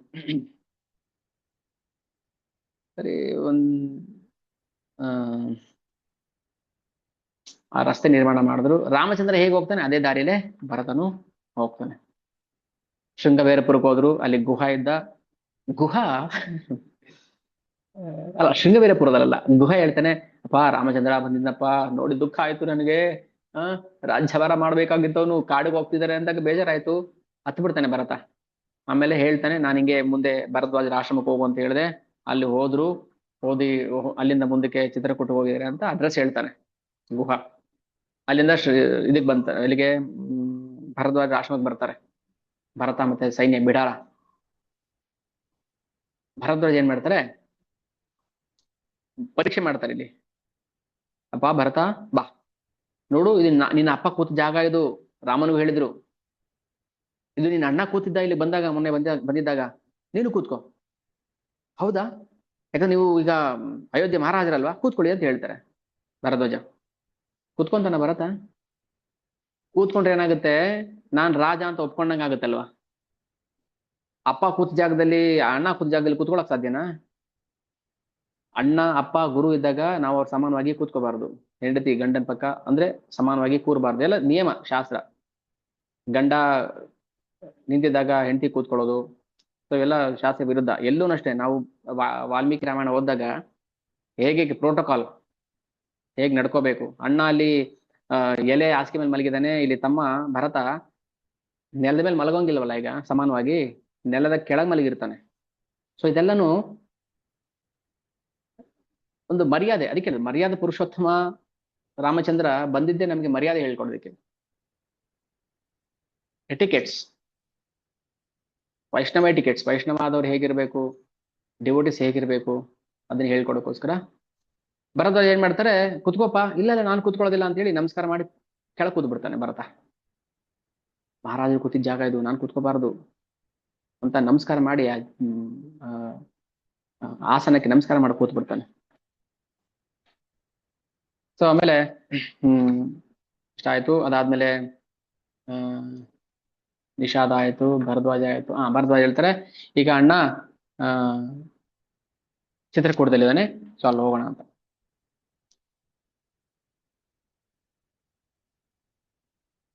ಹೋಗ್ತಿದ್ದಾರೆ. ಮಾರ್ಗ ಮಧ್ಯದಲ್ಲಿ ಒಂದು ದೊಡ್ಡ ಸೈನ್ಯ ಕಾಣಿಸ್ಬಿಡುತ್ತೆ ಲಕ್ಷ್ಮಣನಿಗೆ. ಅವನು ಮರದ ಮೇಲೆ ಏನೋ ಬೆಟ್ಟದ ಮೇಲೆ ಇರ್ತಾರಲ್ವ ಚಿತ್ರಕೂಟದಲ್ಲಿ, ಕೆಳಗಡೆ ನೋಡಿದಾಗ ಅವನಿಗೆ ಆ ಭರತನ ಸೈನ್ಯ ಬರೋದು ಗೊತ್ತಾಗುತ್ತೆ. ಹೇಳ್ತಾನೆ, ಅಣ್ಣ ಭರತ ಬರ್ತಾ ಇದ್ದಾನೆ. ಕೋಪ ಲಕ್ಷ್ಮಣನ್ಗೆ, ನಮ್ಮನ್ನ ಕಾಡು ಕಳಿಸ್ಬಿಟ್ಟು ತಾನ್ ರಾಜ್ಯಭಾರ ಮಾಡ್ಬೇಕು ಅಂತ ಬರ್ತಾ ಇದ್ದಾನೆ ಅನ್ಸುತ್ತೆ, ಕೊಂದ್ಬಿಡ್ಲಾ ಅಂತಾನೆ. ಭರತನ್ ಮಾತಾಡ್ತಾರೆ, ಕತ್ತಿ ಕೊಂದ್ಬಿಡ್ಲಾ ಅನ್ನ ಅಂತ. ಸೊ ರಾಮಚಂದ್ರ ಲಕ್ಷ್ಮಣನ್ಗೆ ಸಮಾಧಾನ ಮಾಡ್ತಾನೆ, ಇಲ್ಲ ಇಲ್ಲ ಮಗು, ಹಾಗೆಲ್ಲ ಮಾಡಬಾರ್ದು ಅಂತೇಳಿ ಬರಕ್ ಬಿಡ್ತಾರೆ. ಬರ್ಲಿ, ಆಮೇಲೆ ನೋಡೋಣ ಅಂತ. ಆಮೇಲೆ ಭರತ ಆ ಪರ್ಣಶಾಲೆಯನ್ನ ನೋಡ್ತಾನೆ, ಅಂದ್ರೆ ಅವರು ಗುಡಿಸ್ಲು ಕಟ್ಕೊಂಡಿದ್ರಲ್ಲ ಅಲ್ಲಿಗೆ ಹೋಗ್ತಾನೆ. ಅದಾದ್ಮೇಲೆ ಬಂದ್ರು, ಸಮಾಧಾನ ಮಾಡ್ಕೊಂಡು ಅಂದ್ರೆ ಲಕ್ಷ್ಮಣನಿಗೆ ಸಮಾಧಾನ ಮಾಡ್ತಾನೆ, ನೋಡೋಣ ಏನ್ ಮಾತಾಡ್ತಾರೆ, ಮಾತಾಡ್ಲಿ ಅಂತ. ಭರತ ಬಂದ ಮೇಲೆ ಅವ್ರಿಗೆ ಎಲ್ಲ ವಿಚಾರ ಹೇಳ್ತಾರೆ. ಅಪ್ಪನ ಅಂತ್ಯ ಸಂಸ್ಕಾರ ಮಾಡಿದ್ದು ಎಲ್ಲ ಆಯ್ತು. ಆ ರಾಮಚಂದ್ರನು ಕೂಡ ಚಿತಾಭಸ್ಮವನ್ನ ನೋಡಿ ಬಿಕ್ಕಿ ಬಿಕ್ಕಿ ಹತ್ತು ಬಿಡ್ತಾನೆ. ರಾಮಚಂದ್ರ ಕಣ್ಣೀರ್ ಬರುತ್ತೆ. ಇಷ್ಟೆಲ್ಲ ಆಯ್ತು. ಅದಕ್ ಮುಂಚೆ ಭರತ ರಾಮನ ಪರಿಸ್ಥಿತಿ ನೋಡ್ಬಿಟ್ಟು ಹತ್ತು ಬಿಡ್ತಾನೆ, ಈ ಪರಿಸ್ಥಿತಿ ನಾನು ಅಣ್ಣ ನೋಡ್ಬೇಕಾಗಿ ಬಂತಲ್ಲ ಅಂತ. ಯಾವತ್ತೂ ನೋಡಿರ್ಲಿಲ್ಲಲ್ಲ. ಒಂದ್ ಕಾಲಕ್ಕೆ ರಾಮಚಂದ್ರ ಮಹಾರಾಜ ಆಗ್ಬೇಕು ಅಂತಿದ್ದು, ಮಹಾರಾಜ ಆಗೋ ಅರ್ಹತೆ ಇರೋನು ಹೋಗಿ ಈ ಪರಿಸ್ಥಿತಿ ನೋಡ್ಬೇಕಲ್ಲ ಅಂತ ಬೇಜಾರಾಗುತ್ತೆ ಅವನಿಗೆ. ಇದಾದ್ಮೇಲೆ ನಾನು ಸ್ವಲ್ಪ ಫಾಸ್ಟ್ ಆಗಿ ಇದನ್ನ ಮುಗಿಸ್ಬಿಟ್ಟೆ. ಇಲ್ಲಿ ರಾಮಚಂದ್ರ ಮತ್ತೆ ಭರತನ ಸಂವಾದ ನೋಡ್ಬೇಕಾಗಿತ್ತು, ಅದಕ್ಕೋಸ್ಕರ ಇವತ್ತು ಅದೊಂದು ಸ್ವಲ್ಪ ಚರ್ಚೆ ಮಾಡಿ ಇಲ್ಲಿಗೆ ಸಮಾಪ್ತಿ ಮಾಡೋಣ ಅಯೋಧ್ಯಕಾಂಡ. ಯಾಕಂದ್ರೆ ಹೇಳ್ತಾ ಇದನ್ನೇ ಮುಂದುವರ್ಸ್ಕೊಂಡು ಹೋಗ್ಬೇಕಾಗುತ್ತೆ ಸಂವಾದ. ಸೊ ಈಗ ಈ ಒಂದು ಅಂತಿಮ ಘಟ್ಟ ಅಯೋಧ್ಯಕಾಂಡದಲ್ಲಿ, ಇಲ್ಲಿಗೆ ಅಯೋಧ್ಯಕಾಂಡ ಮುಗಿಯುತ್ತೆ. ಸೊ ಭರತ ಅಣ್ಣನಿಗೆ ಪಾದಕ್ಕೆ ನಮಸ್ಕಾರ ಮಾಡಿ ಬಿಕ್ಕಿ ಬಿಕ್ಕಿ ಹತ್ತು ಬಿಡ್ತಾನೆ. ಆಗ ರಾಮಚಂದ್ರ ತಮ್ಮನನ್ನ ತಡೆ ಮೇಲೆ ಕೂರ್ಸ್ಕೊಂಡು ಅವನ್ನ ಮೈ ತಲೆಯನ್ನು ನೇವರಿಸ್ತಾ ಇಲ್ಲಿ ಒಂದು ಉಪದೇಶ ಮಾಡ್ತಾನೆ. ಏನು ಉಪದೇಶ ಮಾಡ್ತಾನೆ ಅಂದ್ರೆ, ಇಲ್ಲಿ ಭರತನ ಕುಶಲವನ್ನ ಕೇಳ್ತಾ ಇದ್ದಾನೆ. ಅಂದ್ರೆ ಹೇಗಿದ್ಯಾ ನೀನು, ನಿನ್ನ ರಾಜ್ಯಭಾರ ಹೇಗೆ ನಡೀತಾ ಇದೆ ಅನ್ನೋ ರೂಪದಲ್ಲಿ ರಾಜನೀತಿ ಬೋಧನೆ ಮಾಡ್ತಾನೆ. ಹೇಗೆ ವಸಿಷ್ಠರು ಹೇಳಿದ್ರೋ ರಾಜನೀತಿ, ಹಾಗೆ ರಾಮಚಂದ್ರನು ಕೂಡ ಭರತನಿಗೆ ರಾಜನೀತಿಯನ್ನ ಬೋಧನೆ ಮಾಡ್ತಾನೆ. ಸಂದರ್ಭ ಹೇಗಿದೆ, ರಾಮಚಂದ್ರ ಆ ಚಿತ್ರಕೂಟದಲ್ಲಿದ್ದಾನೆ, ಭರತ ಹೋದ. ಭರತನಿಂದೆ ವಸಿಷ್ಠರು, ವಾಮದೇವರು, ಸುಮಂತ್ರ, ಜಾಬಾಲಿ, ಸತ್ಯಕಾಮ, ಅವರಿಂದೆ ತಾಯಂದ್ರು, ಅವರಿಂದ ದೊಡ್ಡ ಸೈನ್ಯ, ಎಲ್ರು ಕೈ ಮುಕ್ಕೊಂಡು ನಿಂತಿದ್ದಾರೆ. ದದರ್ಶ ರಾಮೋ ದುರ್ದರ್ಶಂ ಯುಗಾಂತೆ ಭಾಸ್ಕರಮಿತ. ನೋಡ್ದ ಭರತ ಕೈ ಮುಗಿತಿದ್ದಾನೆ. ಅವನ ಮುಖದಲ್ಲಿ ಆಗ್ತಾನೆ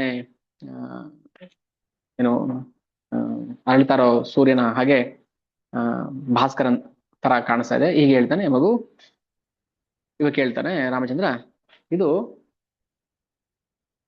ರಾಮ ಮತ್ತು ಭರತರ ಸಂವಾದ, ಸರ್ಗ 100 ಅಯೋಧ್ಯಕಾಂಡ.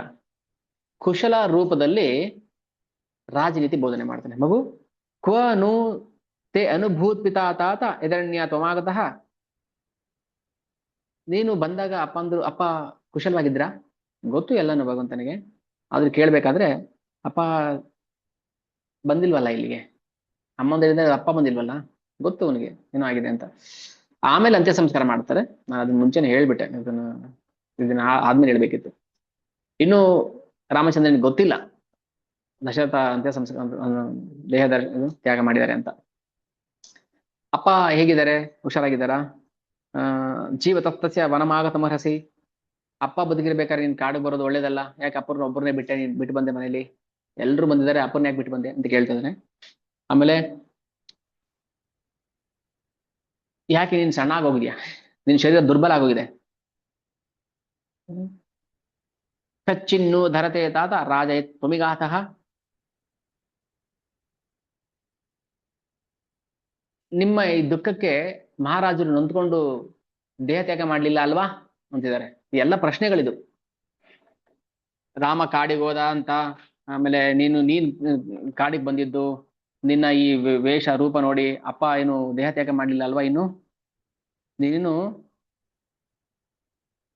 ರಾಜನೀತಿಯಲ್ಲಿ ಅಷ್ಟು ಅನುಭವ ಇಲ್ಲ. ನಿನ್ನ ರಾಜ್ಯದಲ್ಲಿ ನೋಡಿ ಹೇಳ್ತಾರೆ, ನಿನ್ನ ರಾಜ್ಯದಲ್ಲಿ ಎಲ್ಲ ಪರೀಕ್ಷೆ, ಪ್ರತಿ ಹೆಜ್ಜೆ ಹೆಜ್ಜೆಗೂ ನಮ್ಮನ್ನ ಭಗವಂತ ಮಾಯಾ ಪರೀಕ್ಷೆ ಮಾಡ್ತಿರ್ತಾರೆ, ಮಾಯಾ ಪರೀಕ್ಷೆ ಮಾಡ್ತಾಳೆ. ಭರತ, ಕಚಿತ್ ಸೌಮ್ಯ ನತೇ ತೇ ರಾಜ್ಯಂ ಭ್ರಷ್ಟಂ ಬಾಲ್ಯಸ್ಯ ಶಾಶ್ವತ. ನಿನ್ನ ರಾಜ್ಯದಲ್ಲಿ ಎಲ್ಲೂ ಅರಾಜಕತೆ ಆಗಿಲ್ಲ ಅಲ್ವಾ? ನೀನು ತಂದೆ ತಾಯಿ ಸೇವೆ ಮಾಡ್ತಾ ಇದೀಯ ಅಲ್ವಾ? ಧರ್ಮಜ್ಞ, ಸತ್ಯವಾಕ್, ಆಮ್, ಕೀರ್ತಿವಂತ, ಯಶೋವಂತ, ಅಪ್ಪ ಹುಷಾರಾಗಿದ್ದಾರೆ ಅಲ್ವಾ? ನಿನ್ನ ರಾಜ್ಯ ಅಂತ ಯಾಕೆ ಹೇಳ್ದ ಭಗವಂತ ರಾಮಚಂದ್ರ? ಹಾ ಅಣ್ಣ, ಹೌದಣ್ಣ, ನಮ್ಮ ರಾಜ್ಯದಲ್ಲಿ ಎಲ್ಲ ಚೆನ್ನಾಗಿದಾರಣ್ಣ ಅಂದಿದ್ರೆ ಸೋತೋಗ್ತಾ ಇದ್ದ ಭರತ. ಒಪ್ಕೊಂಡಂಗಾಯ್ತಲ್ಲ ಆಗ, ನನ್ನ ರಾಜ್ಯ ಅಂತ ಒಪ್ಕೊಂಡಂಗಾಯ್ತಲ್ಲ ಅವಾಗ. ಒಪ್ಕೊಳ್ಳಿಲ್ಲ ಅವನು, ಆದ್ರೆ ಏನು ಮಾತಾಡಿಲ್ಲ ಇದುವರೆಗೆ. ರಾಮಚಂದ್ರ ಮಾತಾಡೋ ತನಕ ಸುಮ್ಮನೆ ಇದ್ದಾನೆ. ಆಮೇಲೆ ಬ್ರಾಹ್ಮಣರನ್ನ, ವಿಶೇಷವಾಗಿ ವಸಿಷ್ಠರನ್ನ, ಯಾಕಂದ್ರೆ ಗುರುಗಳವರು, ರಾಜಗುರು ವಸಿಷ್ಠರ ನೀನು ಯಥಾವತ್ ಪೂಜೆ ಮಾಡ್ತಾ ಇದೆಯಲ್ವಾ? ಪ್ರತಿದಿನ ಗುರು ಪೂಜೆ ಮಾಡ್ತಾ ಇದೆಯಾ ಅಂತ ಕೇಳ್ತಾರೆ. ಈಗ ನಾವು ಪ್ರತಿದಿನ ಗುರು ಪೂಜೆ ಮಾಡ್ಬೇಕಲ್ವ? ಶ್ರೀ ಗುರು ಗುರು ಚರಣ ಪೂಜೆ ಮಾಡ್ಬೇಕು. ನೀನ್ ಮಾಡ್ತಿದ್ಯಾ ಅಲ್ವಾ? ಇದೆಲ್ಲ ನಾವು ಮಾಡ್ಬೇಕು ಅಂತ ಹೇಳ್ತಾ ಅರ್ಥ. ಅದು ಬರೀ ಅವರಿಬ್ಬರು ಸಂವಾದ ಅಲ್ಲ, ನಾವು ಮಾಡ್ಬೇಕು ಅಂತ ಅರ್ಥ ತೋರ್ಸೋದಿಕ್ಕೆ. ಆಮೇಲೆ ನೀನು ಯಾರಲ್ಲೂ ದೋಷವನ್ನ ಹುಡುಕಬಾರದು. ಧರ್ಮ ದೃಷ್ಟಿ ಉಳ್ಳ ಬ್ರಾಹ್ಮಣರನ್ನ ನೀನು ಪೂರ್ಣವಾಗಿ ಸತ್ಕರಿಸಬೇಕು. ಪ್ರತಿದಿನ ನಿನ್ನ ಮನೇಲಿ ಬಂದು ಧರ್ಮಜ್ಞರು ಬ್ರಾಹ್ಮಣರು ಸತ್ಕಾರವನ್ನು ಸ್ವೀಕಾರ ಮಾಡ್ಬೇಕು. ಮಾಡ್ತಾ ಇದೆಯಲ್ವಾ? ಆಮೇಲೆ ಬ್ರಾಹ್ಮಣರು ಸರಿಯಾದ ಸಮಯಕ್ಕೆ ಎದ್ದೇಳಬೇಕು. 9 ಗಂಟೆ 10 ಗಂಟೆ ತನಕ ಮಲ್ಕೊಂಡ್ರ ಬ್ರಾಹ್ಮಣರು ಇಲ್ಲ ತಾನೇ ನಿನ್ನ ರಾಜ್ಯದಲ್ಲಿ? ಅಥವಾ ಕಡ್ಡಿ ಪುಡಿ, ಪಾನ್ ಪರಗು, ಎಂಡ ಸಾರಾಯಿ ಕುಡಿಯುವಂತ ಬ್ರಾಹ್ಮಣರು ಇಲ್ಲ ತಾನೆ? ಇದೆಲ್ಲ ನೀತಿ. ಆಮೇಲೆ ದೇವತೆಗಳನ್ನ, ಪಿತೃಗಳನ್ನ, ನಿನ್ನ ಸೇವಕರನ್ನ, ನಿನ್ನ ಗುರು ಹಿರಿಯರನ್ನ, ವೃದ್ಧರನ್ನ, ವೈದ್ಯರನ್ನ, ಆಮೇಲೆ ಆ ಪೂಜಾರಿ ಪುರೋಹಿತರನ್ನ ಸನ್ಮಾನ ಮಾಡ್ತಾ ಇದ್ದೆ ತಾನೆ? ಯಾರನ್ನು ಬಿಟ್ಟಿಲ್ಲ ಅಲ್ವಾ ನೀನು? ಆಮೇಲೆ ಭರದ್ವಾಜರ ಮಗ ಇದ್ರು ಅಲ್ಲಿ, ಸುಧನ್ವ. ಅಲ್ಲ ಅಲ್ಲ, ವಸಿಷ್ಠರ ಮಗ ಅವರು ಸುಧನ್ವ. ಅವ್ರ ಆಚಾರ್ಯರು, ಅವರು ಪಂಡಿತರು. ಅವ್ರ ನೀನು ಗೌರವಿಸ್ತಾ ಇದೀಯ ತಾನೆ? ಆಮೇಲೆ ನಿನ್ನ ಕ್ಯಾಬಿನೆಟ್ ಮಿನಿಸ್ಟರ್ಸ್, ನಿನ್ ಕ್ಯಾಬಿನೆಟ್ ಮಿನಿಸ್ಟರ್ಗಳು ಶಾಸ್ತ್ರಜ್ಞರು, ಶೂರರು, ವೀರರು, ಜಿತೇಂದ್ರಿಯರು, ಕುಲೀನರು ಆಗಿರ್ಬೇಕು. ಯೋಗ್ಯ ವ್ಯಕ್ತಿಗಳನ್ನೇ ಇಟ್ಕೊಂಡಿದೆ ತಾನೆ? ಕಚ್ಚಿದ ಆತ್ಮ ಸಮಾಶೂರ ಶ್ರುತವಂತೋ ಜಿತೇಂದ್ರಿಯ ಕುಲೀನ ಇಂಗಿತಜ್ಞಶ್ಚ. ಇಂಗಿತಜ್ಞ ಅಂದ್ರೆ ಏನ್ ಗೊತ್ತಾ? ಇಂಗಿತಜ್ಞ, ರಾಜನ ಇಂಗಿತವನ್ನು, ಇಂಗಿತ ಅಂದ್ರೆ ಮೀನ್ಸ್ ಆಸೆ, ಅವನ ಇಚ್ಛೆ, ಅವನಿಗೆ ಹೇಳ್ದೇನೆ ಅರ್ಥ ಮಾಡ್ಕೋಬೇಕು. ರಾಜ ಸುಮ್ಮನೆ ಒಂದ್ಸಲ ಕಣ್ಣು ಹಿಂಗ್ ಕೊಂಕುದ್ರೆ ಏನು ರಾಜನ ಆಸೆ ಅಂತ ಅರ್ಥ ಮಾಡ್ಕೋಬೇಕು ಇಂಗಿತಜ್ಞರು. ಅದೇನೋ ಹೇಳಿದ ಅರ್ಥನೇ ಆಗಿಲ್ಲ ಅಂತ ಅನ್ಸ್ಬಾರ್ದು. ಮತ್ತೆ ರಾಜರೇ ಅದೇನೋ ಹೇಳಿದ್ರಲ್ಲ ಇಷ್ಟೊತ್ತು, ನಮ್ಗೆ ಏನು ಅರ್ಥ ಆಗಿಲ್ಲ, ಇಂಥವ್ರನ್ನ ಯಾಕೆ ಇಟ್ಕೋತೀರಿ ನೀವು ರಾಜ್ಯದಲ್ಲಿ? ಇಂಗಿತಜ್ಞರು ಇರಬೇಕು. ಯಾರು ಹೇಳಿಸ್ಕೊಂಡು ಮಾಡೋದಲ್ಲ, ಇಷ್ಟೊತ್ತು ಹೇಳಿದ್ಮೇಲೆ ನನ್ನ ಮನಸ್ಸಿನ ಆಸೆ ಏನಂತ ನಿಮ್ಗೆ ಅರ್ಥ ಆಗ್ಬಿಡ್ಬೇಕು. 1 ಗಂಟೆ ಕೇಳಿಸ್ಕೊಂಡು ಏನೋ ಹೇಳಿದ್ರಿ, ಇಷ್ಟೊತ್ತೇನೋ ಹೇಳಿದ್ರಿ ಅಷ್ಟೇ ಗೊತ್ತಾಗಿದೆ ನಮ್ಗೆ ಅನ್ಸ್ಬಾರ್ದು. ಇಂಗಿತಜ್ಞರು ಅಂದ್ರೆ ಮನದ ಆಸೆಯನ್ನ ಹೇಳ್ದೆ ಅರ್ಥ ಮಾಡ್ಕೊಳ್ಳೋರು. ಹೇಳಿದ್ರೇನೆ ಅರ್ಥ ಆಗಲ್ಲ, ಇನ್ನು ಹೇಳ್ದೇನೆ ಹೆಂಗ ಅರ್ಥ ಆಗುತ್ತೆ? ಅಂತವ್ರು ಇಟ್ಕೊಂಡಿದ್ಯಾ ತಾನೇ ನೀನು ಕ್ಯಾಬಿನೆಟ್ ಅಲ್ಲಿ? ಬಂದು ನಿದ್ದೆ ಮಾಡ್ಕೊಂಡು ಹೋಗೋರು, ಟೇಬಲ್ ಕುಟ್ಟಿ ಗಲಾಟೆ ಮಾಡೋರು ಇಟ್ಕೋಬಾರದು, MLA MP ಗಳ ತರ. ಆಮೇಲೆ ಶಾಸನ ನಿಪುಣರಿರ್ಬೇಕು ಮಂತ್ರಿಗಳು. ಅಂತವ್ರನ್ನ ಏನ್ ಮಾಡ್ಬೇಕಂದ್ರೆ ನೀನು ಸನ್ಮಾನ ಮಾಡ್ಬೇಕು, ಅವ್ರನ್ನ ಇಟ್ಕೋಬೇಕು ಜೊತೆಲಿ. ಆಮೇಲೆ ಅಮಾತ್ಯರ ನೇಮಿಸ್ಕೋಬೇಕು. ಅಮಾತ್ಯರು ಅಂದ್ರೆ ಗುಪ್ತಚರರು. ಏನು ಗುಪ್ತಚರರು ಅಂದ್ರೆ ಅವ್ರ ಹತ್ರ ನೀನ್ ಚರ್ಚೆ ಮಾಡ್ಬೇಕು, ಏನೇ ವಿಚಾರ ಏನೇ ಇರ್ಲಿ ನೀನ್ ಅವ್ರ ಹತ್ರ ಚರ್ಚೆ ಮಾಡ್ಬೇಕು. ಗುಪ್ತಚರರು ಅಂದ್ರೆ ಭಗವಂತನಿಗೆ ಸಾರಿ ರಾಜನಿಗೆ ನಿಷ್ಠೆಯಿಂದ ಇರುವಂತವ್ರು ಅವರು. ಅವ್ರ ಹತ್ರ ನೀನ್ ಎಲ್ಲಾ ವಿಚಾರ ಚರ್ಚೆ ಮಾಡ್ಬೇಕು. ಈಗ ಆಪತ್ಕಾಲ ಬಂದಿದೆ, ಏನ್ ಮಾಡ್ಬೇಕು, ಬರೋ ವರ್ಷ ಮಳೆ ಬರ್ದಿದಾಗ ಏನ್ ಮಾಡ್ಬೇಕು, ದುಡ್ಡು ಯಥೇಚ್ಛವಾಗಿ ಬಂದಿದೆ ಅದನ್ನ ಎಲ್ಲಿ ಖರ್ಚು ಮಾಡ್ಬೇಕು ಅಂತ ನೀನ್ ಅವ್ರು ಸಮಾಲೋಚನೆ ಮಾಡ್ಬೇಕು. ಅದು ಇನ್ನೊಬ್ಬರಿಗೆ ವಿಚಾರ ಹೋಗ್ಬಾರ್ದು. ಇವಾಗ ಯಾರ್ಗ್ ಏನ್ ಹೇಳಕ್ಕೂ ಭಯ ಆಗ್ಬಿಡುತ್ತೆ. ಯಾರಿಗಾದ್ರು ಏನ್ ಹೇಳಿದ್ರೆ ಕೇಳೋದನ್ಕ ಕೇಳ್ಬಿಟ್ಟು ನೋಡಿದ್ರಿ ಅವ್ರು ನನ್ನ ಹತ್ರ ಒಂದಿನ ಹಂಗ ಹೇಳಿದ್ರು ಗೊತ್ತಾ ಅಂದ್ಬಿಡೋದು. ಇದೆಲ್ಲ ಅಲ್ಲ ಹೇಳಿ ಕೇಳಿ ನಾವು ಕಲಿಯುಗದಲ್ಲಿ ಇದ್ದೀವಿ, ಅದೇನು ಮಹಾ ಘೋರ ಅಲ್ಲ ಅದು. ಕಲಿಯುಗ ಇರೋದೇ ಹೆಂಗೆ. ಅದಕ್ಕೆ ರಾಮಚಂದ್ರ ಹೇಳ್ತದಾನೆ, ಅಮಾತ್ಯರು ಅಮಾತ್ಯ ಹತ್ರ ನೀನ್ ಚರ್ಚೆ ಮಾಡ್ತೀಯಲ್ಲ ಅದು ಗುಪ್ತವಾಗಿರ್ಬೇಕು, ಡಂಗೂರ ಒಡೆಯವರಾಗಬಾರದು. ಆಮೇಲೆ ಬ್ರಾಹ್ಮಿ ಮುಹೂರ್ತ ಎದ್ದೇಳ್ತಾ ಇದೆಯಾ ತಾನೇ ನೀನು, ಕಚ್ಚಿನ್ ನಿದ್ರಾವಶಂ ನೈಷಿ, ರಾಜನಾದವನು ಯಾವಾಗ್ಲೂ ಮಲಗಿರಬಾರ್ದು. ಕಚ್ಚಿತ್ ಕಾಲೇ ಅವಬುದ್ಧ್ಯಸೆ, ನೀನು ಜಾಣ ಆಗಿರ್ಬೇಕು. ಇಲ್ಲ ನಿನ್ನ ಪಪೆಟ್ ಮಾಡ್ಕೊಂಡ್ಬಿಡ್ತಾರೆ, ನಮ್ ರಾಜನಿಗೆ ಏನು ಗೊತ್ತಾಗಲ್ಲ ಗೊತ್ತಾ, ಏನ್ ಬೇಕಾದ್ರೂ ಯಾಮಾರಿಸ್ಬೋದು ನಮ್ ರಾಜನಿಗೆ. ಇಲ್ಲ, ಇನ್ನು ಹುಷಾರಾಗಿರ್ಬೇಕು, ಕಿಲಾಡಿ ಆಗಿರ್ಬೇಕು ನೀನು. ಯಾರು ಏನೇ ತಪ್ಪು ಮಾಡಿದ್ರು ಯಾಕ್ರಿ ಇದು ತಪ್ಪು ಅಂತ ಹೇಳ್ಬೇಕು ನೀನು, ಅಷ್ಟು ಹುಷಾರಾಗಿರ್ಬೇಕು. ಹೌದ್ ತಾನೆ. ಆಮೇಲೆ ಕಚ್ಚಿತ್ ಅಪರ ರಾತ್ರೇಶು ಚಿಂತಸ್ಯರ್ಥ ನೈಪುಣ್ಯಂ, ಅಪರ ರಾತ್ರಿಯಲ್ಲಿ ಅಂದ್ರೆ ರಾತ್ರಿ ಮಲಗೋಕ್ ಮುಂಚೆ ನೀನು ಇವತ್ತೇನೆಲ್ಲ ಆಯ್ತು ಅಂತ ಚರ್ಚೆ ಮಾಡ್ಬೇಕು, ಯೋಚನೆ ಮಾಡ್ಬೇಕು. ಚಿಂತಯಸ್ಯರ್ಥ, ಬೆಳಗ್ಗೆ ಸಾಯಂಕಾಲ ತನಕ ಏನಾಯ್ತು, ಎಲ್ಲಿ ಏನೇನಾಯ್ತು ಇದೆಲ್ಲ ರಿಪೋರ್ಟ್ ನಿನ್ ಗೊತ್ತಿರ್ಬೇಕು. ಹೌದಾ, ಹಿಂಗಾಯ್ತಾ ನನ್ಗೆ ಗೊತ್ತೇ ಇಲ್ಲ ಅಂತ ಹೇಳ್ಬಾರ್ದು. ಒಬ್ಬನೇ ಕೂತ್ಕೊಂಡು ರಾಜ್ಯದ ಬಗ್ಗೆ ಚರ್ಚೆ ಮಾಡಬಾರ್ದು. ನಾನು ಒಬ್ಬನೇ ಎಲ್ಲ ಕೂತ್ಕೊಂಡು ರಾಜ್ಯಭಾರ ಮಾಡ್ಬಿಡ್ತೀನಿ, ಮಾಡಬಾರ್ದು. ನೋಡಿ ಎಷ್ಟಿದೆ ಇದೆಲ್ಲ ವಿಚಾರಗಳು ಪ್ರತಿಯೊಬ್ಬರ ಜೀವನದಲ್ಲೂ. ಇದನ್ನ ಮತ್ತೆ ನಾಳೆ ಇನ್ನೊಂದಿನ ರಿಪೀಟ್ ಮಾಡೋಣ, ಇವತ್ತು ಕೇಳಿಸ್ಕೊಳ್ಳಿ. ನೀನೊಬ್ಬನೇ ಕೂತ್ಕೊಂಡು ರಾಷ್ಟ್ರದ ಬಗ್ಗೆ ದೇಶದ ಬಗ್ಗೆ ಯೋಚನೆ ಮಾಡಬಾರ್ದು, ಅಥವಾ ನೂರಾರು ಜನ ಸೇರಿಸಿ ಯೋಚನೆ ಮಾಡಬಾರ್ದು, ಚರ್ಚೆ ಮಾಡಬಾರ್ದು. ನಿನಗೆ ಬೇಕಾದವರು ಆಪ್ತರು ಅಷ್ಟೇ, ಅಮಾತ್ಯರು 8 ಜನ ಇದ್ರಲ್ಲ ಅಮಾತ್ಯರು ಅಷ್ಟೇ, ಇನ್ಯಾರನ್ನು ಸೇರಿಸ್ಕೋಬಾರ್ದು. ಇವ್ರು ನನ್ನ ಫ್ರೆಂಡು ಬಂದು ಕೂತ್ಕೊಳ್ಳಿ, ಇವತ್ತು ಫ್ರೆಂಡು ನಾಳೆ ದುಶ್ಮನ, ಅದೇನಾಗುತ್ತೆ ನಿನ್ನ ಸೀಕ್ರೆಟ್ ಎಲ್ಲಾ ಕಡೆ ಹೋಗ್ಬಿಡುತ್ತೆ. ಕರೆದು ಕೂರ್ಸ್ಕೊಂಡು ಹೇಳಬಾರ್ದು, ಜಾಸ್ತಿ ಜನ ಕೂರ್ಸ್ಕೋಬಾರ್ದು, ಒಬ್ಬನೇ ಯೋಚನೆ ಮಾಡಬಾರ್ದು. ನಿನ್ಗೆ ನಂಬಿಕಸ್ತ, ಅದಕ್ಕೆ ಹೇಳೋದು ನಂಬಿಕಸ್ತರು ನಮ್ಮ ಹತ್ರ ನಮ್ಗೆ ಒಬ್ರಾದ್ರೂ ಇರಬೇಕು. ಮಿನಿಮಮ್ ಅಟ್ಲೀಸ್ಟ್ ಒಬ್ರಾದ್ರೂ ನಮ್ಗೆ ನಂಬಿಕಸ್ತರು, ಯಾವ ಸಮಯದಲ್ಲೂ ಕೂಡ ಅವನ ನಂಬಿಕೆಗೆ ದ್ರೋಹ ಮಾಡಬಾರ್ದು, ಆ ತರದವ್ರು ಇರಬೇಕು. ಇದೆಲ್ಲ ರಾಮಾಯಣದಿಂದ ಕಲಿಯುವಂತ ಪಾಠಗಳು. ನಾವು ಈಗ ಗುಂಪಲ್ಲಿ ಚರ್ಚೆ ಮಾಡಿದ್ರೆ, ಗುಂಪಲ್ಲಿ ಯಾರೋ ಒಬ್ಬ ಆಗುವಂತಕ ಬಂದಿರ್ತಾನೆ ಸ್ಪೈ, ಅವನು ವಿಷಯ ನೀವೇ ಹೇಳ್ಕೊಟ್ಟಂಗಾಯ್ತಲ್ಲ, ಯಾರು ನಂಬೇಡ ನೀನು ಅಂತ.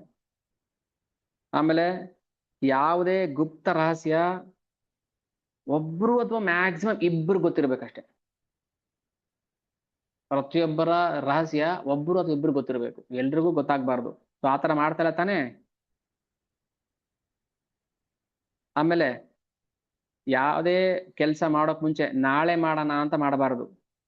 ಕ್ಷಿಪ್ರಮಾರಭಸೆ ಕರ್ಮ ನಾ ದೀರ್ಘಯಸಿ ರಾಘವ.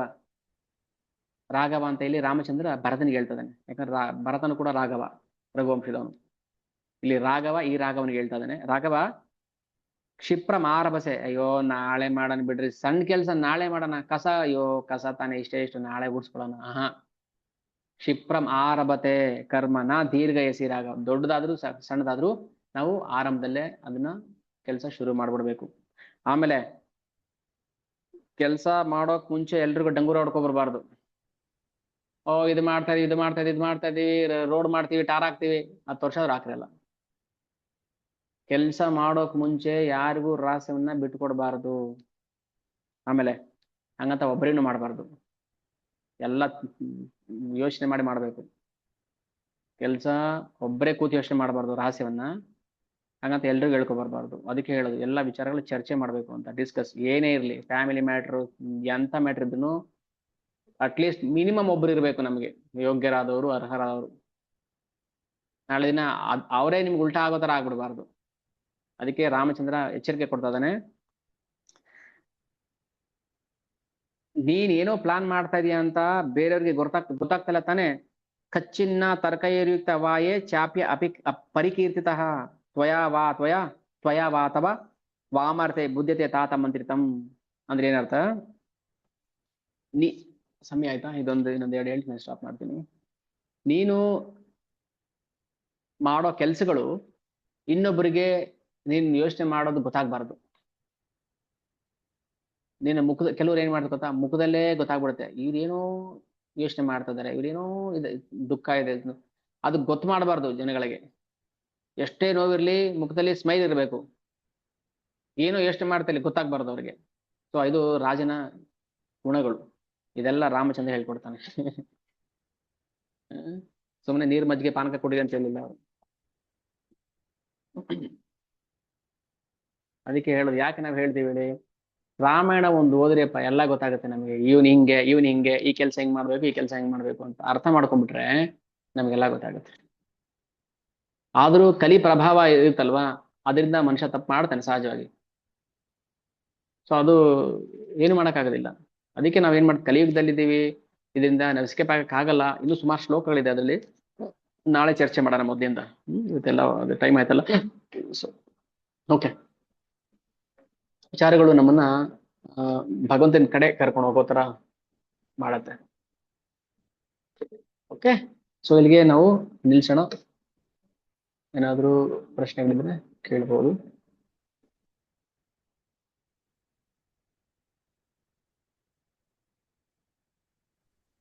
ಹರೇ ಕೃಷ್ಣ ಪ್ರಭು. ಹರೇ ಕೃಷ್ಣ. ಪ್ರಭು, ದಶರಥ ಮಹಾರಾಜರಿಗೆ ಇಚ್ಛಾ ಮರಣ ಇತ್ತ, ಅಥವಾ ಅವ್ರ ದೇವತೆಗಳ ಜೊತೆ ಯುದ್ಧ ಮಾಡಕ್ ಹೋಗ್ತಿರಲ್ವಾ, ಆ ಟೈಮಲ್ಲಿ ಅವರು ಮತ್ತೆ ಅವ್ರು ಯಾವ ತರ ಮರಣ ಹೊಂದ್ತಾರೆ?